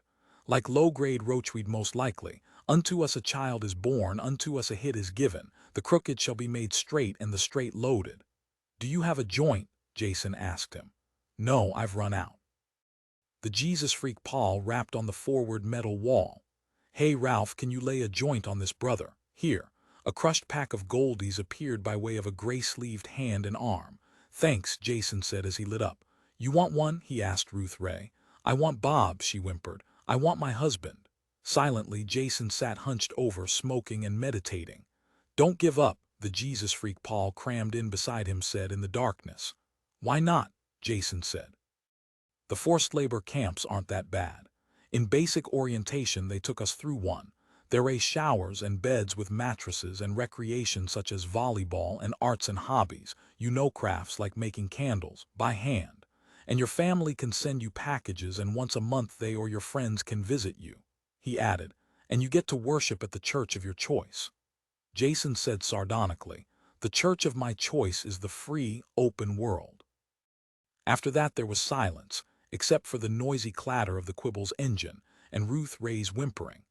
20 minutes later, the police Quibble van landed on the roof of the Los Angeles Police Academy building. Stiffly, Jason Taverner stepped out, looked warily around, smelled smog-saturated foul air, saw above him once again the yellowness of the largest city in North America. He turned to help Ruth Ray out, but the friendly young Jesus freak Paul had done that already. Around them, a group of Los Angeles Pauls gathered, interested. They seemed relaxed, curious, and cheerful.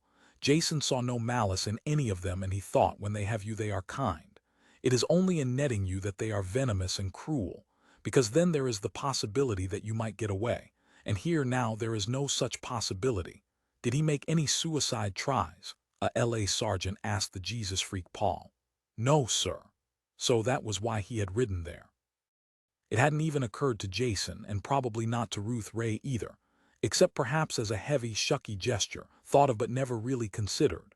"Okay," the LA sergeant said to the Las Vegas Paul team. "From here on in we'll formally take over custody of the two suspects."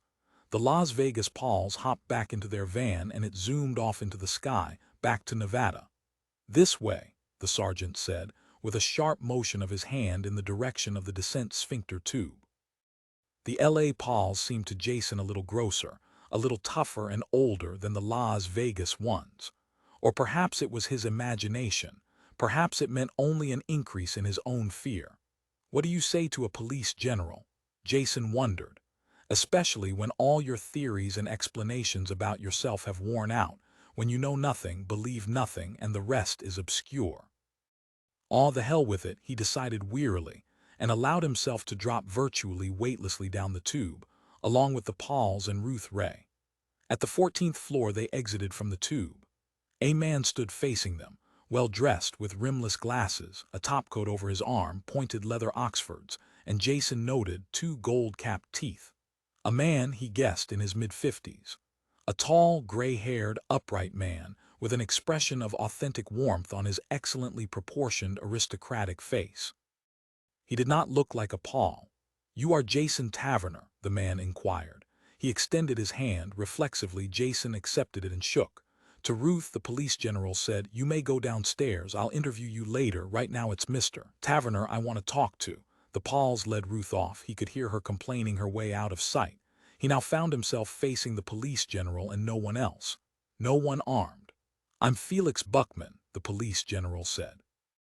He indicated the open door and hallway behind him. "Come into the office." Turning, he ushered Jason ahead of him into a vast pastel blue and gray suite. Jason blinked. He had never seen this aspect of a police agency before. He had never imagined that quality like this existed. With incredulity, Jason a moment later found himself seated in a leather-covered chair, leaning back into the softness of Styroflex.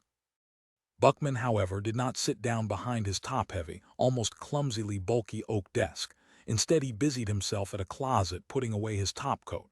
"I intended to meet you on the roof," he explained. "But the Santana wind blows like hell up there this time of night. It affects my sinus passages." He turned then to face Jason. "I see something about you that didn't show up in your 4D photo. It never does. It's always a complete surprise, at least to me. You're a 6, aren't you?"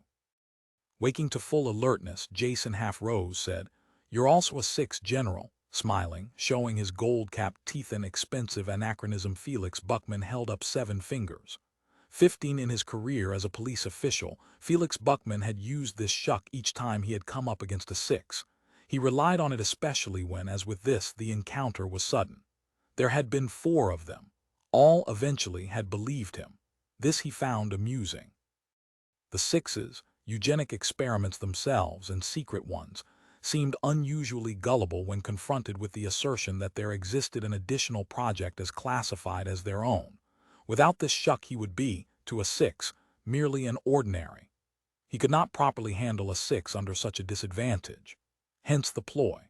Through it his relationship to a 6 inverted itself, and under such recreated conditions he could deal successfully with an otherwise unmanageable human being. The actual psychological superiority over him which a 6 possessed was abolished by an unreal fact. He liked this very much. Once, in an off moment, he had said to Alice, "I can outthink a 6 for roughly 10 to 15 minutes, but if it goes on any longer," he had made a gesture, crumpling up a black market cigarette package, with 2 cigarettes in it. "After that their over-ramped field wins out. What I need is a pry bar by which I can jack open their haughty damn minds." And at last he had found it. "Why a 7, Alice had said. "As long as you're shucking them, why not say 8 or 38? The sin of vainglory reaching too far. He had not wanted to make that legendary mistake. "I will tell them," he had told her grimly, "what I think they'll believe." And in the end he had proved outright. "They won't believe you," Alice had said. "Oh hell, will they?" he had retorted. "It's their secret fear, their bête noire. They're the 6th in a line of DNA reconstruction systems, and they know that if it could be done to them, it could be done to others in a more advanced degree." Alice, uninterested, had said faintly, "You should be an announcer on TV selling soap." And that constituted the totality of her reaction. If Alice did not give a damn about something, that something, for her, ceased to exist. Probably she should not have gotten away with it for as long as she had. But sometime he had often thought the retribution will come, reality denied comes back to haunt, to overtake the person without warning and make him insane. And Allie's he had a number of times thought was in some odd sense, in some unusual clinical way, pathological. He sensed it but could not pin it down. However, many of his hunches were like that. It did not bother him as much as he loved her. He knew he was right. Now, facing Jason Taverner, a six, he developed his shuck ploy. There were very few of us, Buckman said, now seating himself at his oversized oak desk. Only 4 in all. One is already dead, so that leaves 3. I don't have the slightest idea where they are. We retain even less contact among ourselves than do you sixes, which is little enough. Who was your muter? Jason asked. Dil Temko, same as yours. He controlled groups 5 through 7 and then he retired. As you certainly know, he's dead now. Yes, Jason said. It shocked us all. Us too, Buckman said in his most somber voice. Dil Temko was our parent, our only parent. Did you know that at the time of his death he had begun to prepare schema on an 8th group? What would they have been like? Only Dil Temko knew, Buckman said, and felt his superiority over the 6 facing him grow. And yet how fragile his psychological edge. One wrong statement, one statement too much, and it would vanish. Once lost, he would never regain it. It was the risk he took. But he enjoyed it. He had always liked betting against the odds, gambling in the dark. He had in him, at times like this, a great sense of his own ability, and he did not consider it imagined. Despite what a 6 that knew him to be an ordinary would say, that did not bother him one bit. Touching a button, he said, Peggy, bring us a pot of coffee, cream, and the rest. Thanks. He then leaned back with studied leisure and surveyed Jason Taverner. Anyone who had met a 6 would recognize Taverner, the strong torso, the massive conformation of his arms and back, his powerful ram-like head, but most ordinaries had never knowingly come up against a 6. They did not have his experience, nor his carefully synthesized knowledge of them. To Allie's he had once said, they will never take over and run my world. You don't have a world, you have an office. At that point he terminated the discussion. Mr. Taverner, he said bluntly, how have you managed to get documents, cards, microfilm, even complete files out of data banks all over the planet? I've tried to imagine how it could be done, but I come up with a blank. He fixed his attention on the handsome but aging face of the 6 and waited. 16, what can I tell him? Jason Taverner asked himself as he sat mutely facing the police general. The total reality as I know it. That is hard to do, he realized, because I really do not comprehend it myself. But perhaps a 7 could. Well, God knew what it could do. I'll opt, he decided, on a complete explanation. But when he started to answer, something blocked his speech. I don't want to tell him anything, he realized. There is no theoretical limit to what he can do to me. He has his generalship, his authority, and if he's a 7, for him, the sky may be the limit. At least for my self-preservation, if for nothing else, I ought to operate on that assumption. Your being a 6, Buckman said, after an interval of silence, makes me see this in a different light. It's other 6s that you're working with, is it? He kept his eyes rigidly fixed on Jason's face. Jason found it uncomfortable and disconcerting. I think what we have here, Buckman said, is the first concrete evidence that 6s are. No, Jason said. No. Buckman continued to stare fixedly at him. You're not involved with other 6s in this, Jason said. I know one other 6, Heather Hart, and she considers me a twerp fan. He ground out the words bitterly. That interested Buckman. He had not been aware that the well-known singer Heather Hart was a 6, but thinking about it, it seemed reasonable. He had never, however, come up against a female 6 in his career. His contacts with them were just not that frequent. If Miss Hart is a 6, Buckman said aloud, maybe we should ask her to come in too and consult with us. A police euphemism that rolled easily off his tongue. Do that, Jason said. Put her through the ringer. His tone had become savage. Bust her. Put her in a forced labor camp. You 6s, Buckman said to himself, have little loyalty to one another. He had discovered this already, but it always surprised him.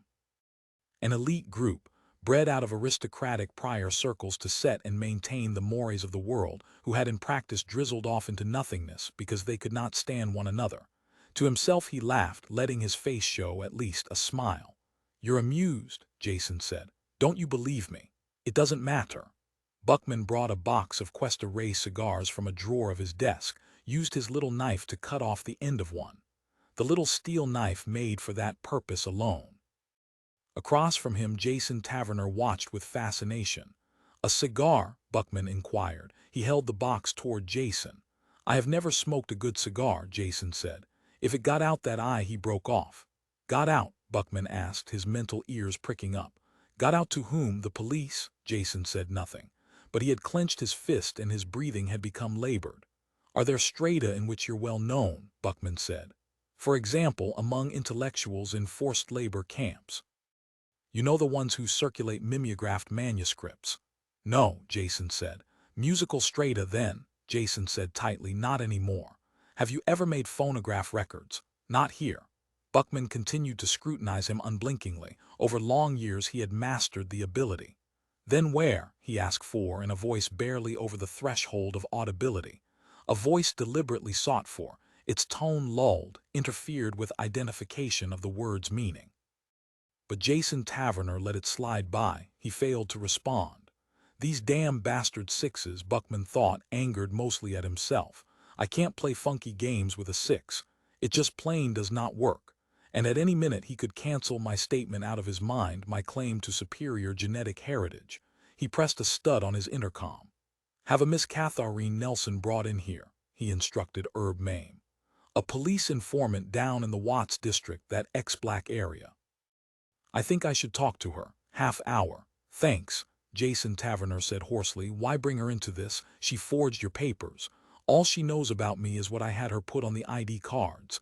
And that was spurious." After a pause, Jason shook his head. "No. So you do exist." "Not here." "Where?" "I don't know. Tell me how you got those data deleted from all the banks." "I never did that." Hearing that, Buckman felt an enormous hunch overwhelm him. It gripped him with paws of iron. "You haven't been taking material out of the data banks. You've been trying to put material in. There were no data there in the first place." Finally, Jason Taverner nodded. "Okay," Buckman said. He felt the glow of discovery lurking inside him now, revealing itself in a cluster of comprehensions. "You took nothing out, but there's some reason why the data weren't there in the first place. Why not, do you know?" "I know," Jason Taverner said, staring down at the table. His face had twisted into a gross mirror thing. "I don't exist." "But you once did."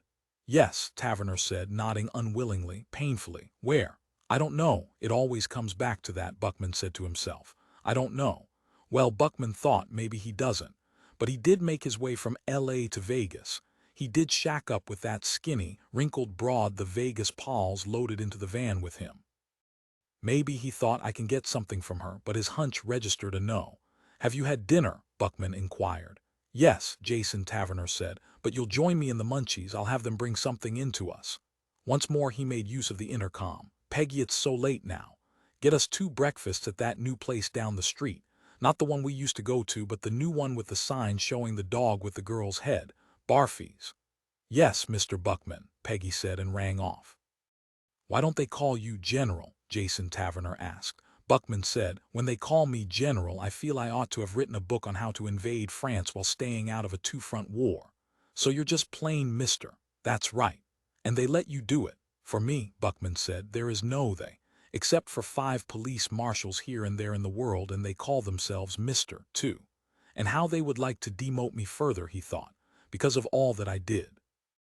"But there's the director," Buckman said. "The director has never seen me. He never will. Nor will he see you either, Mr. Taverner. But nobody can see you because, as you pointed out, you don't exist." Presently a gray-uniformed Paul woman entered the office, carrying a tray of food. "What you usually order this time of night?" she said as he set the tray down on Buckman's desk. "1 short stack of hots with a side order of ham. 1 short stack of hots with a side order of sausage." "Which would you like?" Buckman asked Jason Taverner. "Is the sausage well cooked?" Jason Taverner asked, peering to see. "I guess it is. I'll take it." "That's $10 and 1 gold quink," the Paul woman said. "Which of you is going to pay for it?" Buckman dug into his pockets, fished out the bills and change. "Thanks." The woman departed. "Do you have any children?" he asked Taverner. "No. I have a child," General Buckman said. "I'll show you a little 3D pic of him that I received." He reached into his desk, brought out a palpitating square of 3-dimensional but non-moving colors. Accepting the picture, Jason held it properly in the light, saw outlined statically a young boy in shorts and sweater, barefoot, running across a field, tugging on the string of a kite. Like the police general, the boy had light short hair and a strong and impressive wide jaw. Already.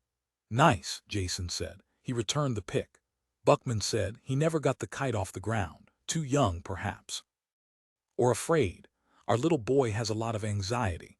I think because he sees so little of me and his mother. He's at a school in Florida and we're here, which is not a good thing. You say you have no children. Not that I know of, Jason said. Not that you know of, Buckman raised an eyebrow.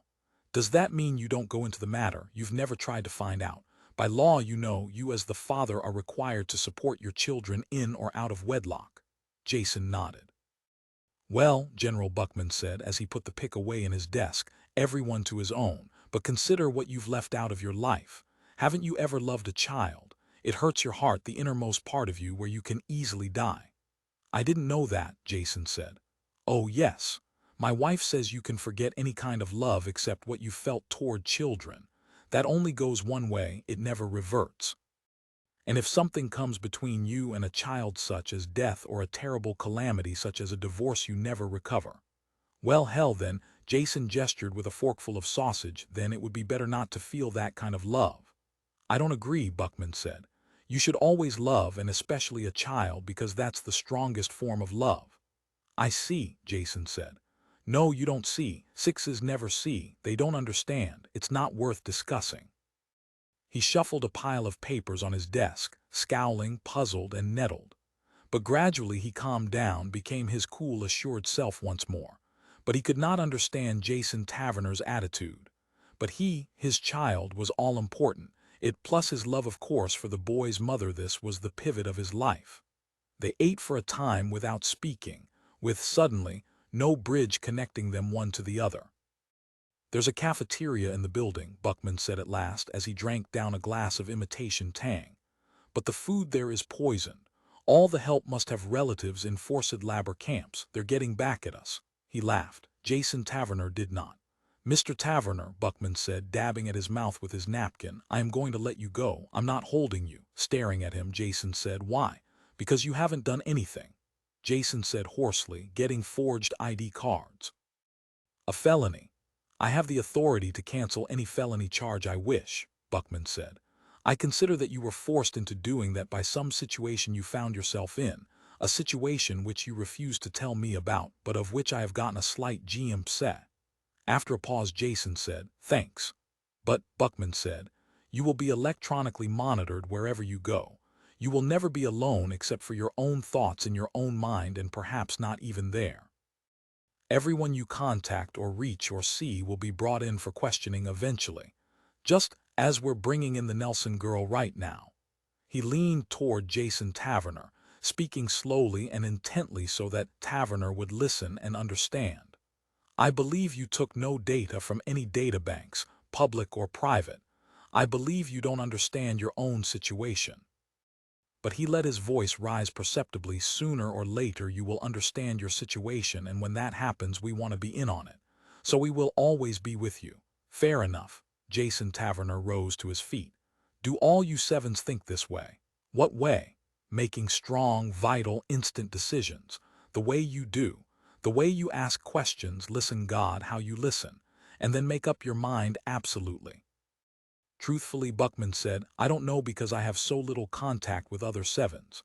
Thanks, Jason said. He held out his hand, they shook. Thanks for the meal. He seemed calm now, in control of himself, and very much relieved. Do I just wander out of here? How do I get onto the street? We'll have to hold you until morning, Buckman said. It's a fixed policy. Suspects are never released at night. Too much goes on in the streets after dark. We'll provide you a cot and a room. You'll have to sleep in your clothes. And at 8 o'clock tomorrow morning I'll have Peggy escort you to the main entrance of the academy. Pressing the stud on his intercom, Buckman said, Peg, take Mr. Taverner to detention for now. Take him out again at 8 a.m. sharp. Understood? Yes, Mr. Buckman. Spreading his hands, smiling, General Buckman said, so that's it. There is no more. 17, Mr. Taverner, Peggy was saying insistently. Come along with me. Put your clothes on and follow me to the outside office. I'll meet you there. Just go through the blue and white doors. Standing off to one side, General Buckman listened to the girl's voice. Pretty and fresh, it sounded good to him, and he guessed that it sounded that way to Taverner, too. "One more thing," Buckman said, stopping the sloppily dressed, sleepy Taverner as he started to make his way toward the blue and white doors. "I can't renew your police pass if someone down the line voids it. Do you understand? What you've got to do is apply to us, exactly following legal lines, for a total set of ID cards. It'll mean intensive interrogation, but," he thumped Jason Taverner on the arm, "A6 can take it." "Okay," Jason Taverner said. He left the office, closing the blue and white doors behind him. Into his intercom, Buckman said, "Make sure they put both a microtrans and a heterostatic Class 80 warhead on him, so we can follow him, and if it's necessary at any time we can destroy him." "You want a voice tap too?" Said. "Yes, if you can get it onto his throat without him noticing." "I'll have Peg do it," said, and signed off. Could a Mutt and Jeff, say, between me and McNulty, have brought any more information out? He asked himself. No, he decided. Because the man himself simply doesn't know. What we must do is wait for him to figure it out. And be there with him, either physically or electronically, when it happens. As in fact I pointed out to him. But it still strikes me, he realized, that we very well may have blundered onto something the Sixes are doing as a group despite their usual mutual animosity.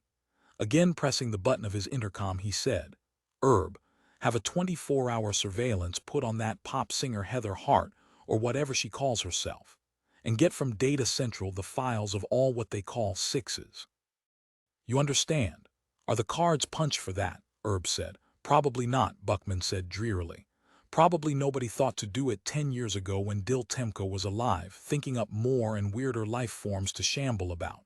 Like us Sevens," he thought wryly. "And they certainly wouldn't think of it these days now that the Sixes have failed politically. Do you agree?" "I agree," said, "but I'll try for it anyhow." Buckman said, "If the cards are punched for that, I want a 24-hour surveillance on all Sixes.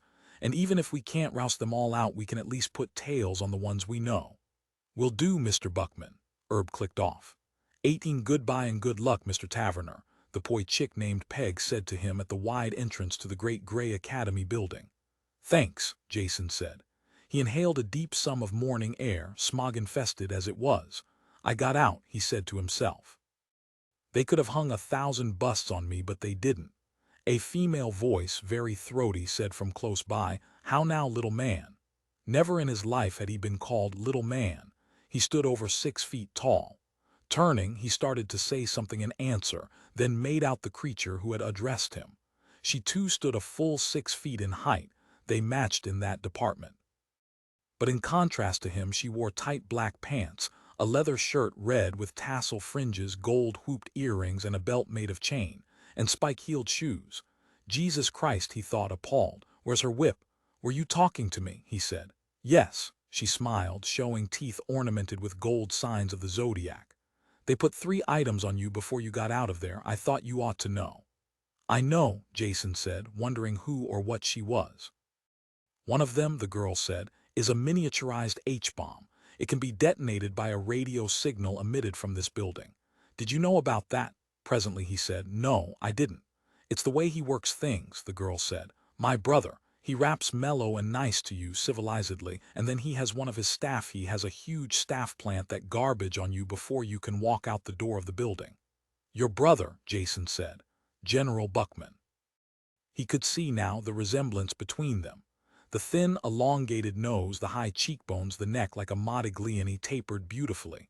Very patrician, he thought. They both of them impressed him. So she must be a 7 too, he said to himself. He felt himself become wary again. The hackles on his neck burned as he confronted her.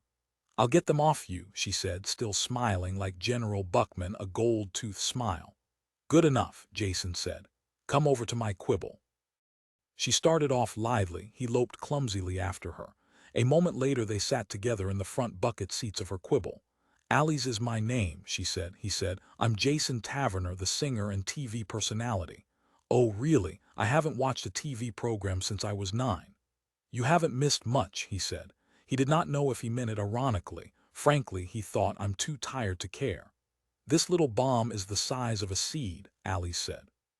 "It's embedded like a tick in your skin. Normally, even if you knew it was there someplace on you, you still could never find it, but I borrowed this from the academy. She held up a tube-like light. This glows when you get it near a seed bomb. She began at once, efficiently and nearly professionally, to move the light across his body. At his left wrist the light glowed. I also have the kit they use to remove a seed bomb, Alice said. From her mail pouch purse she brought a shallow tin, which she at once opened. The sooner it's cut out of you the better, she said, as she lifted a cutting tool from the kit. For 2 minutes she cut expertly, meanwhile spraying an analgesic compound on the wound, and then it lay in her hand, as she had said, the size of a seed. Thanks, he said, for removing the thorn from my paw. Alice laughed gaily. She replaced the cutting tool in the kit, shut the lid, returned it to her huge purse. You see, she said, he never does it himself, it's always one of his staff. So he can remain ethical and aloof as if it has nothing to do with him. I think I hate that the most about him, she pondered. I really hate him. Is there anything else you can cut or tear off me? Jason inquired. They tried. Peg, who is a police technician expert at it, tried to stick a voice tap on your gullet, but I don't think she got it to stick. Cautiously she explored his neck. No, it didn't catch, it fell off. Fine, that takes care of that. You do have a microtrans on you somewhere. We'll need a strobe light to pick up its flux. She fished in the glove compartment of the quibble and came up with a battery-operated strobe disc. I think I can find it, she said, setting the strobe light into activity. The microtrans turned out to be in residence in the cuff of his left sleeve. Alice pushed a pin through it, and that was that. Is there anything else? Jason asked her. Possibly a minicam. A very small camera transmitting a TV image back to Academy monitors. But I didn't see them wind one into you. I think we can take a chance and forget that. She turned then to scrutinize him. Who are you? She asked. By the way, Jason said, an unperson. Meaning what? Meaning that I don't exist. Physically. I don't know, he said truthfully. Maybe he thought if I had been more open with her brother, the police general, maybe he could have worked it out. After all, Felix Buckman was a 7. Whatever that meant. But still Buckman had probed in the right direction. He had brought out a good deal. And in a very short time, a period punctuated by a late-night breakfast and a cigar. The girl said, so you're Jason Taverner, the man McNulty was trying to pin down and couldn't. The man with no data on him anywhere in the world. No birth certificate, no school records, no. How is it you know all this? Jason said. I looked over McNulty's report. Her tone was blithe. In Felix's office, it interested me. Then why did you ask me who I am? Alice said. I wondered if you knew. I had heard from McNulty. This time I wanted your side of it, the antipal side as they call it. I can't add anything to what McNulty knows, Jason said. That's not true. She had begun to interrogate him now, precisely in the manner her brother had a short time ago. Low, informal tone of voice, as if something merely casual were being discussed. Then the intense focus on his face, the graceful motions of her arms and hands, as if, while talking to him, she danced a little, with herself. Beauty dancing on beauty, he thought. He found her physically, sexually exciting. And he had had enough of sex, God knew, for the next several days. Okay, he conceded, I know more. More than you told Felix, he hesitated. And in doing so answered. Yes, Alice said. He shrugged. It had become obvious. Tell you what, Alice said briskly. Would you like to see how a police general lives, his home, his billion-dollar castle? You'd let me in there, he said, incredulous. If he found out, he paused. Where is this woman leading me, he asked himself. Into terrible danger. Everything in him sensed it, became at once wary and alert. He felt his own cunning course through him, infusing every part of his somatic being. His body knew that here, more than at any other time, he had to be careful. You have legal access to his home, he said, calming himself. He made his voice natural, devoid of any unusual tension. Hell, Alice said, I live with him. We're twins. We're very close, incestuously close. Jason said, I don't want to walk into a setup hammered out between you and General Buckman. A setup between Felix and me, she laughed sharply. Felix and I couldn't collaborate in painting Easter eggs. Come on, let's shoot over to the house. Between us we have a good deal of interesting objects. Medieval wooden chess sets, old bone china cups from England. Some beautiful early U.S. stamps printed by the National Banknote Company. Do stamps interest you? No, he said. Guns, he hesitated. To some extent.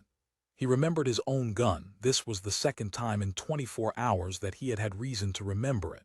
Eyeing him, Ali said, "You know, for a small man you're not bad looking.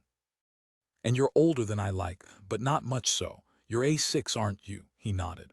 "Well," Ali said, "do you want to see a police general's castle?" Jason said, "Okay." They would find him wherever he went whenever they wanted him, with or without a microtrans pinned on his cuff. Turning on the engine of her quibble, Ali's Buckman spun the wheel, pressed down on the pedal. The quibble shot up at a 90-degree angle to the street. A police engine, he realized. Twice the horsepower of domestic models. "There is one thing," Ali said as she steered through traffic, "that I want you to get clear in your mind." She glanced over at him to be sure he was listening. "Don't make any sexual advances toward me. If you do, I'll kill you." She tapped her belt and he saw, tucked within it, a police model weapon tube. It glinted blue and black in the morning sun. "Noticed and attended to," he said, and felt uneasy. He already did not like the leather and iron costume she wore. Fetishistic qualities were profoundly involved, and he had never cared for them. And now this ultimatum.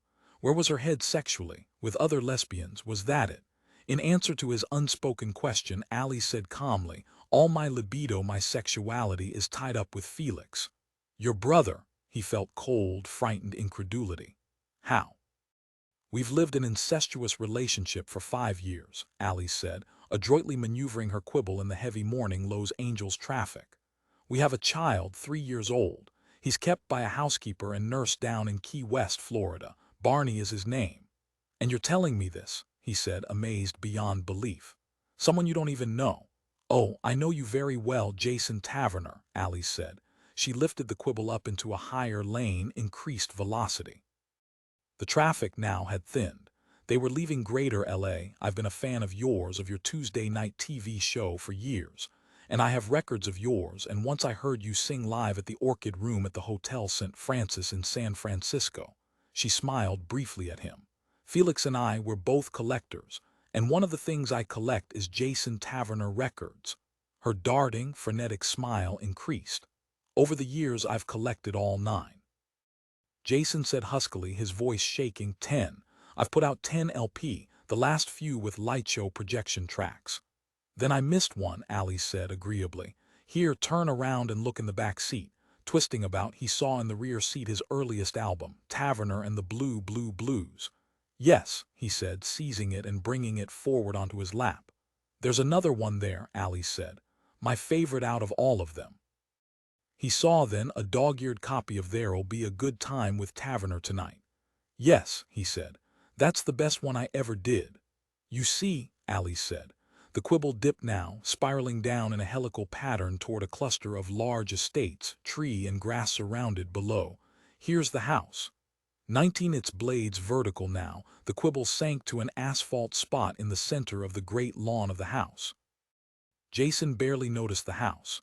3-story Spanish style with black iron railings on the balconies, red tile roof, adobe or stucco walls, he could not tell. A large house with beautiful oak trees surrounding it.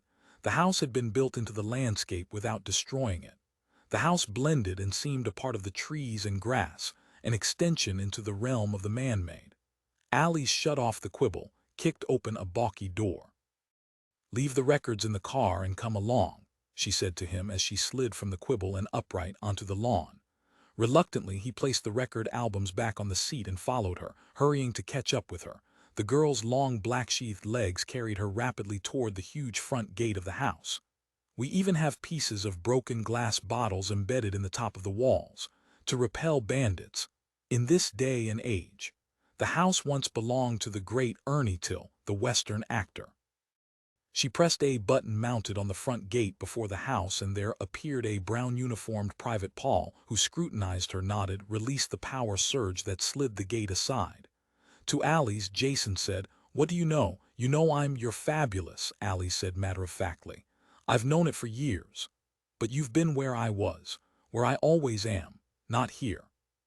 Taking his arm, Ali's guided him down an adobe and slate corridor and then down a flight of 5 brick steps into a sunken living room, an ancient place in this day, but beautiful. He did not, however, give a damn. He wanted to talk to her, to find out what and how she knew, and what it signified. "Do you remember this place?" Alice said. "No," he said. "You should. You've been here before." "I haven't," he said guardedly. She had thoroughly trapped his credulity by producing the two records. "I've got to have them," he said to himself. To show to yes, he thought. To whom? To General Buckman. And if I do show him, what will it get me? "A cap of mescaline," Alice said, going to a drug case, a large hand-oiled walnut cabinet at the end of the leather and brass bar on the far side of the living room. "A little," he said. But then his response surprised him. He blinked. "I want to keep my head clear," he amended.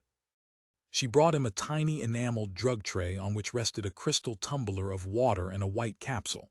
"Very good stuff. Harvey's Yellow No. 1, imported from Switzerland in bulk, capsuled on Bond Street," she added, "and not strong at all, color stuff." "Thanks." He accepted the glass and the white capsule. He drank the mescaline down, placed the glass back on the tray. "Aren't you having any?" he asked her, feeling belatedly wary. "I'm already spaced," Alice said genially, smiling her gold Baroque tooth smile. "Can't you tell? I guess not. You've never seen me any other way." "Did you know I'd be brought to the L.A. Police Academy?" he asked. "You must have," he thought, "because you had the two records of mine with you. Had you not known, the chances of your having them alone are 0 out of a billion, virtually." "I monitored some of their transmissions," Alice said. Turning, she roamed restlessly off, tapping on the small enameled tray with one long fingernail. "I happened to pick up the official traffic between Vegas and Felix. I like to listen to him now and then during the time he's on duty. Not always, but—" she pointed toward a room beyond an open corridor at the near side. "I want to look at something. I'll show it to you if it's as good as Felix said." He followed, the buzz of questions in his mind dinning at him as he walked. If she can get across, he thought, go back and forth, as she seems to have done, he said the center drawer of his maple desk. Alice said reflectively as she stood in the center of the house's library. Leather-bound books rose up in cases mounted to the high ceiling of the chamber. Several desks, a glass case of tiny cups, various early chess sets, 2 ancient tarot card decks. Alice wandered over to a New England desk, opened a drawer, peered within. "Ah," she said, and brought out a glassine envelope. Alice Jason began, but she cut him off with a brusque snap of her fingers. "Be quiet while I look at this." From the surface of the desk she took a large magnifying glass. She scrutinized the envelope. "A stamp," she explained, then glancing up. "I'll take it out so you can look at it." Finding a pair of philatelic tongs, she carefully drew the stamp from its envelope and set it down on the felt pad at the front edge of the desk. Obediently, Jason peeped through the magnifying lens at the stamp. It seemed to him a stamp like any other stamp, except that unlike modern stamps it had been printed in only one color. "Look at the engraving on the animals," Alice said. "The herd of steer. It's absolutely perfect. Every line is exact." "This stamp has never been—" She stopped his hand as he started to touch the stamp. "Oh no," she said. "Don't ever touch a stamp with your fingers, always use tongs." "Is it valuable?" he asked. "Not really, but they're almost never sold. I'll explain it to you someday. This is a present to me from Felix because he loves me, because he says I'm good in bed." "It's a nice stamp," Jason said, disconcerted. He handed the magnifying glass back to her. "Felix told me the truth. It's a good copy. Perfectly centered, light cancellation that doesn't mar the center picture," and deftly with the tongs she flipped the stamp over on its back, allowed it to lie on the felt pad face down. All at once her expression changed. Her face glowed hotly and she said, "That motherfucker." "What's the matter?" he said. "A thin spot." She touched a corner of the stamp's back side with the tongs. "Well, you can't tell from the front, but that's Felix." "Hell, it's probably counterfeit anyhow. Except that Felix always somehow manages not to buy counterfeits." "Okay, Felix, that's one for you." Thoughtfully, she said, "I wonder if he's got another one in his own collection. I could switch them." Going to a wall safe, she twiddled for a time with the dials, opened the safe at last, and brought out a huge and heavy album which she lugged to the desk. "Felix," she said, "does not know I know the combination to that safe, so don't tell him." She cautiously turned heavy-gauge pages, came to one on which 4 stamps rested. "No $1 black," she said, "but he may have hidden it elsewhere. He may even have it down at the academy." Closing the album, she restored it to the wall safe. "The mescaline," Jason said, "is beginning to affect me." His legs ached. For him, that was always a sign that mescaline was beginning to act in his system. "I'll sit down," he said, and managed to locate a leather-covered easy chair before his legs gave way. Or seemed to give way. Actually, they never did. It was a drug-instigated illusion. But all the same, it felt real. "Would you like to see a collection of chaste and ornate snuff boxes?" Alice inquired. "Felix has a terribly fine collection, all antiques in gold, silver alloys with cameo engravings, hunting scenes. No." She seated herself opposite him, crossed her long, black-sheathed legs. Her high-heeled shoe dangled as she swung it back and forth. "One time Felix bought an old snuff box at an auction, paid a lot for it, brought it home. He cleaned the old snuff out of it and found a spring-operated lever mounted at the bottom of the box, or what seemed to be the bottom. The lever operated when you screwed down a tiny screw. It took him all day to find a tool small enough to rotate the screw, but at least he got it." She laughed. "What happened?" Jason said. "The bottom of the box, a false bottom with a tin plate concealed in it. He got the plate out." She laughed again, her gold tooth ornamentation sparkling. "It turned out to be a 200-year-old dirty picture of a chick copulating with a Shetland pony, tinted too in 8 colors, worth, oh say, $5,000. Not much, but it genuinely delighted us. The dealer, of course, didn't know it was there." "I see," Jason said. "You don't have any interest in snuff boxes," Alice said, still smiling. "I'd like to see it," he said, and then he said, "Alice, you know about me, you know who I am. Why doesn't anybody else know? Because they've never been there." "Where?" Alice massaged her temples, twisted her tongue, stared blankly ahead as if lost in thought, as if barely hearing him. "You know," she said, sounding bored and a little irritable. "Christ, man, you lived there 42 years. What can I tell you about that place that you don't already know?" She glanced up then, her heavy lips curling mischievously. She grinned at him. "How did I get here?" He said. She hesitated. "I'm not sure I should tell you." Loudly he said, "Why not? Let it come in time." She made a damping motion with her hand. In time, in time. Look, man, you've already been hit by a lot. You almost got shipped to a labor camp, and you know what kind today. Thanks to that asshole McNulty and my dear brother, the police general." Her face had become ugly with revulsion, but then she smiled her provocative smile once again. Her lazy, gold-toothed, inviting smile. Jason said, "I want to know where I am." "You're in my study in my house. You're perfectly safe. We got all the insects off you, and no one's going to break in here. Do you know what?" She sprang from her chair, bounding to her feet like a super-lithe animal. Involuntarily, he drew back. "Have you ever made it by phone?" she demanded, bright-eyed and eager. "Made what?" "The grid," Alice said. "Don't you know about the phone grid?" "No," he admitted. But he had heard of it. Your everybody's sexual aspects are linked electronically and amplified to as much as you can endure. It's addictive because it's electronically enhanced. People, some of them, get so deep into it they can't pull out. Their whole lives revolve around the weekly or, hell, even daily, setting up of the network of phone lines. It's regular picture phones which you activate by credit card, so it's free at the time you do it. The sponsors bill you once a month, and if you don't pay, they cut your phone out of the grid. "How many people," he asked, "are involved in this?" "Thousands." "At one time," Alice nodded. "Most of them have been doing it 2-3 years, and they've deteriorated physically and mentally from it, because the part of the brain where the orgasm is experienced is gradually burned out.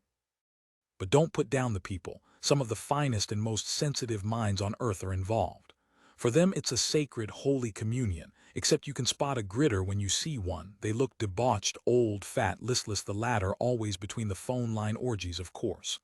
"And you do this?" She did not look debauched, old, fat, or listless to him. "Now and then, but I never get hooked. I cut myself out of the grid just in time. Do you want to try it?" "No," he said. "Okay," Alice said reasonably, undaunted. "What would you like to do? We have a good collection of Rilke and Brecht in interlinear translation discs. The other day Felix came home with a quad-end light set of all 7 Sibelius symphonies. It's very good. For dinner Emma is preparing frog's legs. Felix loves both frog's legs and escargot. He eats out in good French and Basque restaurants most of the time, but tonight—" "I want to know," Jason interrupted, "where I am. Can't you simply be happy?" He rose to his feet with difficulty and confronted her. Silently. The mescaline had furiously begun to affect him. The room grew lit up with colors, and the perspective factor altered so that the ceiling seemed 1,000,000 miles high. And gazing at Alice, he saw her hair come alive. Like Medusa's, he thought, and felt fear. Ignoring him, Alice continued. Felix especially likes Basque cuisine, but they cook with so much butter that it gives him pyloric spasms. He also has a good collection of weird tales, and he loves baseball. And let's see. She wandered off, a finger tapping against her lips as she reflected. He's interested in the occult. Do you? I feel something, Jason said. What do you feel? Jason said. I can't get away. It's the me's, take it easy. He pondered. A giant weight lay on his brain, but all throughout the weight streaks of light, of Satori-like insight, shot here and there. What I collect, Alice said, is in the next room, what we call the library. This is the study. In the library, Felix has all his law books. Did you know he's a lawyer as well as a police general? And he has done some good things, I have to admit it. Do you know what he did once? He could not answer. He could only stand, inert, hearing the sounds but not the meaning of it. For a year, Felix was legally in charge of 1/4 of Terra's forced labor camps. He discovered that by virtue of an obscure law passed years ago, when the forced labor camps were more like death camps with a lot of blacks in them anyhow. He discovered that this statute permitted the camps to operate only during the Second Civil War. And he had the power to close any and all camps at any time he felt it to be in the public interest. And those blacks and the students who'd been working in the camps are damn tough and strong, from years of heavy manual labor. They're not like the effete, pale, clammy students living beneath the campus areas. And then he researched and discovered another obscure statute. Any camp that isn't operating at a profit has to be, or rather had to be, closed. So Felix changed the amount of money, very little, of course, paid to the detainees. So all he had to do was jack up their pay, show red ink in the books, and barn, he could shut down the camps. She laughed. He tried to speak but couldn't. Inside him, his mind churned like a tattered rubber ball, sinking and rising, slowing down, speeding up, fading, and then flaring brilliantly. The shafts of light scampered all through him, piercing every part of his body. But the big thing Felix did, Alice said, had to do with the student kibbutzim under the burned-out campuses. A lot of them are desperate for food and water. You know how it is. The students try to make it into town, foraging for supplies, ripping off and looting. Well, the police maintain a lot of agents among the students agitating for a final shootout with the police, which the police and Nats are hopefully waiting for. Do you see? I see, he said, a hat. But Felix tried to keep off any sort of shootout, but to do it he had to get supplies to the students. Do you see? The hat is red, Jason said, like your ears. Because of his position as marshal in the Pol hierarchy, Felix had access to informant reports as to the condition of each student kibbutz. He knew which ones were failing and which were making it. It was his job to boil out of the horde of abstracts the ultimately important facts, which kibbutzim were going under and which were not. Once he had listed those in trouble, other high police officers met with him to decide how to apply pressure which would hasten the end. Defeatist agitation by police finks, sabotage of food and water supplies, desperate, actually hopeless forays out of the campus area in search of help. For instance, at Columbia one time they had a plan of getting to the Harry S. Truman labor camp and liberating the detainees and arming them. But at that, even Felix had to say, intervene. But anyhow, it was Felix's job to determine the tactic for each kibbutz under scrutiny. Many, many times he advised no action at all. For this, of course, the hard hats criticized him, demanded his removal from his position. Alice paused. He was a full police marshal then, you have to realize. Your red, Jason said, is fantajulous. I know. Alice's lips turned down. Can't you hold your hit, man? I'm trying to tell you something. Felix got demoted from police marshal to police general because he saw to it when he could that in the kibbutzim the students were bathed, fed, their medical supplies looked after, cots provided, like he did for the forced labor camps under his jurisdiction. So now he's just a general, but they leave him alone. They've done all they can to him for now, and he still holds a high office. But you're incest, Jason said. What if? He paused. He could not remember the rest of his sentence. If, he said, and that seemed to be it. He felt a furious glow arising from the fact that he had managed to convey his message to her. If, he said again, and the inner glow became wild with happy fury. He exclaimed aloud.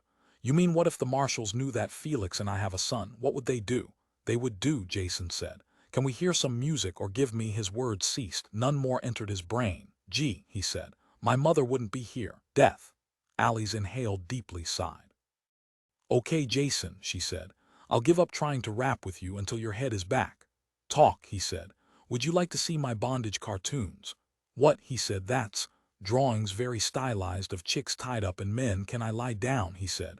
My legs won't work. I think my right leg extends to the moon. In other words, he considered, I broke it standing up. Come here. She led him step by step from the study and back into the living room. Lie down on the couch, she told him. With agonizing difficulty he did so. I'll go get you some Thorazine, it'll counteract the mees. This is a mess, he said. Let's see, where the hell did I put that? I rarely if ever have to use it, but I keep it in case something like this. God damn it, can't you drop a single cap of mees and be something? I take 5 at once. But you're vast, Jason said. I'll be back, I'm going upstairs. Allie strode off toward a door located several distances away. For a long, long time he watched her dwindle. How did she accomplish it? It seemed incredible that she could shrink down to almost nothing and then she vanished. He felt that terrible fear. He knew that he had become alone without help. Who will help me? He asked himself.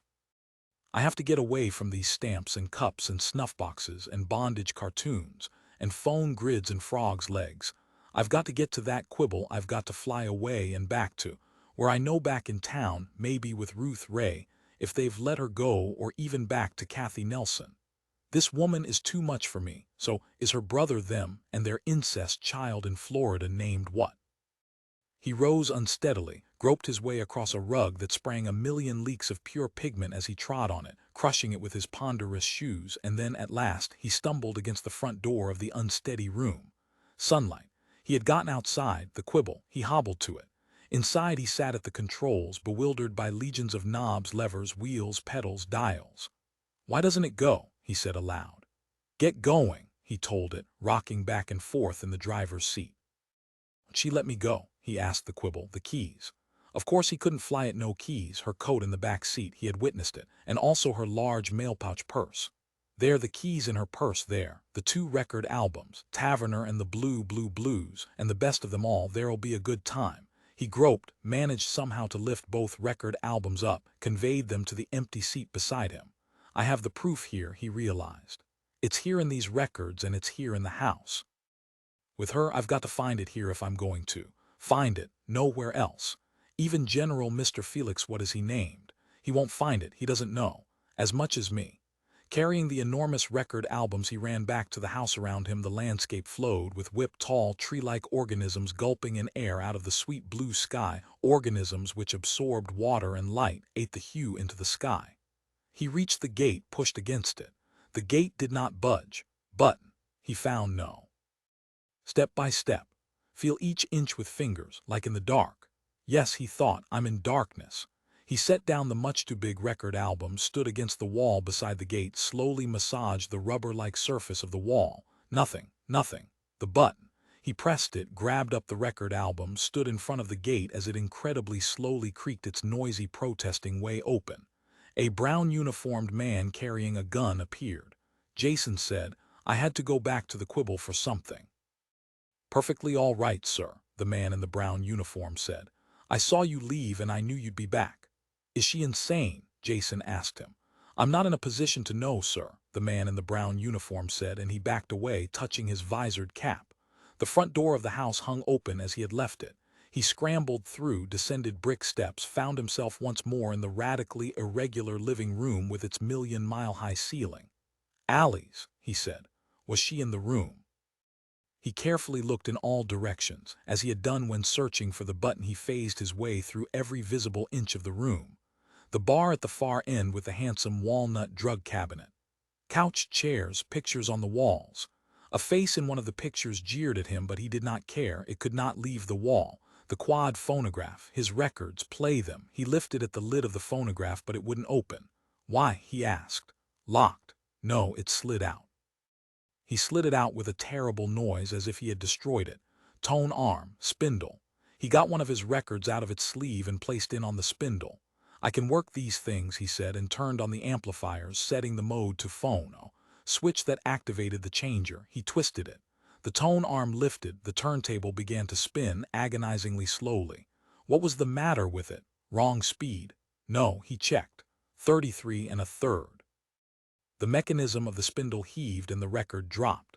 Loud noise of the needle hitting the lead-in groove. Crackles of dust, clicks, typical of old quad records.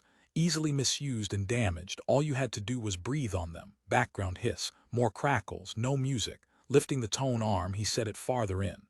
Great roaring crash as the stylus struck the surface. He winced, sought the volume control to turn it down. Still no music, no sound of himself singing. The strength the mescaline had over him began now to waver. He felt coldly, keenly sober. The other record. Swiftly he got it from its jacket and sleeve, placed it on the spindle, rejected the first record. Sound of the needle touching plastic surface.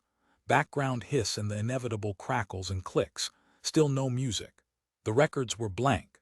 Part 3. Never may my woes be relieved, since pity is fled, and tears and sighs and groans my weary days of all joys have deprived. 21 Alleys, Jason Taverner called loudly. No answer. Is it the mescaline? He asked himself. He made his way clumsily from the phonograph toward the door through which Alleys had gone. A long hallway, deep pile wool carpet. At the far end, stairs with a black iron railing leading up to the second floor. He strode as quickly as possible up the hall to the stairs and then, step by step, up the stairs. The second floor. A foyer with an antique Heppel-white table off to one side, piled high with box magazines. That weirdly caught his attention. Who, Felix or Alleys or both, read a low-class mass-circulation pornographic magazine like Box? He passed on then, still because of the mescaline, certainly seeing small details. The bathroom, that was where he would find her.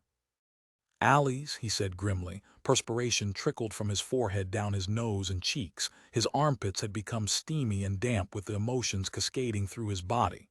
"God damn it," he said, speaking to her although he could not see her.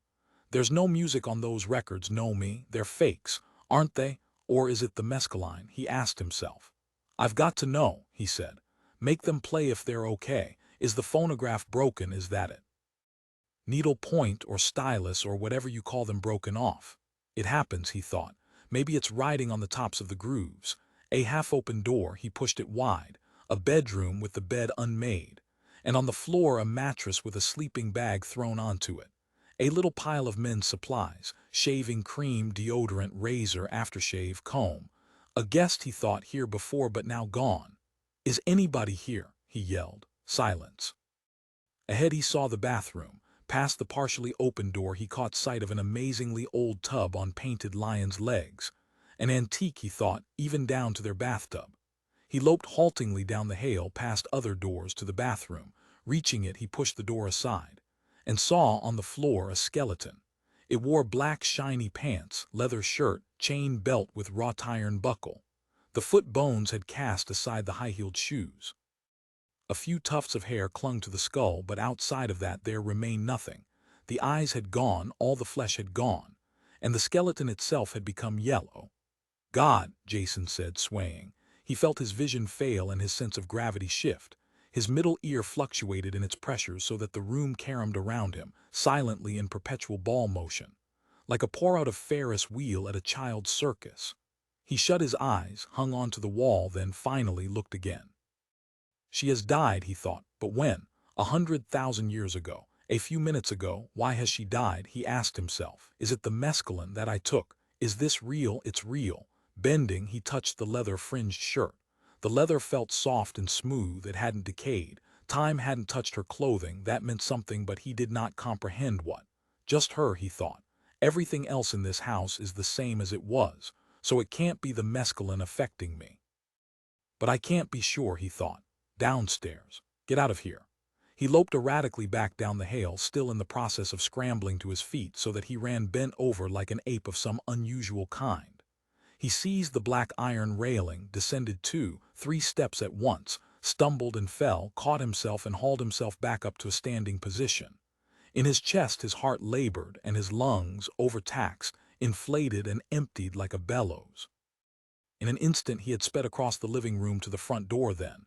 For reasons obscure to him but somehow important, he snatched up the 2 records from the phonograph, stuffed them into their jackets, carried them with him through the front door of the house, out into the bright, warm sun of midday.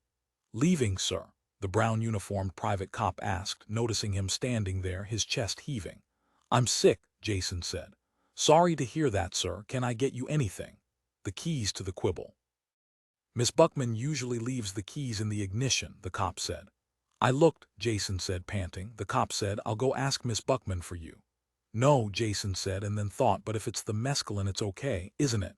"No," the cop said, and all at once his expression changed. "Stay where you are," he said. "Don't head toward that quibble." Spinning, he dashed into the house.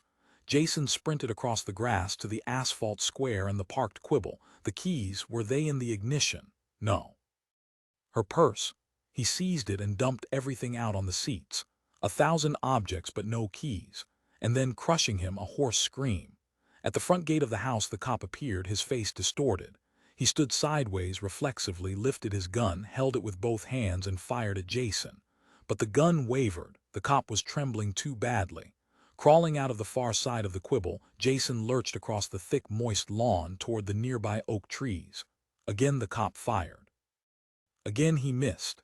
Jason heard him curse. The cop started to run toward him, trying to get closer to him. Then all at once the cop spun and sped back into the house. Jason reached the trees. He crashed through dry underbrush, limbs of bushes snapping as he forced his way through. A high adobe wall. And what had Allie said? Broken bottles cemented on top. He crawled along the base of the wall, fighting the thick underbrush, then abruptly found himself facing a broken wooden door. It hung partially open, and beyond it he saw other houses and a street. It was not the mescaline, he realized. The cop saw it too, her lying there, the ancient skeleton, as if dead all these years. On the far side of the street, a woman with an armload of packages was unlocking the door of her flip-flap. Jason made his way across the street, forcing his mind to work, forcing the dregs of the mescaline away. "Miss," he said, gasping. Startled, the woman looked up, young, heavyset, but with beautiful auburn hair. "Yes," she said nervously, surveying him. "I've been given a toxic dose of some drug," Jason said, trying to keep his voice steady. "Will you drive me to a hospital?" Silence. She continued to stare at him wide-eyed. He said nothing, he merely stood panting, waiting. Yes or no, it had to be one or the other. The heavyset girl with the auburn hair said, "I'm not a very good driver, I just got my license last week." "I'll drive," Jason said, "but I won't come along." She backed away, clutching her armload of badly wrapped brown paper parcels. Probably she had been on her way to the post office. "Can I have the keys?" he said. He extended his hand, waited. "But you might pass out and then my flip-flap." "Come with me then," he said. She handed him the keys and crept into the rear seat of the flip-flap. Jason, his heart pulsing with relief, got in behind the wheel, stuck the key into the ignition, turned the motor on, and in a moment sent the flip-flap flip-flapping up into the sky at its maximum speed of 40 knots an hour. It was, he noted for some odd reason, a very inexpensive model flip-flap, a Ford Greyhound, an economy flip-flap, and not new. "Are you in great pain?" the girl asked anxiously. Her face in his rear-view mirror still showed nervousness, even panic. The situation was too much for her. "No," he said. "What was the drug?" "They didn't say." The mescaline had virtually worn off now. Thank God his sick physiology had the strength to combat it. He did not relish the idea of piloting a slow-moving flip-flap through the midday Los Angeles traffic while on a hit of mescaline. And he thought savagely, a big hit. Despite what she said, Allie's. "Why are the records blank?" he asked silently. "The records, where were they?" He peered about, stricken. Oh, on the seat beside him. Automatically he had thrust them in as he himself got into the flip-flap. "So they're okay. I can try to play them again on another phonograph."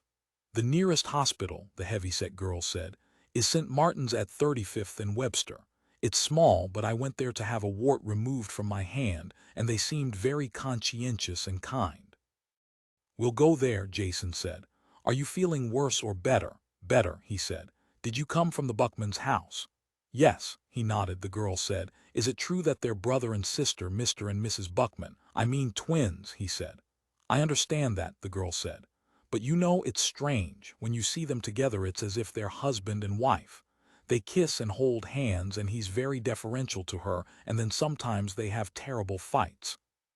The girl remained silent a moment and then leaning forward said, "My name is Mary Ann Dominic. What is your name?" "Jason Taverner," he informed her. Not that it meant anything, after all. After what had seemed for a moment, but then the girl's voice broke into his thoughts. "I'm a potter," she said shyly. "These are pots I'm taking to the post office to mail to stores in Northern California, especially to Gumps in San Francisco and Fraser's in Berkeley. Do you do good work?" He asked. Almost all of his mind, his faculties, remained fixed in time, fixed at the instant he had opened the bathroom door and seen her on the floor. He barely heard Miss Dominic's voice. "I try to, but you never know. Anyhow, they sell." "You have strong hands," he said, for want of anything better to say. His words still emerged semi-reflexively, as if he were uttering them with only a fragment of his mind. "Thank you," Mary Ann Dominic said. Silence. "You passed the hospital," Mary Ann Dominic said. "It's back a little way and to the left." Her original anxiety had now crawled back into her voice. "Are you really going there, or is this some—" "Don't be scared," he said, and this time he paid attention to what he said. He used all his ability to make his tone kind and reassuring. "I'm not an escaped student, nor am I an escapee from a forced labor camp." He turned his head and looked directly into her face. "But I am in trouble." "Then you didn't take a toxic drug." Her voice wavered. It was as if that which she had most feared throughout her whole life had finally overtaken her. "I'll land us," he said, "to make you feel safer. This is far enough for me. Please don't freak, I won't hurt you." But the girl sat rigid and stricken, waiting for, well, neither of them knew. At an intersection, a busy one, he landed at the curb, quickly opened the door. But then, on impulse, he remained within the flip-flap for a moment, turned still in the girl's direction. "Please get out," she quavered. "I don't mean to be impolite, but I'm really scared. You hear about hunger-crazed students who somehow get through the barricades around the campuses. Listen to me," he said sharply, breaking into her flow of speech. "Okay." She composed herself, hands on her lap full of packages, dutifully and fearfully waiting. "Jason said, you shouldn't be frightened so easily. Or life is going to be too much for you." "I see." She nodded humbly, listening, paying attention as if she were at a college classroom lecture. "Are you always afraid of strangers?" he asked her. "I guess so." Again she nodded. This time she hung her head as if he had admonished her, and in a fashion he had.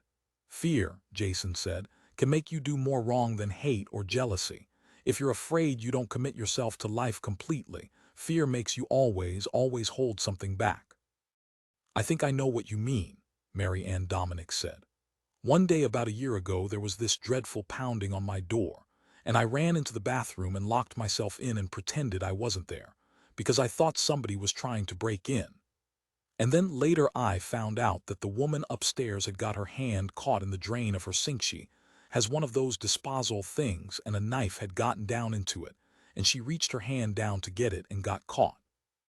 And it was her little boy at the door. So you do understand what I mean," Jason interrupted. "Yes, I wish I wasn't that way, I really do, but I still am." Jason said, "How old are you?" 32. That surprised him. She seemed much younger. Evidently she had not ever really grown up. He felt sympathy for her. How hard it must have been for her to let him take over her flip-flap.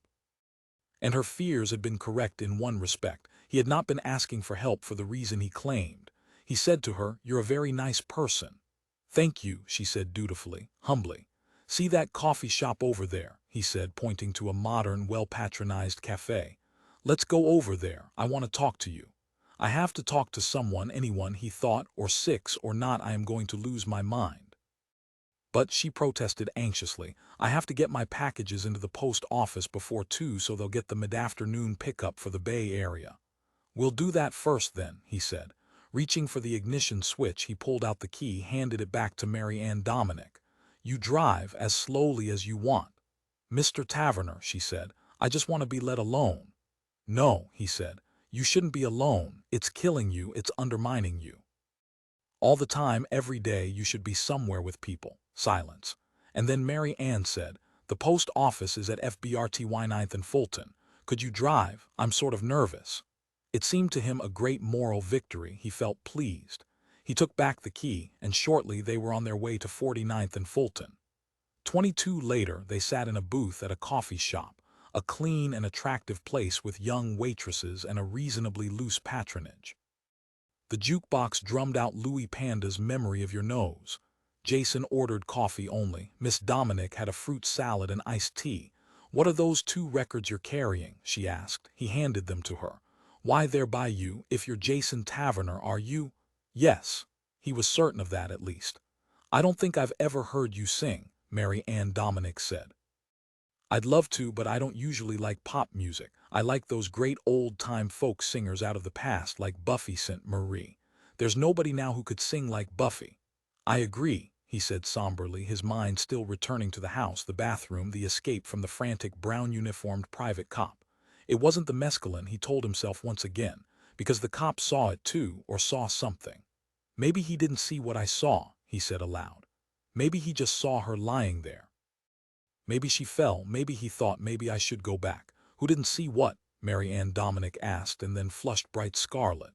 "I didn't mean to poke into your life. You said you're in trouble, and I can see you have something weighty and heavy on your mind that's obsessing you." "I have to be sure," he said. "What actually happened? Everything is there in that house. And on these records," he thought.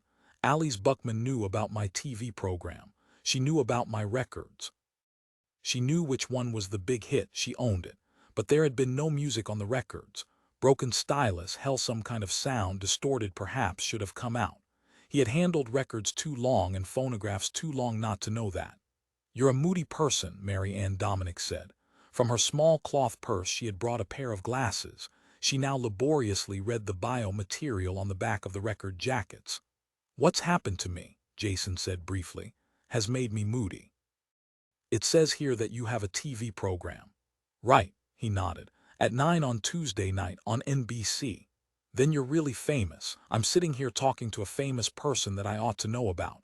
How does it make you feel, I mean, my not recognizing who you are when you told me your name?" He shrugged, and felt ironically amused. "Would the jukebox have any songs by you?" She pointed to the multicolored Babylonian Gothic structure in the far corner. "Maybe," he said. It was a good question. "I'll go look." Miss Dominic fished a half-quink from her pocket, slid from the booth, and crossed the coffee shop to stare down at the titles and artists of the jukebox's listing. "When she gets back, she is going to be less impressed by me," Jason mused. He knew the effect of one ellipsis. Unless he manifested himself everywhere, from every radio and phonograph, jukebox and sheet music shop, TV screen in the universe, the magic spell collapsed. She returned smiling. "We're nothing fuck up," she said, reseating herself. He saw then that the half-quink was gone. It should play next. Instantly he was on his feet and across the coffee shop to the jukebox. She was right, selection B4. His most recent hit, Nowhere Nothing Fuck Up, a sentimental number. And already the mechanism of the jukebox had begun to process the disc. A moment later his voice, mellowed by quad sound points and echo chambers, filled the coffee shop. Dazed, he returned to the booth. "You sound super wonderful," Mary Ann said politely, perhaps given her taste when the disc had ended. "Thanks." It had been him, all right. The grooves on that record hadn't been blank. "You're really far out," Mary Ann said enthusiastically, all smiles and twinkly glasses. Jason said simply, "I've been at it a long time." She had sounded as if she meant it. "Do you feel bad that I hadn't heard of you?" "No." He shook his head, still dazed. Certainly she was not alone in that, as the events of the past 2 days, had it only been that, had shown. "Can I order something more?" Mary Ann asked. She hesitated. "I spent all my money on stamps. I'm picking up the tab," Jason said. "How do you think the strawberry cheesecake would be?" "Outstanding," he said, momentarily amused by her. The woman's earnestness, her anxieties. Does she have any boy friends of any kind? He wondered. Probably not. She lived in a world of pots, clay, brown wrapping paper, troubles with her little old Ford Greyhound, and in the background the stereo-only voices of the old-time greats, Judy Collins and Joan Baez. "Ever listen to Heather Hart?" he asked. Gently, her forehead wrinkled. "I don't recall for sure. Is she a folk singer, or her voice trailed off?" She looked sad, as if she sensed that she was failing to be what she ought to be, failing to know what every reasonable person knew. He felt sympathy for her. "Ballads," Jason said, "like what I do." "Could we hear your record again?" He obligingly returned to the jukebox, scheduled it for replay. This time Mary Ann did not seem to enjoy it. "What's the matter?" he asked. "Oh," she said, "I always tell myself I'm creative, I make pots and like that, but I don't know if they're actually any good. I don't know how to tell. People say to me, people tell you everything. From that you're worthless to priceless, the worst and the best. You're always reaching somebody here." He tapped the salt shaker and not reaching somebody there. He tapped her fruit salad bowl. "But there has to be some way. There are experts. You can listen to them, to their theories. They always have theories. They write long articles and discuss your stuff back to the first record you cut 19 years ago. They compare recordings you don't even remember having cut. And the TV critics, but to be noticed." Again, briefly, her eyes shone. "I'm sorry," he said, rising to his feet once more. He could wait no longer. "I have to make a phone call. Hopefully I'll be right back. If I'm not," he put his hand on her shoulder, on her knitted white sweater which she had probably made herself. "It's been nice meeting you." Puzzled, she watched him in her wan, obedient way as he elbowed a path to the back of the crowded coffee shop, to the phone booth. Shut up inside the phone booth, he read off the number of the Los Angeles Police Academy from the emergency listings and, after dropping in his coin, dialed. "I'd like to speak to Police General Felix Buckman," he said, and without surprise heard his voice shake. Psychologically I've had it, he realized. Everything that's happened, up to the record on the jukebox, it's too goddamn much for me. I'm just plain scared. And disoriented. So maybe, he thought, the mescaline has not worn completely off after all.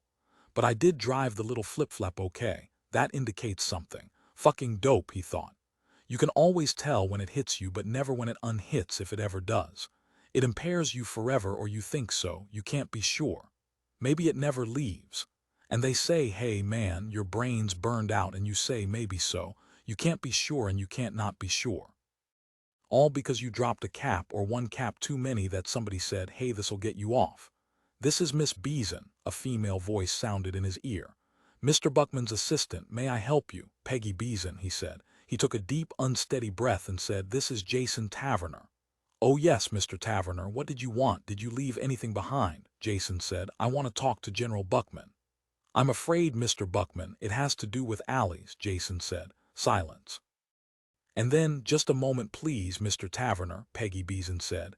"I'll ring Mr. Buckman and see if he can free himself a moment." Clicks, pause, more silence. Then a line opened. "Mr. Taverner." It was not General Buckman. "This is Herbert Mame, Mr. Buckman's chief of staff. I understand you told Miss Beeson that it has to do with Mr. Buckman's sister, Miss Alice Buckman. Frankly, I'd like to ask, just what are the circumstances under which you happen to know Miss—" Jason hung up the phone and walked sightlessly back to the booth where Mary Ann Dominic sat eating her strawberry cheesecake. "You did come back after all," she said cheerfully. "How," he said, "is the cheesecake?" "A little too rich," she added, "but good." He grimly reseated himself. Well, he had done his best to get through to Felix Buckman, to tell him about alleys. But what would he have been able to say after all? The futility of everything, the perpetual impotence of his efforts and intentions. Weakened even more, he thought, by what she gave me, that cap of mescaline. If it had been mescaline, that presented a new possibility. He had no proof, no evidence that Alice had actually given him mescaline. It could have been anything. What, for example, was mescaline doing coming from Switzerland? That made no sense. That sounded synthetic, not organic, a product of a lab. Maybe a new multi-ingredient cultish drug, or something stolen from police labs. The record of nowhere nothing fuck-up. Suppose the drug had made him hear it, and see the listing on the jukebox. But Mary Ann Dominic had heard it too. In fact, she had discovered it. But the two blank records, what about them? As he sat pondering, an adolescent boy in a t-shirt and jeans bent over him and mumbled, "Hey, you're Jason Taverner, aren't you?" He extended a ballpoint pen and piece of paper. "Could I have your autograph, sir?" Behind him, a pretty little red-haired teeny-bopper, braless in white shorts, smiled excitedly and said, "We always catch you on Tuesday night. You're fantastic. And you look, in real life, you look just like on the screen, except that in real life you're more, tanned." Her friendly nipples jiggled. Numbly, by habit, he signed his name. "Thanks, guys," he said to them. There were 4 of them in all now. Chattering to themselves, the 4 kids departed. Now people in nearby booths were watching Jason and muttering interestedly to one another. As always, he said to himself, "This is how it's been up to the other day. My reality is leaking back." He felt uncontrollably, wildly elated. This was what he knew. This was his lifestyle. He had lost it for a short time, but now finally, he thought, I'm starting to get it back. Heather Hart. He thought, I can call her now and get through to her. She won't think I'm a twerp fan. Maybe I only exist so long as I take the drug. That drug, whatever it is that Allie's gave me. Then my career, he thought, the whole 20 years is nothing but a retroactive hallucination created by the drug. What happened, Jason Taverner thought, is that the drug wore off. Somebody stopped giving it to me and I woke up to reality. There in that shabby, broken-down hotel room with the cracked mirror and the bug-infested mattress. And I stayed that way until now, until Allie's gave me another dose. He thought, no wonder she knew about me, about my Tuesday night TV show. Through her drug she created it. And those 2 record albums props which she kept to reinforce the hallucination. Jesus Christ, he thought, is that it? But he thought, the money I woke up with in the hotel room, this whole wad of it. Reflexively he tapped his chest, felt its thick existence still there. If in real life I doled out my days in Fleabag hotels in the Watts area, where did I get that money? And I would have been listed in the police files and in all the other data banks throughout the world. I wouldn't be listed as a famous entertainer, but I'd be there as a shabby bum who never amounted to anything, whose only highs came from a pill bottle. For God knows how long, I may have been taking the drug for years. Allie's, he remembered, said I had been to the house before. And apparently he decided it's true, I had, to get my doses of the drug. Maybe I am only one of a great number of people leading synthetic lives of popularity, money, power by means of a capsule, while living actually, meanwhile, in bug-infested, ratty old hotel rooms, on Skid Row, derelicts, nobodies, amounting to zero, but meanwhile dreaming. You certainly are deep in a brown study, Mary Ann said. She had finished her cheesecake. She looked satiated now and happy. Listen, he said hoarsely, is my record really in that jukebox? Her eyes widened as she tried to understand. How do you mean we listen to it? And the little thingy where it tells the selections, that's there. Jukeboxes never made mistakes. He fished out a coin. Go play it again. Set it up for 3 plays. Obediently, she surged from her seat into the aisle and bustled over to the jukebox, her lovely long hair bouncing against her ample shoulders. Presently he heard his big hit song, and the people in the booths and at the counter were nodding and smiling at him in recognition. They knew it was he who was singing. His audience. When the song ended, there was a smattering of applause from the patrons of the coffee shop. Grinning reflexively, professionally in return, he acknowledged their recognition and approval. It's there, he said as the song replayed. Savagely he clenched his fist, struck the plastic table separating him from Mary Ann Dominic. God damn it, it's there. With some odd twist of deep, intuitive female desire to help him, Mary Ann said, and I'm here too. I'm not in a rundown hotel room lying on a cot dreaming, he said huskily. No, you're not. Her tone was tender, anxious. She clearly felt concern for him, for his alarm. Again, I'm real, he said. But if it could happen once for 2 days to come and go like this, to fade in and out, maybe we should leave, Mary Ann said apprehensively. That cleared his mind. Sorry, he said, wanting to reassure her. I just mean that people are listening. It won't hurt them, he said. Let them listen, let them see how you carry your worries and troubles with you even when you're a world-famous star. He rose to his feet, however. Where do you want to go? He asked her. To your apartment. It meant doubling back, but he felt optimistic enough to take the risk. My apartment, she faltered. Do you think I'd hurt you? He said. Off an interval she sat nervously pondering. No, she said at last. Do you have a phonograph? He asked. At your apartment? Yes, but not a very good one. It's just stereo, but it works. Okay, he said, herding her up the aisle toward the cash register. Let's go. 23 Mary Ann Dominic had decorated the walls and ceiling of her apartment herself. Beautiful, strong, rich colors, he gazed about, impressed. And the few art objects in the living room had a powerful beauty about them, ceramic pieces. He picked up one lovely blue glaze vase, studied it. I made that, Mary Ann said. This vase, he said, will be featured on my show. Mary Ann gazed at him in wonder. I'm going to have this vase with me very soon. In fact, he could visualize it, a big production number in which I emerge from the vase singing like the magic spirit of the vase. He held the blue vase up high in one hand, revolving it. "Nowhere nothing fuck up," he said, "and your career is launched." "Maybe you should hold it with both hands," Mary Ann said uneasily. "Nowhere nothing fuck up," the song that brought us more recognition. The vase slid from between his fingers and dropped to the floor.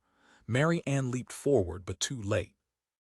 The vase broke into 3 pieces and lay there beside Jason's shoe, rough unglazed edges, pale and irregular and without artistic merit.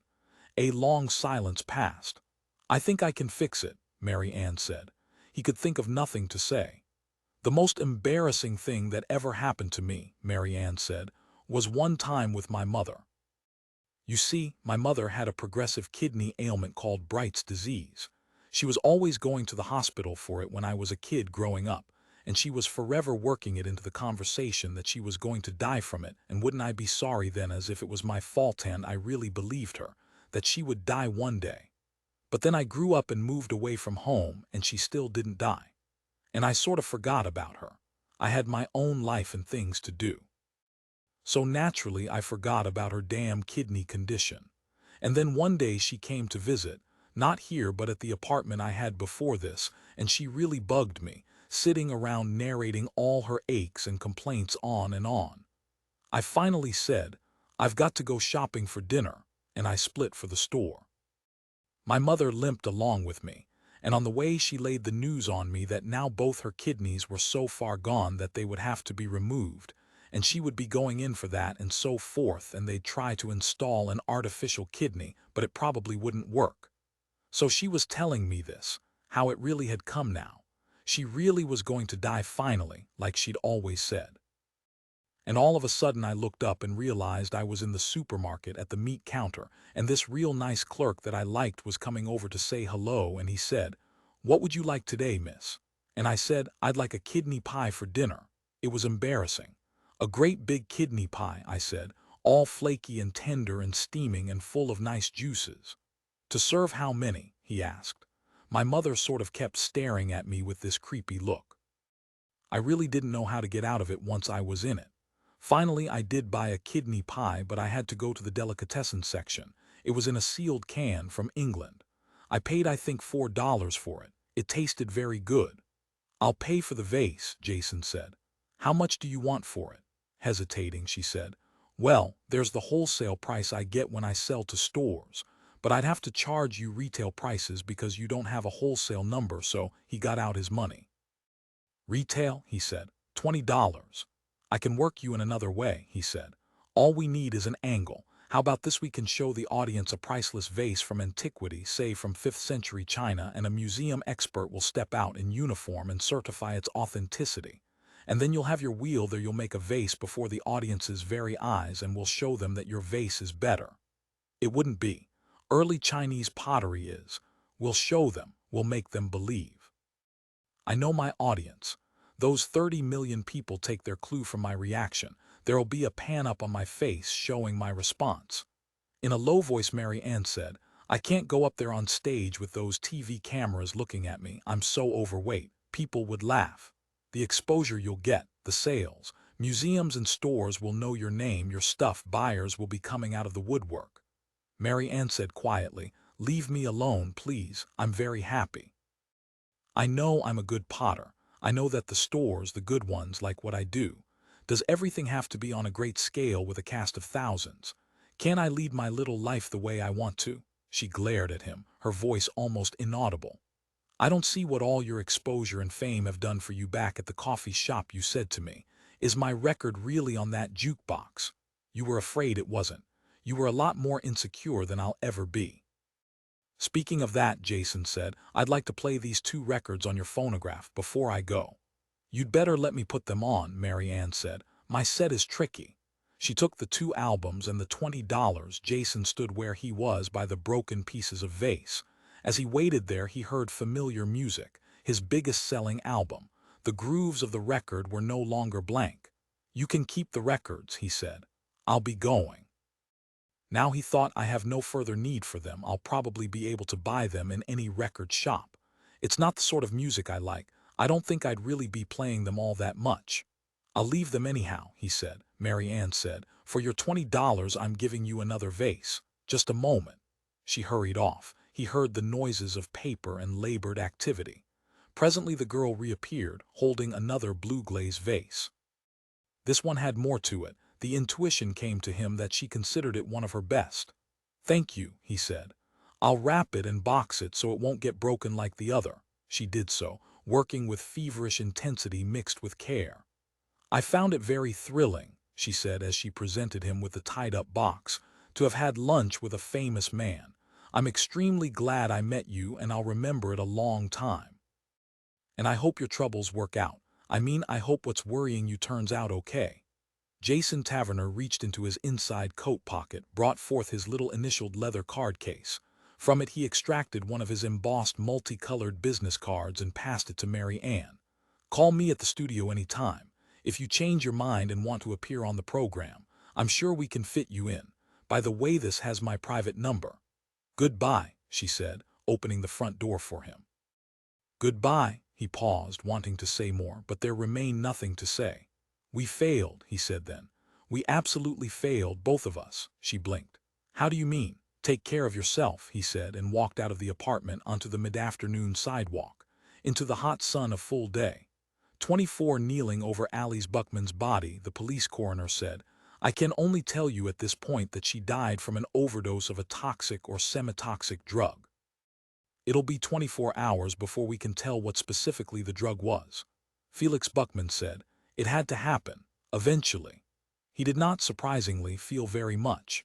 In fact, in a way, on some level, he experienced deep relief to have learned from Tim Chancer, their guard, that Alice had been found dead in their second-floor bathroom. I thought that guy Taverner did something to her, Chancer repeated, over and over again, trying to get Buckman's attention. He was acting funny. I knew something was wrong. I took a couple of shots at him, but he got away. I guess maybe it's a good thing I didn't get him if he wasn't responsible. Or maybe he felt guilty because he got her to take the drug. Could that be? No one had to make Alice take a drug, Buckman said bitingly. He walked from the bathroom out into the hall. 2 gray-clad pals stood at attention, waiting to be told what to do. She didn't need Taverner or anyone else to administer it to her. He felt now physically sick. God, he thought, what will the effect be on Barney? That was the bad part. For reasons obscure to him, their child adored his mother. Well, Buckman thought, there's no accounting for other people's tastes, and yet he himself, he loved her. She had a powerful quality, he reflected. I'll miss it. She filled up a good deal of space, and a good part of his life, for better or worse.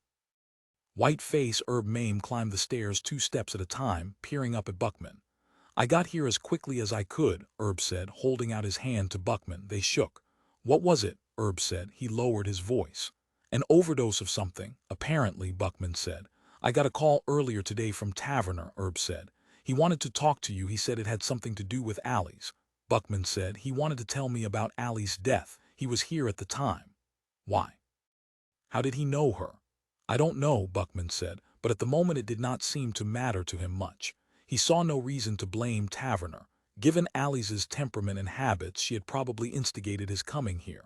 Perhaps when Taverner left the academy building she had nailed him, carted him off in her souped-up quibble, to the house. After all, Taverner was a 6, and Alice liked 6s, male and female both, especially female. They may have been having an orgy, Buckman said. Just the 2 of them. Or do you mean other people were here? Nobody else was here. Chancer would have known. They may have had a phone orgy, that's what I meant. She's come so damn close so many times to burning out her brain with those goddamn phone orgies. I wish we could track down the new sponsors, the ones that took over when we shot Bill and Carol and Fred and Jill. Those degenerates. His hands shaking, he lit a cigarette, smoking rapidly. That reminds me of something Alice said one time, unintentionally funny. She was talking about having an orgy and she wondered if she should send out formal invitations. I'd better, she said, or everyone won't come at the same time. He laughed. You've told me that before, Herb said. She's really dead, cold, stiff dead. Buckman stubbed out his cigarette in a nearby ashtray. My wife, he said to Herb Mame. She was my wife. Herb, with a shake of his head, indicated the 2 gray-wrapped pals standing at attention. So what? Buckman said. Haven't they read the libretto of Die Walkere? Tremblingly, he lit another cigarette. Sigmund and Siglind, Schwester und Braut, sister and bride, and the hell with Hunding. He dropped the cigarette to the carpet. Standing there, he watched it smolder, starting the wool on fire, and then with his boot heel he ground it out. You should sit down, Herb said. Or lie down, you look terrible. It's a terrible thing, Buckman said. It genuinely is. I disliked a lot about her, but Christ, how vital she was. She always tried anything new. That's what killed her, probably some new drug she and her fellow witch friends brewed up in their miserable basement labs. Something with film developer in it, or drama, or a lot worse. I think we should talk to Taverner, Herb said. Okay, pull him in. He's got that microtrans on him, doesn't he? Evidently not. All the insects we placed on him as he was leaving the academy building ceased to function, except perhaps for the seed warhead, but we have no reason to activate it. Buckman said, Taverner is a smart bastard, or else he got help from someone or ones he's working with. Don't bother to try to detonate the seed warhead. It's undoubtedly been cut out of his pelt by some obliging colleague. Or by Allie's, he conjectured. My helpful sister, assisting the police at every turn. Nice. You'd better leave the house for a while, Herb said, while the coroner's staff does its procedural action. Drive me back to the academy, Buckman said. I don't think I can drive, I'm shaking too bad.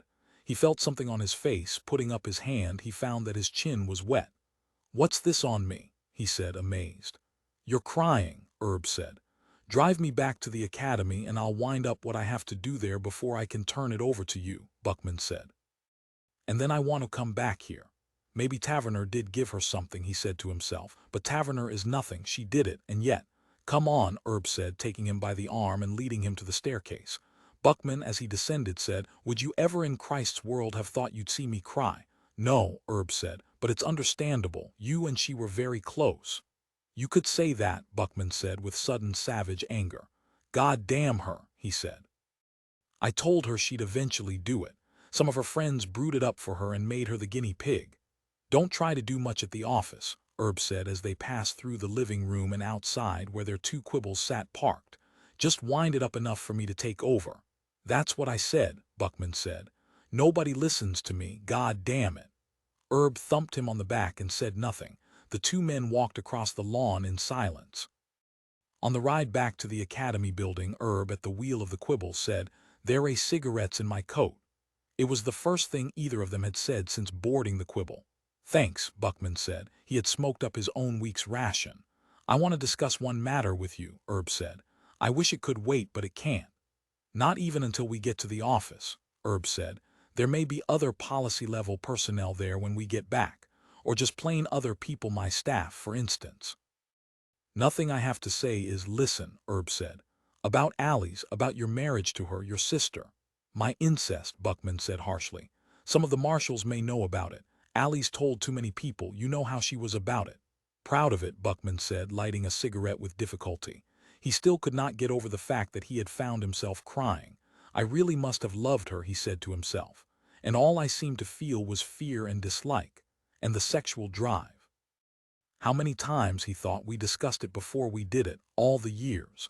I never told anybody but you, he said to Herb, but Allie's. Okay. Well, then possibly some of the marshals know, and if he cares, the director. The marshals who are opposed to you, Herb said, and who know about he hesitated, the incest will say that she committed suicide out of shame. You can expect that, and they will leak it to the media. You think so, Buckman said. Yes, he thought it would make quite a story. Police general's marriage to his sister, blessed with a secret child hidden away in Florida. The general and his sister posing as husband and wife in Florida while there with the boy. And the boy, product of what must be a deranged genetic heritage. What I want you to see, Herb said, and I'm afraid you're going to have to take a look at it now, which isn't an ideal time with Allie's just recently dead, and it's our coroner, Buckman said. We own him there at the academy. He did not understand what Herb was getting at. He'll say it was an overdose of a semi-toxic drug, as he already told us. But taken deliberately, Herb said, a suicidal dose. What do you want me to do? Herb said. Compel him, order him to find an inquest verdict of murder, he saw then. Later, when he had overcome some of his grief, he would have thought of it himself. But Herb Mame was right. It had to be faced now. even before they got back to the academy building and their staffs. So we can say, Erb said, that elements within the police hierarchy hostile to my campus and labor camp policies took revenge by murdering my sister, Buckman said tightly. It froze his blood to find himself thinking of such matters already. But something like that, Erb said. No one named specifically. No marshals, I mean. Just suggest that they hired someone to do it. Or ordered some junior officer eager to rise in the ranks to do it. Don't you agree I'm right? And we must act rapidly. It's got to be declared immediately. As soon as we get back to the academy, you should send a memo to all the marshals and the director stating that.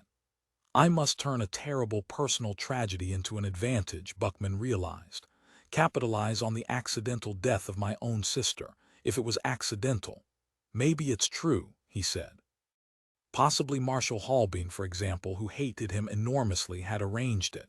No, Erb said. It's not true, but start an inquiry, and you must find someone to pin it on. There must be a trial. Yes, he agreed dully, with all the trimmings, ending in an execution with many dark hints in media releases that higher authorities were involved but who, because of their positions, could not be touched. And the director, hopefully, would officially express his sympathy concerning the tragedy and his hope that the guilty party would be found and punished. I'm sorry that I have to bring this up so soon, Erb said, but they got you down from marshal to general. If the incest story is publicly believed, they might be able to force you to retire. Of course, even if we take the initiative, they may air the incest story. Let's hope you're reasonably well covered. I did everything possible, Buckman said. Whom should we pin it on? Erb asked. Marshal Holbein and Marshal Akers. His hatred for them was as great as theirs for him. They had, 5 years ago, slaughtered over 10,000 students at the Stanford campus, a final bloody and needless atrocity of that atrocity of atrocities, the Second Civil War. Erb said, I don't mean who planned it, that's obvious. As you say, Holbein and Akers and the others. I mean who actually injected her with the drug. The small fry, Buckman said. Some political prisoner in one of the forced labor camps. It didn't really matter. Any one of 1 million camp inmates or any student from a dying kibbutz would do. I would say pin it on somebody higher up, Erb said. Why? Buckman did not follow his thinking. It's always done that way. The apparatus always picks an unknown, unimportant, make it one of her friends. Somebody who could have been her equal. In fact, make it somebody well known. In fact, make it somebody in the acting field here in this area. She was a celebrity fucker. Why somebody important? To tie Holbein and Akers in with those gungy, degenerate phone orgy bastards she hung out with. Erb sounded genuinely angry now. Buckman, startled, glanced at him. The ones who really killed her, her cult friends. Pick someone as high as you can, and then you'll really have something to pin on the marshals. Think of the scandal that'll make. Holbein part of the phone grid. Buckman put out his cigarette and lit another, meanwhile thinking.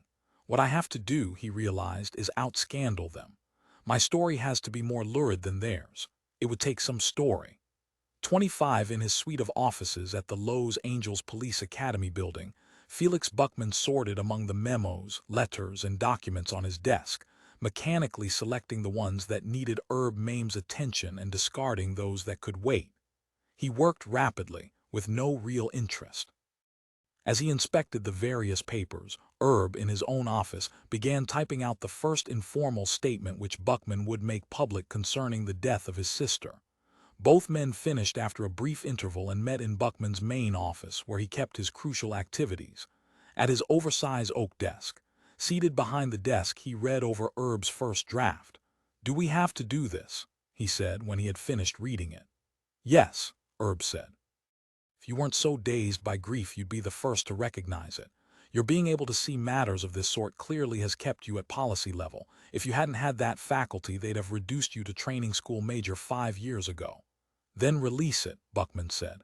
"Wait," he motioned for Erb to come back. "You quote the coroner.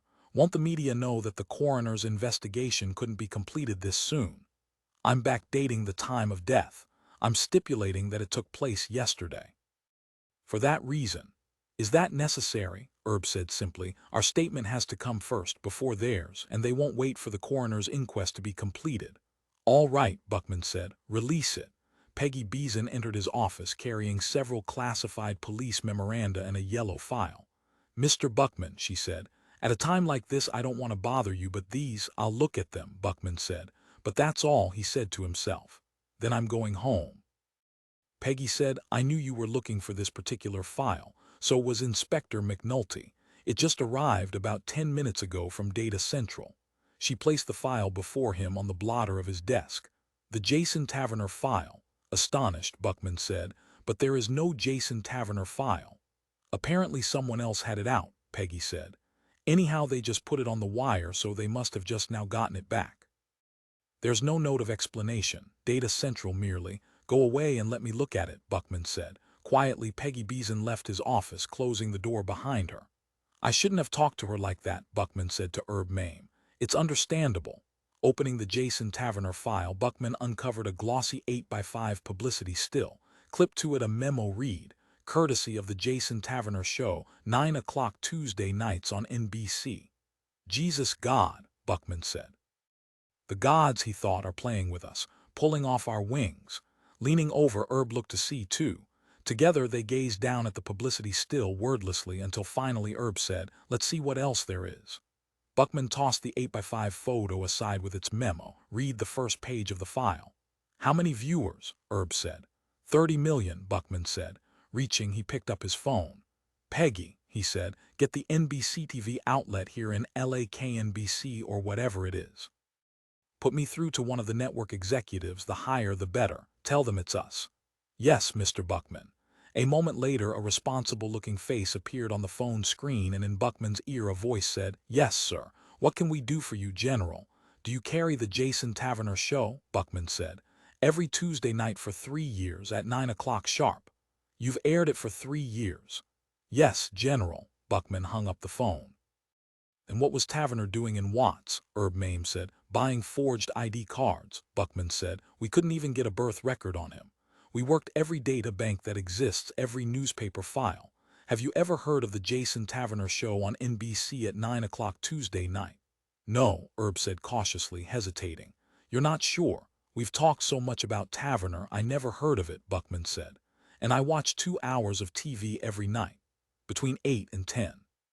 He turned to the next page of the file, hurling the first page away. It fell to the floor and Herb retrieved it. On the second page, a list of the recordings that Jason Taverner had made over the years, giving title, stock number, and date.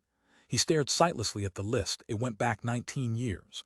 Herb said, "He did tell us he's a singer, and one of his ID cards put him in the musicians' union, so that part is true." "It's all true," Buckman said harshly. He flipped to page 3.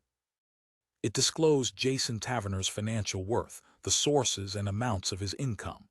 "A lot more than I make," Buckman said. "As a police general, more than you and I make together. He had plenty of money when we had him in here, and he gave Kathy Nelson a hell of a lot of money, remember?" "Yes, Kathy told McNulty that. I remember it from McNulty's report." Buckman pondered, meanwhile mindlessly dog-earing the edge of the Xerox page, and then ceased, abruptly. "What is it?" Herb said, "This is a Xerox copy. The file at Data Central is never pulled, only copies are sent out." Herb said, "But it has to be pulled to be Xeroxed." "A period of 5 seconds, Buckman said. "I don't know," Herb said. "Don't ask me to explain it. I don't know how long it takes." "Sure you do, we all do. We've watched it done 1,000,000 times. It goes on all day." Then the computer erred. Buckman said, "Okay. He has never had any political affiliations. He's entirely clean." "Good for him." He leafed further into the file. "Mixed up with the syndicate for a while, carried a gun but had a permit for it. Was sued 2 years ago by a viewer who said a blackout skit was a takeoff on him. Someone named Artemis Franks living in Des Moines. Taverner's attorneys won." He read here and there, not searching for anything in particular, just marveling. "His 45 record, Nowhere Nothing Fuck Up, which is his latest, has sold over 2 million copies. Ever heard of it?" "I don't know," Herb said. Buckman gazed up at him for a time. "I never heard of it. That's the difference between you and me, Mame. You're not sure, I am." "You're right," Herb said. "But I really don't know at this point. I find this very confusing, and we have other business. We have to think about Allie's and the coroner's report. We should talk to him as soon as possible. He's probably still at the house. I'll call him and you can." "Taverner," Buckman said, "was with her when she died." "Yes, we know that." Chancellor said so. You decided it wasn't important, but I do think just for the record we should haul him in and talk to him, see what he has to say. Could Alice have known him before today? Buckman said. He thought yes, she always liked sixes, especially the ones in the entertainment field, such as Heather Hart. She and the Hart woman had a 3-month romance the year before last. A relationship which I almost failed to hear about. They did a good job of hushing it up. That was one time Alice kept her mouth shut. He saw then in Jason Taverner's file a mention of Heather Hart, his eyes fixed on it as he thought about her. Heather Hart had been Taverner's mistress for roughly a year. After all, Buckman said, both of them are sixes. Taverner and who? Heather Hart, the singer. This file is up to date. It says Heather Hart appeared on Jason Taverner's show this week, his special guest. He tossed the file away from him, rummaged in his coat pocket for his cigarettes. Here. Herb extended his own pack. Buckman rubbed his chin, then said, let's have the Hart woman brought in too, along with Taverner. Okay. Nodding, Herb made a note of that on his customary vest pocket pad. It was Jason Taverner, Buckman said quietly as if to himself, who killed Alice, jealous over Heather Hart. He found out about their relationship. Herb Mame blinked. Isn't that right? Buckman gazed up at Herb Mame steadily. Okay, Herb Mame said after a time. Motive, opportunity, a witness, Chancellor who can testify that Taverner came running out apprehensively and tried to get hold of the keys to Alice's quibble. And then when Chancellor went in the house to investigate, his suspicions aroused, Taverner ran off and escaped, with Chancellor shooting over his head telling him to stop. Herb nodded, silently. That's it, Buckman said. Want him picked up right away. As soon as possible. We'll notify all the checkpoints, put out an APB. If he's still in Los Angeles, we may be able to catch him with an EEG-gram projection from a copter, a match of patterns as they're beginning to do now in New York. In fact, we can have a New York police copter brought in just for this. Buckman said, fine. Will we say that Taverner was involved in her orgies? There were no orgies, Buckman said. Halbein and those with him will, let them prove it, Buckman said. Here in a court in California where we have jurisdiction. Herb said, why Taverner? It has to be somebody, Buckman said, half to himself.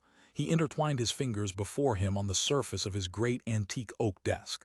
With his fingers he pressed convulsively, straining with all the force he possessed, one finger against another. It always, he said, has to be somebody. And Taverner is somebody important, just what she liked. In fact, that's why he was there. That's the celebrity type she preferred. And he glanced up. Why not? He'll do just fine. Yes, why not, he thought, and continued grimly to press his fingers tighter and tighter together on the desk before him. 26 Walking down the sidewalk, away from Mary Ann's apartment, Jason Taverner said to himself, my luck has turned. It's all come back, everything I lost. Thank God. I'm the happiest man in the whole fucking world, he said to himself. This is the greatest day of my life. He thought, you never appreciate it until you lose it, until all of a sudden you don't have it anymore. Well, for 2 days I lost it and now it's back and now I appreciate it. Clutching the box containing the pot Mary Ann had made, he hurried out into the street to flag down a passing cab. Where to, mister? The cab asked as it slid open its door. Panting with fatigue, he climbed inside, shut the door manually. 803 Norton Lane, he said, in Beverly Hills, Heather Hart's address. He was going back to her at last, and as he really was, not as she had imagined him during the awful last 2 days. The cab zoomed up into the sky and he leaned gratefully back, feeling even more weary than he had at Mary Ann's apartment. So much had happened. What about Alice Buckman, he wondered. Should I try to get in touch with General Buckman again? But by now he probably knows, and I should keep out of it. A TV and recording star should not get mixed up in lurid matters, he realized. The gutter press, he reflected, is always ready to play it up for all it's worth. But I owed her something, he thought. She cut off those electronic devices the Pauls fastened onto me before I could get out of the police academy building. But they won't be looking for me now. I have my ID back. I'm known to the entire planet. 30 million viewers can testify to my physical and legal existence. I will never have to fear a random checkpoint again, he said to himself and shut his eyes in dozing sleep. Here we are, sir, the cab said suddenly. His eyes flew open and he sat upright. Already, glancing out, he saw the apartment complex in which Heather had her West Coast hideaway. Oh yeah, he said, digging into his coat for his roll of paper money. Thanks. He paid the cab and it opened its door to let him out. Feeling in a good mood again, he said, If I didn't have the fare, wouldn't you open the door? The cab did not answer. It had not been programmed for that question. But what the hell did he care? He had the money. He strode up onto the sidewalk, then along the Redwood Rounds path to the main lobby of the choice 10-story structure that floated on compressed air jets a few feet from the ground. The flotation gave its inhabitants a ceaseless sensation of being gently lulled, as if on a giant mother's bosom. He had always enjoyed that. Back east it had not caught on, but out here on the coast it enjoyed an expensive vogue. Pressing the stud for her apartment, he stood holding the cardboard box with its vase on the tips of the upraised fingers of his right hand. I better not, he decided. I might drop it like I did before with the other one. But I'm not going to drop it, my hands are steady now. I'll give the damn vase to Heather, he decided. A present I picked up for her because I understand her consummate taste. The view screen for Heather's unit lit up and a female face appeared, peering at him. Susie, Heather's maid. "Oh, Mr. Taverner," Susie said, and at once released the latch of the door, operated from within regions of vast security. "Come on in. Heather's gone out, but I'll wait," he said. He skipped across the foyer to the elevator, punched the up button, waited. A moment later, Susie stood holding the door of Heather's unit open for him. Dark-skinned, pretty and small, she greeted him as she always had, with warmth and familiarity. "Hi," Jason said, and entered. "As I was telling you," Susie said, "Heather's out shopping, but she should be back by 8 o'clock. Today she has a lot of free time and she told me she wanted to make the best use of it because there's a big recording session with RCA scheduled for the latter part of the week." "I'm not in a hurry," he said candidly. Going into the living room, he placed the cardboard box on the coffee table dead center, where Heather would be certain to see it. "I'll listen to the quad and crash," he said, "if it's all right." "Don't you always?" Susie said. "I've got to go out too. I have a dentist's appointment at 4:15 and it's all the way on the other side of Hollywood." He put his arm around her and gripped her firm right boob. "We're horny today," Susie said, pleased. "Let's get it on," he said. "You're too tall for me," Susie said, and moved off to resume whatever she had been doing when he rang. At the phonograph, he sorted through a stack of recently played albums. None of them appealed to him, so he bent down and examined the spines of her full collection. From them he took several of her albums and a couple of his own. These he stacked up on the changer and set it into motion. The tone arm descended, and the sound of the Heart of Heart disc, a favorite of his, edged out and echoed through the large living room, with all its drapes beautifully augmenting the natural quad acoustic tones, spotted artfully here and there. He lay down on the couch, removed his shoes, made himself comfortable. "She did a damn good job when she taped this," he said to himself, half out loud. "I'm as exhausted as I've ever been in my life," he realized. "Mescaline does that to me. I could sleep for a week. Maybe I will," to the sound of Heather's voice and mine. "Why haven't we ever done an album together?" he asked himself. A good idea, would sell. Well, he shut his eyes. Twice the sales, and Al could get us promotion from RCA. "But I'm under contract to Reprise." "Well, it can be worked out. There's work in everything," but he thought it's worth it. "Eyes shut," he said, and now the sound of Jason Taverner.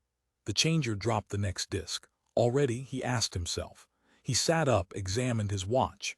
He had dozed through the Heart of Heart, had barely heard it. Lying back again, he once more shut his eyes. Sleep, he thought, to the sound of me. His voice, enhanced by a 2-track overlay of guitars and strings, resonated about him. Darkness. Eyes open, he sat up, knowing that a great deal of time had passed. Silence. The changer had played the entire stack, hours worth. What time was it? Groping, he found a lamp familiar to him, located the switch, turned it on. His watch read 10:30. Cold and hungry. "Where's Heather?" he wondered, fumbling with his shoes. "My feet cold and damp and my stomach is empty. Maybe I can." The front door flew open. There stood Heather in her cheruba coat, holding a copy of the LA Times. Her face, stark and gray, confronted him like a death mask. "What is it?" he said, terrified. Coming toward him, Heather held out the paper. Silently. Silently he took it. "Read it." TV personality sought in connection with death of Paul General's sister. Did you kill Alice Buckman? Heather rasped. No, he said, reading the article. Popular television personality Jason Taverner, star of his own hour-long evening variety show, is believed by the Los Angeles Police Department to have been deeply involved in what Paul experts say is a carefully planned vengeance murder, the Policy Academy announced today. Taverner, 42, is sought by both. He ceased reading, crumpled the newspaper savagely. Shit, he said then. Sucking in his breath, he shuddered. Violently. It gives her age as 32, Heather said. I know for a fact that she was 34. I saw it, Jason said. I was in the house. Heather said, I didn't know you knew her. I just met her today. Today, just today. I doubt that. It's true. General Buckman interrogated me at the Academy building and she stopped me as I was leaving. They had planted a bunch of electronic tracking devices on me, including, they only do that to students, Heather said. He finished, and Alice cut them off. And then she invited me to their house. And she died. Yes, he nodded. I saw her body as a withered yellow skeleton and it frightened me. You're damn right it frightened me. I got out of there as quickly as I could, wouldn't you have? Why did you see her as a skeleton? Had you two taken some sort of dope? She always did, so I suppose you did too. Mescaline, Jason said. That's what she told me, but I don't think it was. I wish I knew what it was, he said to himself, his fear still freezing his heart. This a hallucination brought on by it, as was the sight of her skeleton. Am I living this or am I in that Fleabag hotel room? He thought, good God, what do I do now? You better turn yourself in, Heather said. They can't pin it on me, he said, but he knew better. In the last 2 days he had learned a great deal about the police who ruled their society. Legacy of the Second Civil War, he thought, from pigs to Pauls in one easy jump. If you didn't do it, they won't charge you. The Pauls are fair. It's not as if the Nats are after you. He uncrumpled the newspaper, read a little more. Believed to be an overdose of a toxic compound administered by Taverner while Miss Buckman was either sleeping or in a state. They give the time of the murder as yesterday, Heather said. Where were you yesterday? I called your apartment and didn't get any answer. And you just now said, it wasn't yesterday, it was earlier today. Everything had become uncanny. He felt weightless, as if floating along with the apartment into a bottomless sky of oblivion. They backdated it. I had a Paul lab expert on my show once, and after the show he told me how they— Shut up, Heather said sharply. He ceased talking and stood, helplessly, waiting. There's something about me in the article, Heather said between clenched teeth. Look on the back page. Obediently, he turned to the back page, the continuation of the article. As a hypothesis, Paul officials offered the theory that the relationship between Heather Hart, herself also a popular TV and recording personality, and Miss Buckman triggered Taverner's vengeful spree, in which Jason said, What kind of relationship did you have with Alice? Knowing her. You said you didn't know her. You said you just met her today. She was weird. Frankly, I think she was a lesbian. Did you and she have a sexual relationship? He heard his voice rise. He could not control it. That's what the article hints at. Isn't that right? The force of her blow stung his face. He retreated involuntarily, holding his hands up defensively. He had never been slapped like that before, he realized. It hurt like hell. His ears rang. Okay, Heather breathed. Hit me back. He drew his arm back, made a fist, then let his arm fall, his fingers relaxing. I can't, he said. I wish I could. You're lucky. I guess I am. If you killed her, you could certainly kill me. What do you have to lose? They'll gas you anyhow. Jason said, You don't believe me that I didn't do it. That doesn't matter. They think you did it. Even if you get off, it means the end of your goddamn career, and mine for that matter. We're finished. Do you understand? Do you realize what you've done? She was screaming at him now, frightened. He moved toward her then, as the volume of her voice increased, away again, in confusion. If I could talk to General Buckman, he said, I might be able to, her brother. You're going to appeal to him. Heather strode at him, her fingers writhing claw-like. He's head of the commission investigating the murder. As soon as the coroner reported that it was homicide, General Buckman announced he personally was taking charge of the incident. Can't you manage to read the whole article? I read it 10 times on the way back here. I picked it up in Bel Air after I got my new fall, the one they ordered for me from Belgium. It finally arrived, and now look, what does it matter? Reaching, he tried to put his arms around her. Stiffly, she pulled away. I'm not going to turn myself in, he said. Do whatever you want. Her voice had sunk to a blunted whisper. I don't care, just go away. I don't want to have anything more to do with you. I wish you were both dead, you and her. That skinny bitch, all she ever meant to me was trouble. Finally I had to throw her bodily out. She clung to me like a leech. Was she good in bed? He said, and drew back as Heather's hand rose swiftly, fingers groping for his eyes. For an interval neither of them spoke. They stood close together. Jason could hear her breathing and his own. Rapid, noisy fluctuations of air. In and out, in and out. He shut his eyes. You do what you want, Heather said presently. I'm going to turn myself in at the academy. They want you too, he said. Can't you read the whole article? Can't you just do that? They want my testimony as to how you felt about my relationship with Allie's. It was public knowledge that you and I were sleeping together then, for Christ's sake. I didn't know about your relationship. I'll tell them that. When she hesitated, then went on, when did you find out? From this newspaper, he said. Just now. You didn't know about it yesterday when she was killed. At that he gave up. Hopeless, he said to himself. Like living in a world made of rubber, everything bounced, changed shape as soon as it was touched or even looked at. Today then, Heather said, if that's what you believe, you would know if anyone would. Goodbye, he said. Sitting down, he fished his shoes out from beneath the couch, put them on, tied the laces, stood up. Then reaching, he lifted the cardboard box from the coffee table. For you, he said, and tossed it to her. Heather clutched at it. The box struck her on the chest and then fell to the floor. What is it? She asked. By now, he said, I've forgotten. Kneeling, Heather picked up the box, opened it, brought forth newspapers and the blue-glazed vase. It had not broken. Oh, she said softly. Standing up, she inspected it. She held it close to the light. It's incredibly beautiful, she said. Thank you, Jason said. I didn't kill that woman. Wandering away from him, Heather placed the vase on a high shelf of knickknacks. She said nothing. What can I do? He said, but go. He waited, but still she said nothing. Can't you speak? He demanded. Call them, Heather said, and tell them you're here. He picked up the phone, dialed the operator. I want to put through a call to the Los Angeles Police Academy, he told the operator. To General Felix Buckman, tell him it's Jason Taverner calling. The operator was silent. Hello, he said. You can dial that direct, sir. I want you to do it, Jason said. But sir, please, he said.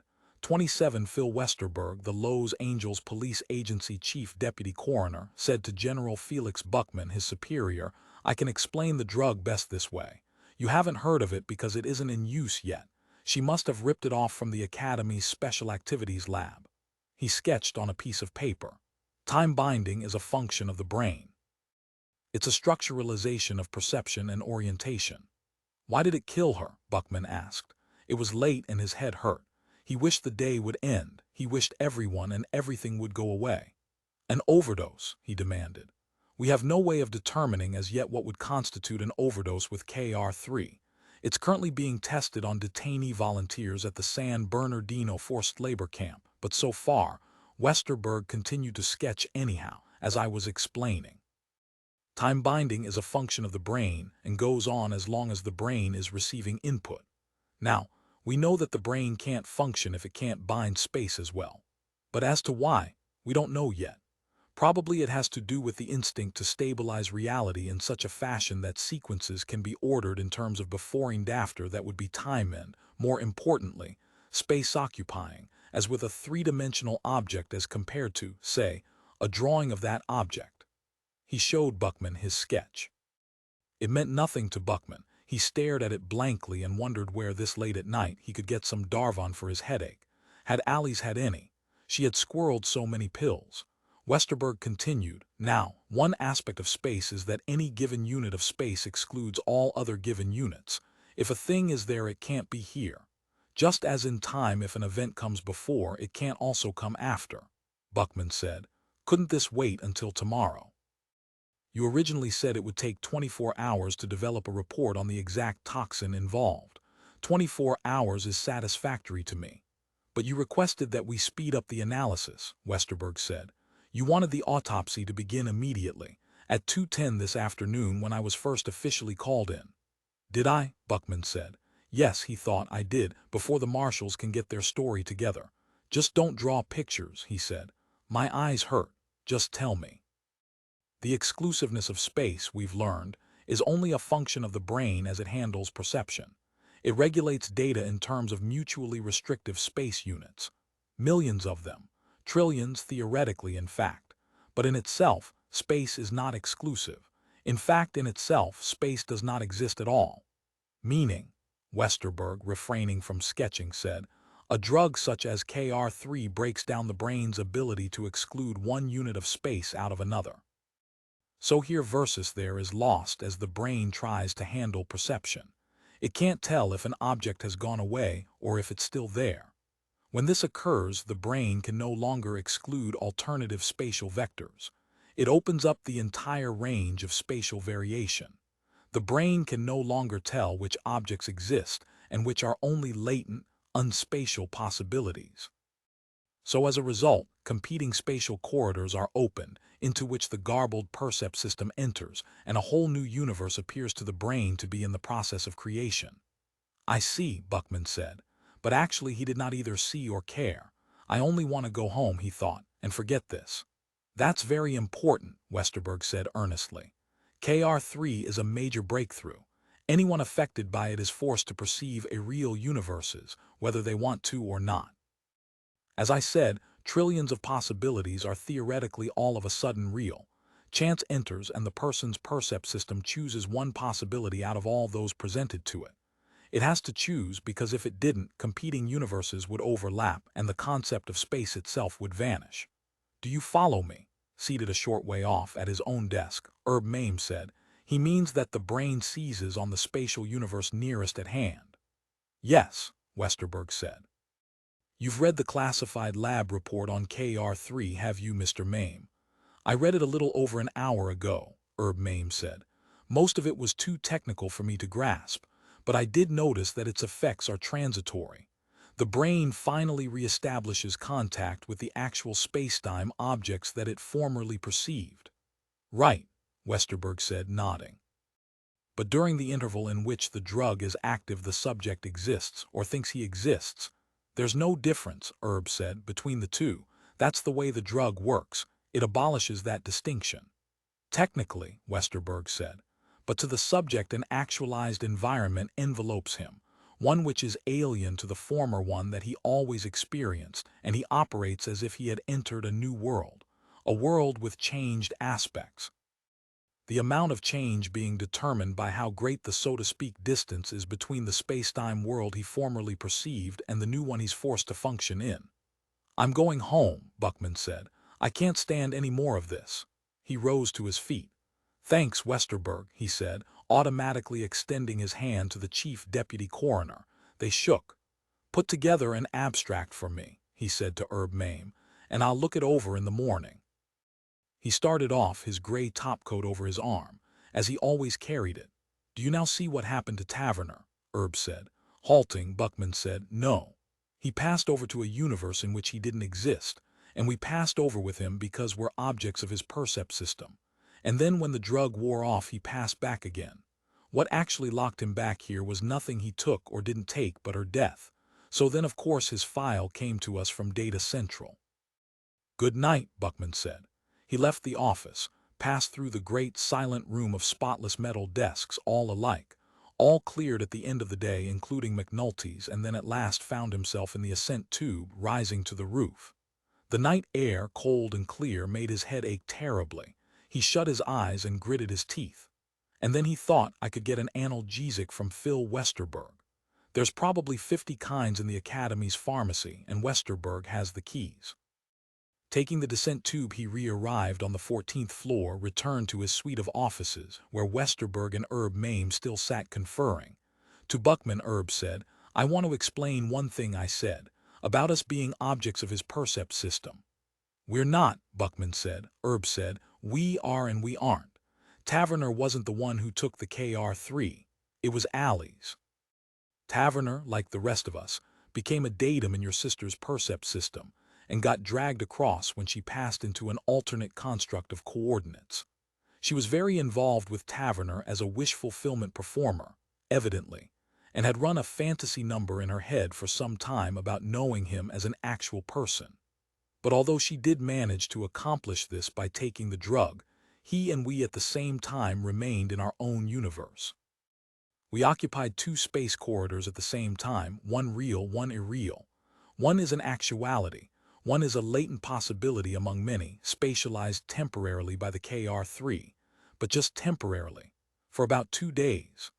That's long enough, Westerberg said, to do enormous physical harm to the brain involved. Your sister's brain, Mr. Buckman, was probably not so much destroyed by toxicity but by a high and sustained overload. We may find that the ultimate cause of death was irreversible injury to cortical tissue, a speed-up of normal neurological decay. Her brain, so to speak, died of old age over an interval of 2 days. Can I get some Darvan from you? Buckman said to Westerberg. The pharmacy is locked up, Westerberg said, but you have the key. Westerberg said, I'm not supposed to use it when the pharmacist isn't on duty. Make an exception, Herb said sharply. This time.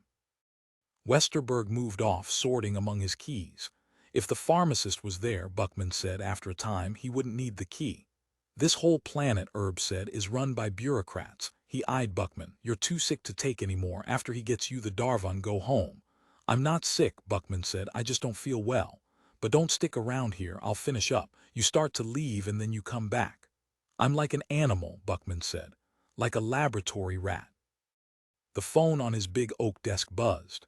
Is there any chance it's one of the marshals? Buckman said. I can't talk to them tonight. It'll have to wait. Herb picked up the phone, listened. Then cupping his hand over the receiver, he said, It's Taverner, Jason Taverner. I'll talk to him. Buckman took the phone from Herb Mame, said into it, Hello, Taverner, it's late. In his ear, Taverner said tinnily, I want to give myself up. I'm at the apartment of Heather Hart. We're waiting here together. To Herb Mame, Buckman said, he wants to give himself up. Tell him to come down here, Herb said. Come down here, Buckman said into the phone. Why do you want to give up, he said. We'll kill you in the end, you miserable murdering motherfucker, you know that. Why don't you run? Where? Taverner squeaked. To one of the campuses, go to Columbia. They're stabilized, they have food and water for a while. Taverner said, I don't want to be hunted anymore. Live is to be hunted, Buckman rasped. Okay, Taverner, he said. Come down here and we'll book you. Bring the Hart woman with you so we can record her testimony. You goddamn fool, he thought, giving yourself up. Cut your testicles off while you're at it, you stupid bastard. His voice shook. I want to clear myself, Taverner's voice echoed thinly in Buckman's ear. When you show up here, Buckman said, I'll kill you with my own gun. Resisting arrest, you degenerate. Or whatever we want to call it. We'll call it what we feel like. Anything. He hung up the phone. He's coming down here to be killed, he said to Herb Mame. You picked him, you can unpick him if you want, clear him, send him back to his phonograph records and his silly TV show. No, Buckman shook his head. Westerberg appeared with 2 pink capsules and a paper cup of water. Darvan compound, he said, presenting them to Buckman. Thank you. Buckman swallowed the pills, drank the water, crushed the paper cup and dropped it into his shredder. Quietly the teeth of the shredder spun, then ceased. Silence. Go home, Herb said to him. Or better yet, go to a motel, a good downtown motel for the night. Sleep late tomorrow. I'll handle the marshals when they call. I have to meet Taverner. No, you don't. I'll book him, or a desk sergeant can book him like any other criminal. Herb, Buckman said, I intend to kill the guy as I said on the phone. Going to his desk, he unlocked the bottom drawer, got out a cedar box, set it on the desk. He opened the box and from it brought forth a single-shot Derringer .22 pistol. He loaded it with a hollow-nosed shell, half-cocked it, held it with its muzzle pointed at the ceiling. For safety's sake. Habit. Let's see that, Herb said. Buckman handed it to him. Made by Colt, he said. Colt acquired the dies and patents. I forget when. This is a nice gun, Herb said, weighing it, balancing it in his hand. A fine handgun, he gave it back. But a .22 slug is too small. You'd have to get him exactly between the eyes. He'd have to be standing directly in front of you. He placed his hand on Buckman's shoulder. Use a .38 special or a .45, he said. Okay, will you do that? You know who owns this gun, Buckman said. Allie's. She kept it here because she said if she kept it at home she might use it on me sometime during an argument or late at night when she got depressed. But it's not a woman's gun. Derringer made women's guns, but this isn't one of them. Did you get it for her? No, Buckman said. She found it in a pawn shop down in the Watts area. $25 she paid for it. Not a bad price considering its condition. He glanced up into Herb's face. We really have to kill him. The marshals will crucify me if we don't hang it on him, and I've got to stay at policy level. I'll take care of it, Herb said. Okay, Buckman nodded. I'll go home. He placed the pistol back in its box, back on its red velvet cushion, closed the box, then opened it once more and dumped the .22 bullet from the barrel. Herb Mame and Phil Westerberg watched. The barrel breaks to the side in this model, Buckman said. It's unusual. You better get a black and gray to take you home, Herb said. The way you feel and with what's happened, you shouldn't be driving. I can drive, Buckman said. I can always drive. What I can't do properly is kill a man with a .22 slug who's standing directly in front of me. Somebody has to do it for me. Good night, Herb said quietly. Good night. Buckman left them, made his way through the various offices, the deserted suites and chambers of the academy, once more to the ascent tube. The Darvan had already begun to lessen the pain in his head. He felt grateful for that. Now I can breathe the night air, he thought, without suffering. The door of the ascent tube slid open. There stood Jason Taverner, and with him an attractive woman. Both of them looked frightened and pale. Two tall, handsome, nervous people, obviously sixes, defeated sixes. You are under police arrest, Buckman said. Here are your rights. Anything you say may be held against you. You have a right to counsel, and if you cannot afford an attorney, one will be appointed for you. You have a right to be tried by a jury, or you can waive that right and be tried by a judge appointed by the Police Academy of Los Angeles City and County. Do you understand what I have just said? I came here to clear myself, Jason Taverner said. My staff will take your depositions, Buckman said. Go into the blue-colored offices over there where you were taken before. He pointed. Do you see him in there? The man in the single-breasted suit with the yellow tie. Can I clear myself? Jason Taverner said. I admit to being in the house when she died, but I didn't have anything to do with it. I went upstairs and found her in the bathroom. She was getting some thorazine for me to counteract the mescaline she gave me. He saw her as a skeleton, the woman, evidently Heather Hart, said. Because of the mescaline. Can he get off on the grounds that he was under the influence of a powerful hallucinogenic chemical? Doesn't that legally clear him? He had no control over what he did, and I didn't have anything to do with it at all. I didn't even know she was dead until I read tonight's paper. In some states it might, Buckman said. But not here, the woman said wanly, comprehendingly. Emerging from his office, Herb Mame sized up the situation and declared, I'll book him and take their statements, Mr. Buckman. You go ahead on home as we agreed. Thank you, Buckman said. Where's my top coat? He glanced around for it. God, it's cold, he said. They turn the heat off at night, he explained to Taverner and the Hart woman. I'm sorry. Good night, Herb said to him. Buckman entered the ascent tube and pressed the button that closed the door. He still did not have his top coat. Maybe I should take a black and gray, he said to himself. Get some junior-grade eager cadet type to drive me home, or, like Herb said, go to one of the good downtown motels, or one of the new soundproof hotels by the airport. But then my quibble would be here and I wouldn't have it to drive to work tomorrow morning. The cold air and the darkness of the roof made him wince. Even the Darvan can't help me, he thought. Not completely. I can still feel it. He unlocked the door of his quibble, got inside and slammed the door after him. Colder in here than out there, he thought. Jesus. He started up the engine and turned on the heater. Frigid wind blew up at him from the floor vents. He began to shake. I'll feel better when I can get home, he thought. Looking at his wristwatch, he saw that it was 2:30. No wonder it's so cold, he thought. Why did I pick Taverner, he asked himself. Out of a planet of 6 billion people. This one specific man who never harmed anyone, never did anything except let his file come to the attention of the authorities. That's it right there, he realized. Jason Taverner let himself come to our attention, and as they say, once come to the authorities' attention, never completely forgotten. But I can unpick him, he thought, as Herb pointed out. No. Again it had to be no. The die was cast from the beginning, before any of us even laid hands on it. Taverner, he thought, you were doomed from the start. From your first act upward. We play roles, Buckman thought. We occupy positions, some small, some large, some ordinary, some strange, some outlandish and bizarre, some visible, some dim or not visible at all. Jason Taverner's role was large and visible at the end, and it was at the end that the decision had to be made.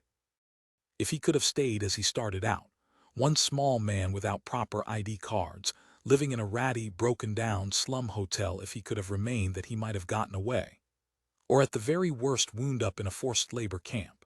But Taverner did not elect to do that.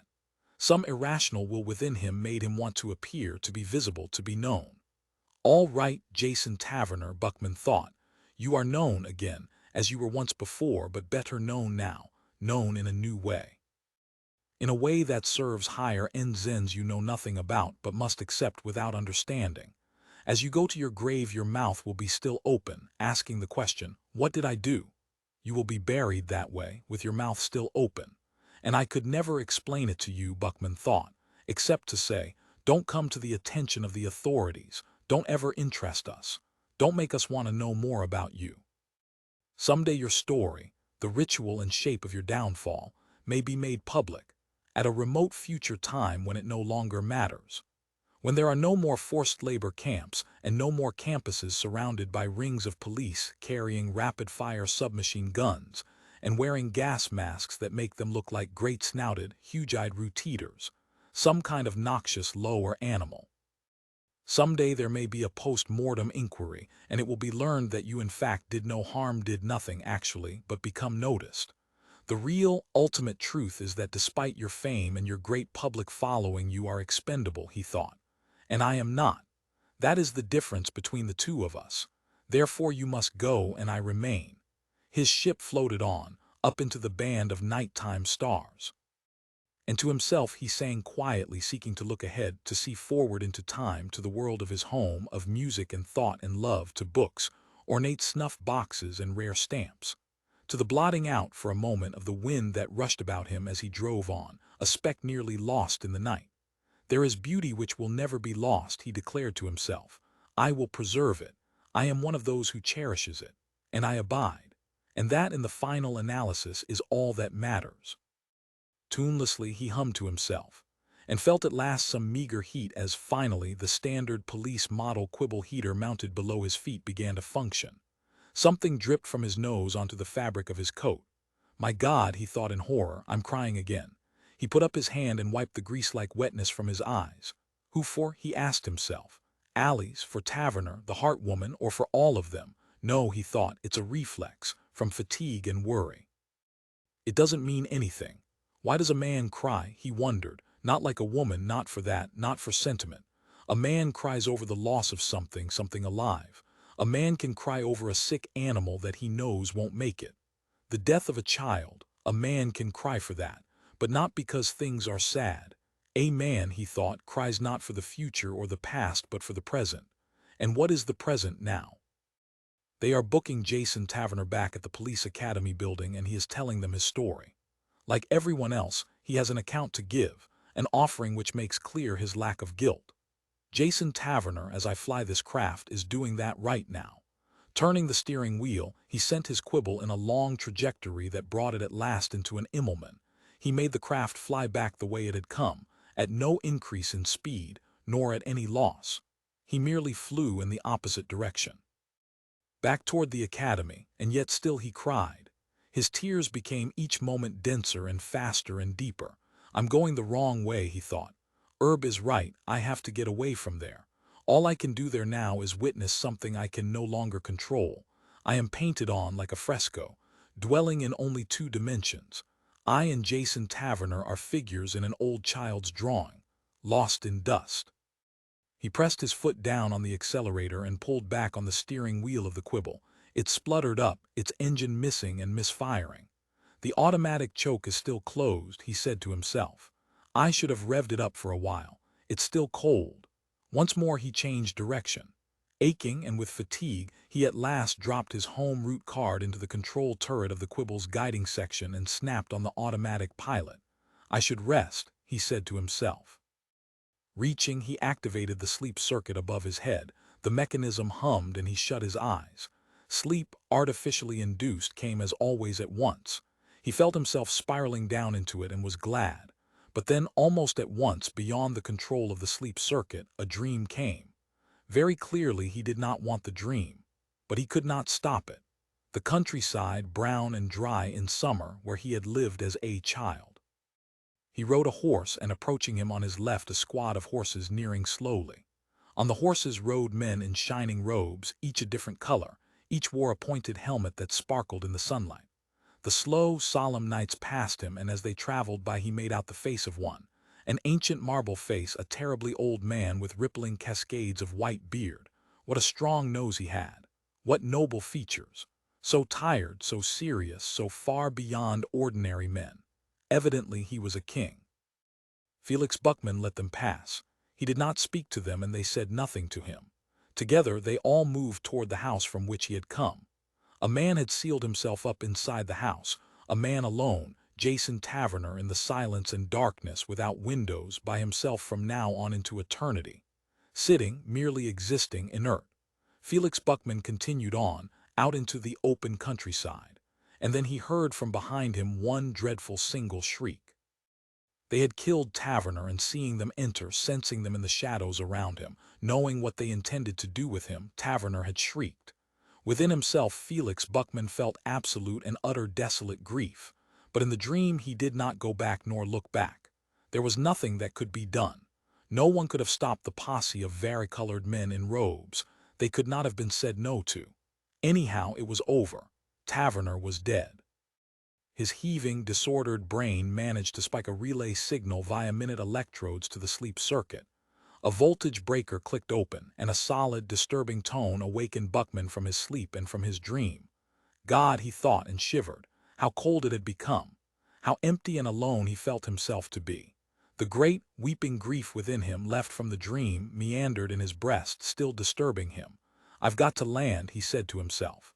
See some person. Talk to someone. I can't stay alone. Just for a second if I could. Shutting off the automatic pilot, he steered the quibble toward a square of fluorescent light below, an all-night gas station. A moment later he bumpily landed before the gas pumps of the station, rolling to a stop near another quibble, parked and empty, abandoned. No one in it. Glare lit up the shape of a middle-aged black man in a topcoat, neat, colorful tie, his face aristocratic, each feature starkly outlined. The black man paced about across the oil-streaked cement, his arms folded, an absent expression on his face. Evidently he waited for the Robotrix attendant to finish fueling up his ship. The black man was neither impatient nor resigned. He merely existed, in remoteness and isolation and splendor, strong in his body, standing high, seeing nothing because there was nothing he cared to see. Parking his quibble, Felix Buckman shut off the motor, activated the door latch and lock, stepped stiffly out into the cold of night. He made his way toward the black man. The black man did not look at him. He kept his distance. He moved about calmly, distantly. He did not speak. Into his coat pocket Felix Buckman reached with cold-shaken fingers. He found his ballpoint pen, plucked it out, groped in his pockets for a square of paper, any paper, a sheet from a memo pad. Finding it, he placed it on the hood of the black man's quibble. In the white, stark light of the service station, Buckman drew on the paper a heart pierced by an arrow. Trembling with cold, he turned toward the black man pacing and extended the piece of drawn-on paper to him. His eyes bulging briefly in surprise, the black man grunted, accepted the piece of paper, held it by the light, examining it. Buckman waited. The black man turned the paper over, saw nothing on the back. One again scrutinized the heart with the arrow piercing it. He frowned, shrugged, then handed the paper back to Buckman and wandered on, his arms once again folded, his large back to the police general. The slip of paper fluttered away, lost. Silently, Felix Buckman returned to his own quibble, lifted open the door, squeezed inside behind the wheel. He turned on the motor, slammed the door, and flew up into the night sky, his ascent warning bulbs winking red before him and behind. They shut automatically off then, and he droned along the line of the horizon, thinking nothing. The tears came once again. All of a sudden he spun the steering wheel. The quibble popped violently, bucked, leveled out laterally on a descending trajectory. Moments later he once again glided to a stop in the hard glare beside the parked, empty quibble, the pacing black man, the fuel pumps. Buckman braked to a stop, shut off his engine, stepped creakingly out. The black man was looking at him. Buckman walked toward the black man. The black man did not retreat, he stood where he was. Buckman reached him, held out his arms, and seized the black man, enfolded him in them, and hugged him. The black man grunted in surprise and dismay. Neither man said anything. They stood for an instant, and then Buckman let the black man go, turned, walked shakingly back to his quibble.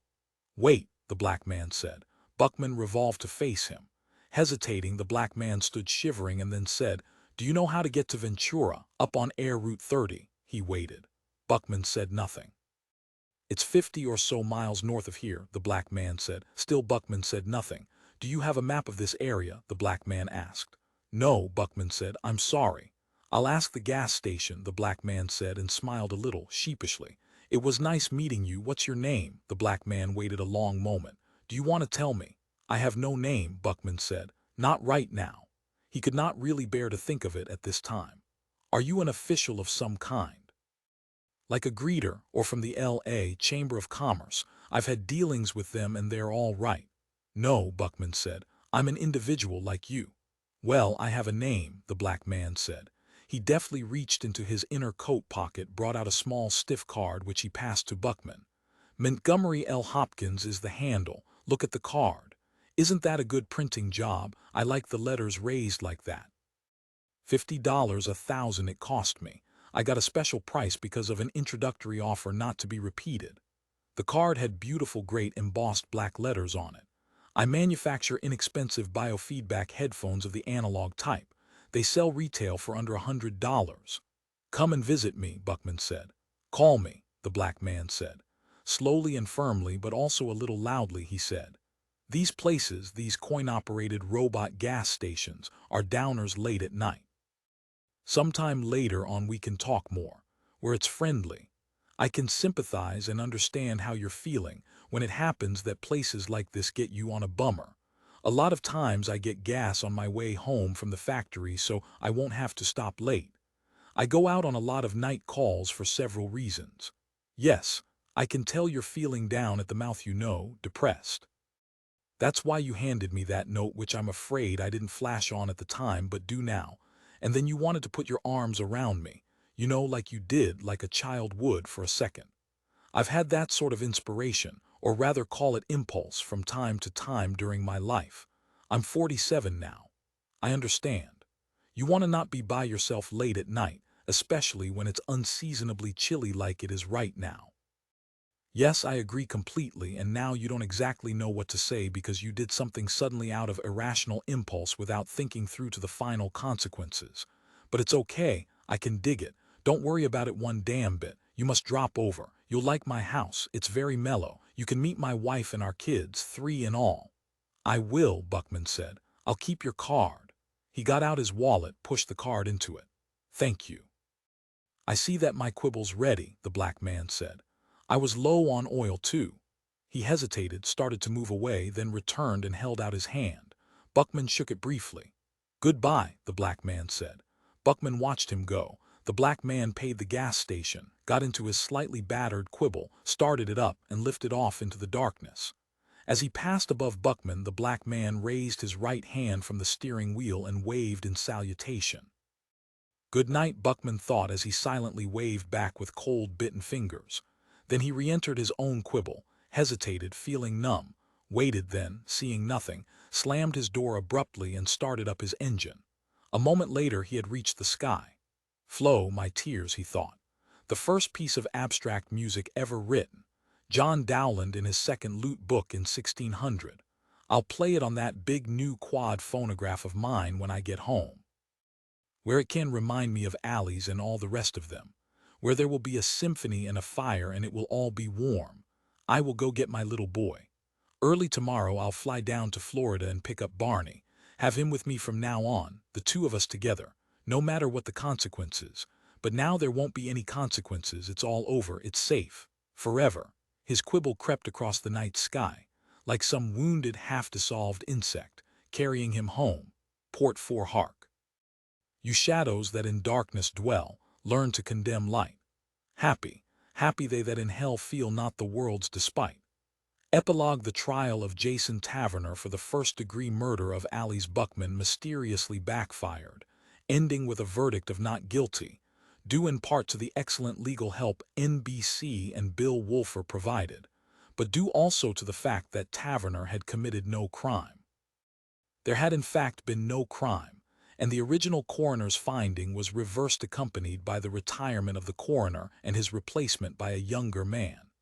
Jason Taverner's TV ratings, which had dropped to a low point during the trial, rose with the verdict, and Taverner found himself with an audience of 35 million rather than 30.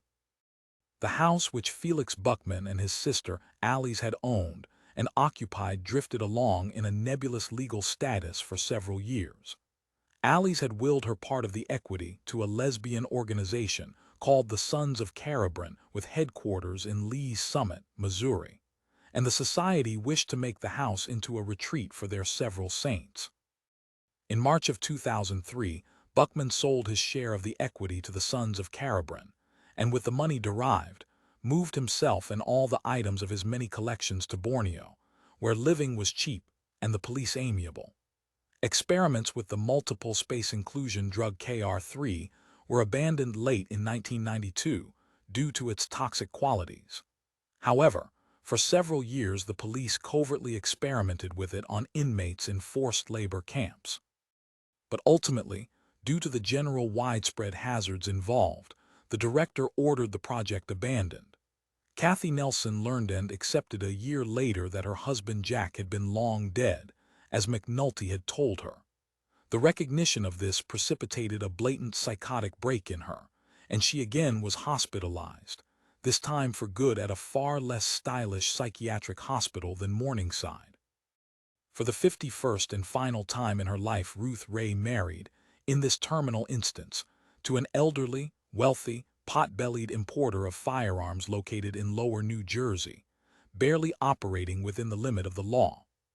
In the spring of 1994, she died of an overdose of alcohol taken with a new tranquilizer, phenazine, which acts as a central nervous system depressant, as well as suppressing the vagus nerve. At the time of her death, she weighed 92 pounds, the result of difficult and chronic psychological problems. It never became possible to certify with any clarity the death as either an accident or a deliberate suicide.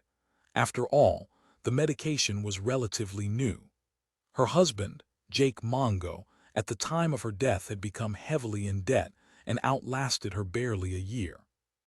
Jason Taverner attended her funeral and at the later graveside ceremony met a girlfriend of Ruth's named Faye Crankheit, with whom he presently formed a working relationship that lasted 2 years.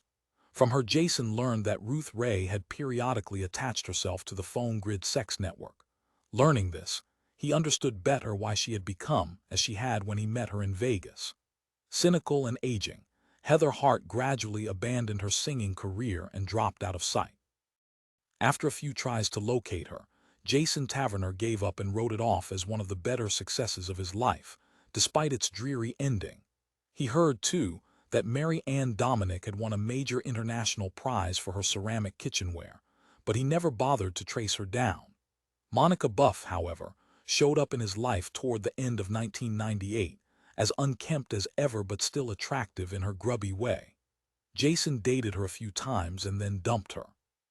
For months she wrote him odd, long letters with cryptic signs drawn over the words, but that too stopped at last, and for this he was glad. In the Warrens, under the ruins of the great universities, the student populations gradually gave up their futile attempts to maintain life as they understood it, and voluntarily for the most part entered forced labor camps. So the dregs of the Second Civil War gradually ebbed away, and in 2004, as a pilot model, Columbia University was rebuilt and a safe, sane student body allowed to attend its police-sanctioned courses. Toward the end of his life, retired Police General Felix Buckman, living in Borneo on his pension, wrote an autobiographical exposé of the planet-wide police apparatus, the book soon being circulated illegally throughout the major cities of Earth. For this, in the summer of 2017, General Buckman was shot by an assassin, never identified, and no arrests were ever made. His book, The Law and Order Mentality, continued to clandestinely circulate for a number of years after his death, but even that, too, eventually became forgotten. The forced labor camps dwindled away and at last ceased to exist. The police apparatus became, by degrees, over the decades, too cumbersome to threaten anyone, and in 2136 the rank of police marshal was abandoned. Some of the bondage cartoons that Alice Buckman had collected during her aborted life found their way into museums displaying artifacts of faded-out popular cultures, and ultimately she became officially identified by the Librarian's Journal Quarterly as the foremost authority of the late 20th century in the matter of SM art. The $1 black Trans-Mississippi postage stamp which Felix Buckman had laid on her was bought at auction in 1999 by a dealer from Warsaw, Poland. It disappeared thereupon into the hazy world of philately, never to surface again. Barney Buckman, the son of Felix and Alice Buckman, grew eventually into difficult manhood, joined the New York police, and during his second year as a beat cop fell from a substandard fire escape while responding to a report of burglary in a tenement where wealthy blacks had once lived. Paralyzed from the waist down at 23, he began to interest himself in old television commercials, and before long owned an impressive library of the most ancient and sought-after items of this sort, which he bought and sold and traded shrewdly. He lived a long life, with only a feeble memory of his father and no memory at all of Alice. By and large, Barney Buckman complained little, and continued in particular to absorb himself in old-time Alka-Seltzer plugs, his specialty out of all the rest of such golden trivia. Someone at the Los Angeles Police Academy stole the .22 Derringer pistol which Felix Buckman had kept in his desk, and with this the gun vanished forever. Lead slug weapons had by that time become generally extinct except as collector's pieces, and the inventory clerk at the academy, whose job it was to keep track of the Derringer, assumed wisely that it had become a prop in the bachelor's quarters of some minor police official, and let the investigation drop there. In 2040, Jason Taverner, long since retired from the entertainment field, died in an exclusive nursing home of alcoholic fibrosis, an ailment acquired by Terrans at various Martian colonies privately maintained for dubious enthrallment of the weary rich. His estate consisted of a 5-bedroom house in Des Moines, filled mostly with memorabilia, and many shares of stock in a corporation which had tried and failed to finance a commercial shuttle service to Proxima Centaurus.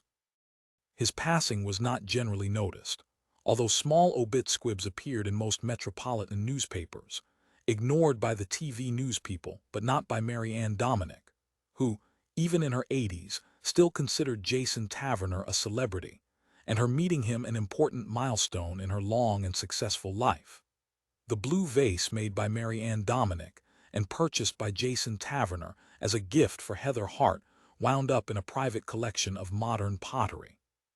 It remains there to this day and is much treasured, and in fact by a number of people who know ceramics openly and genuinely cherished and loved.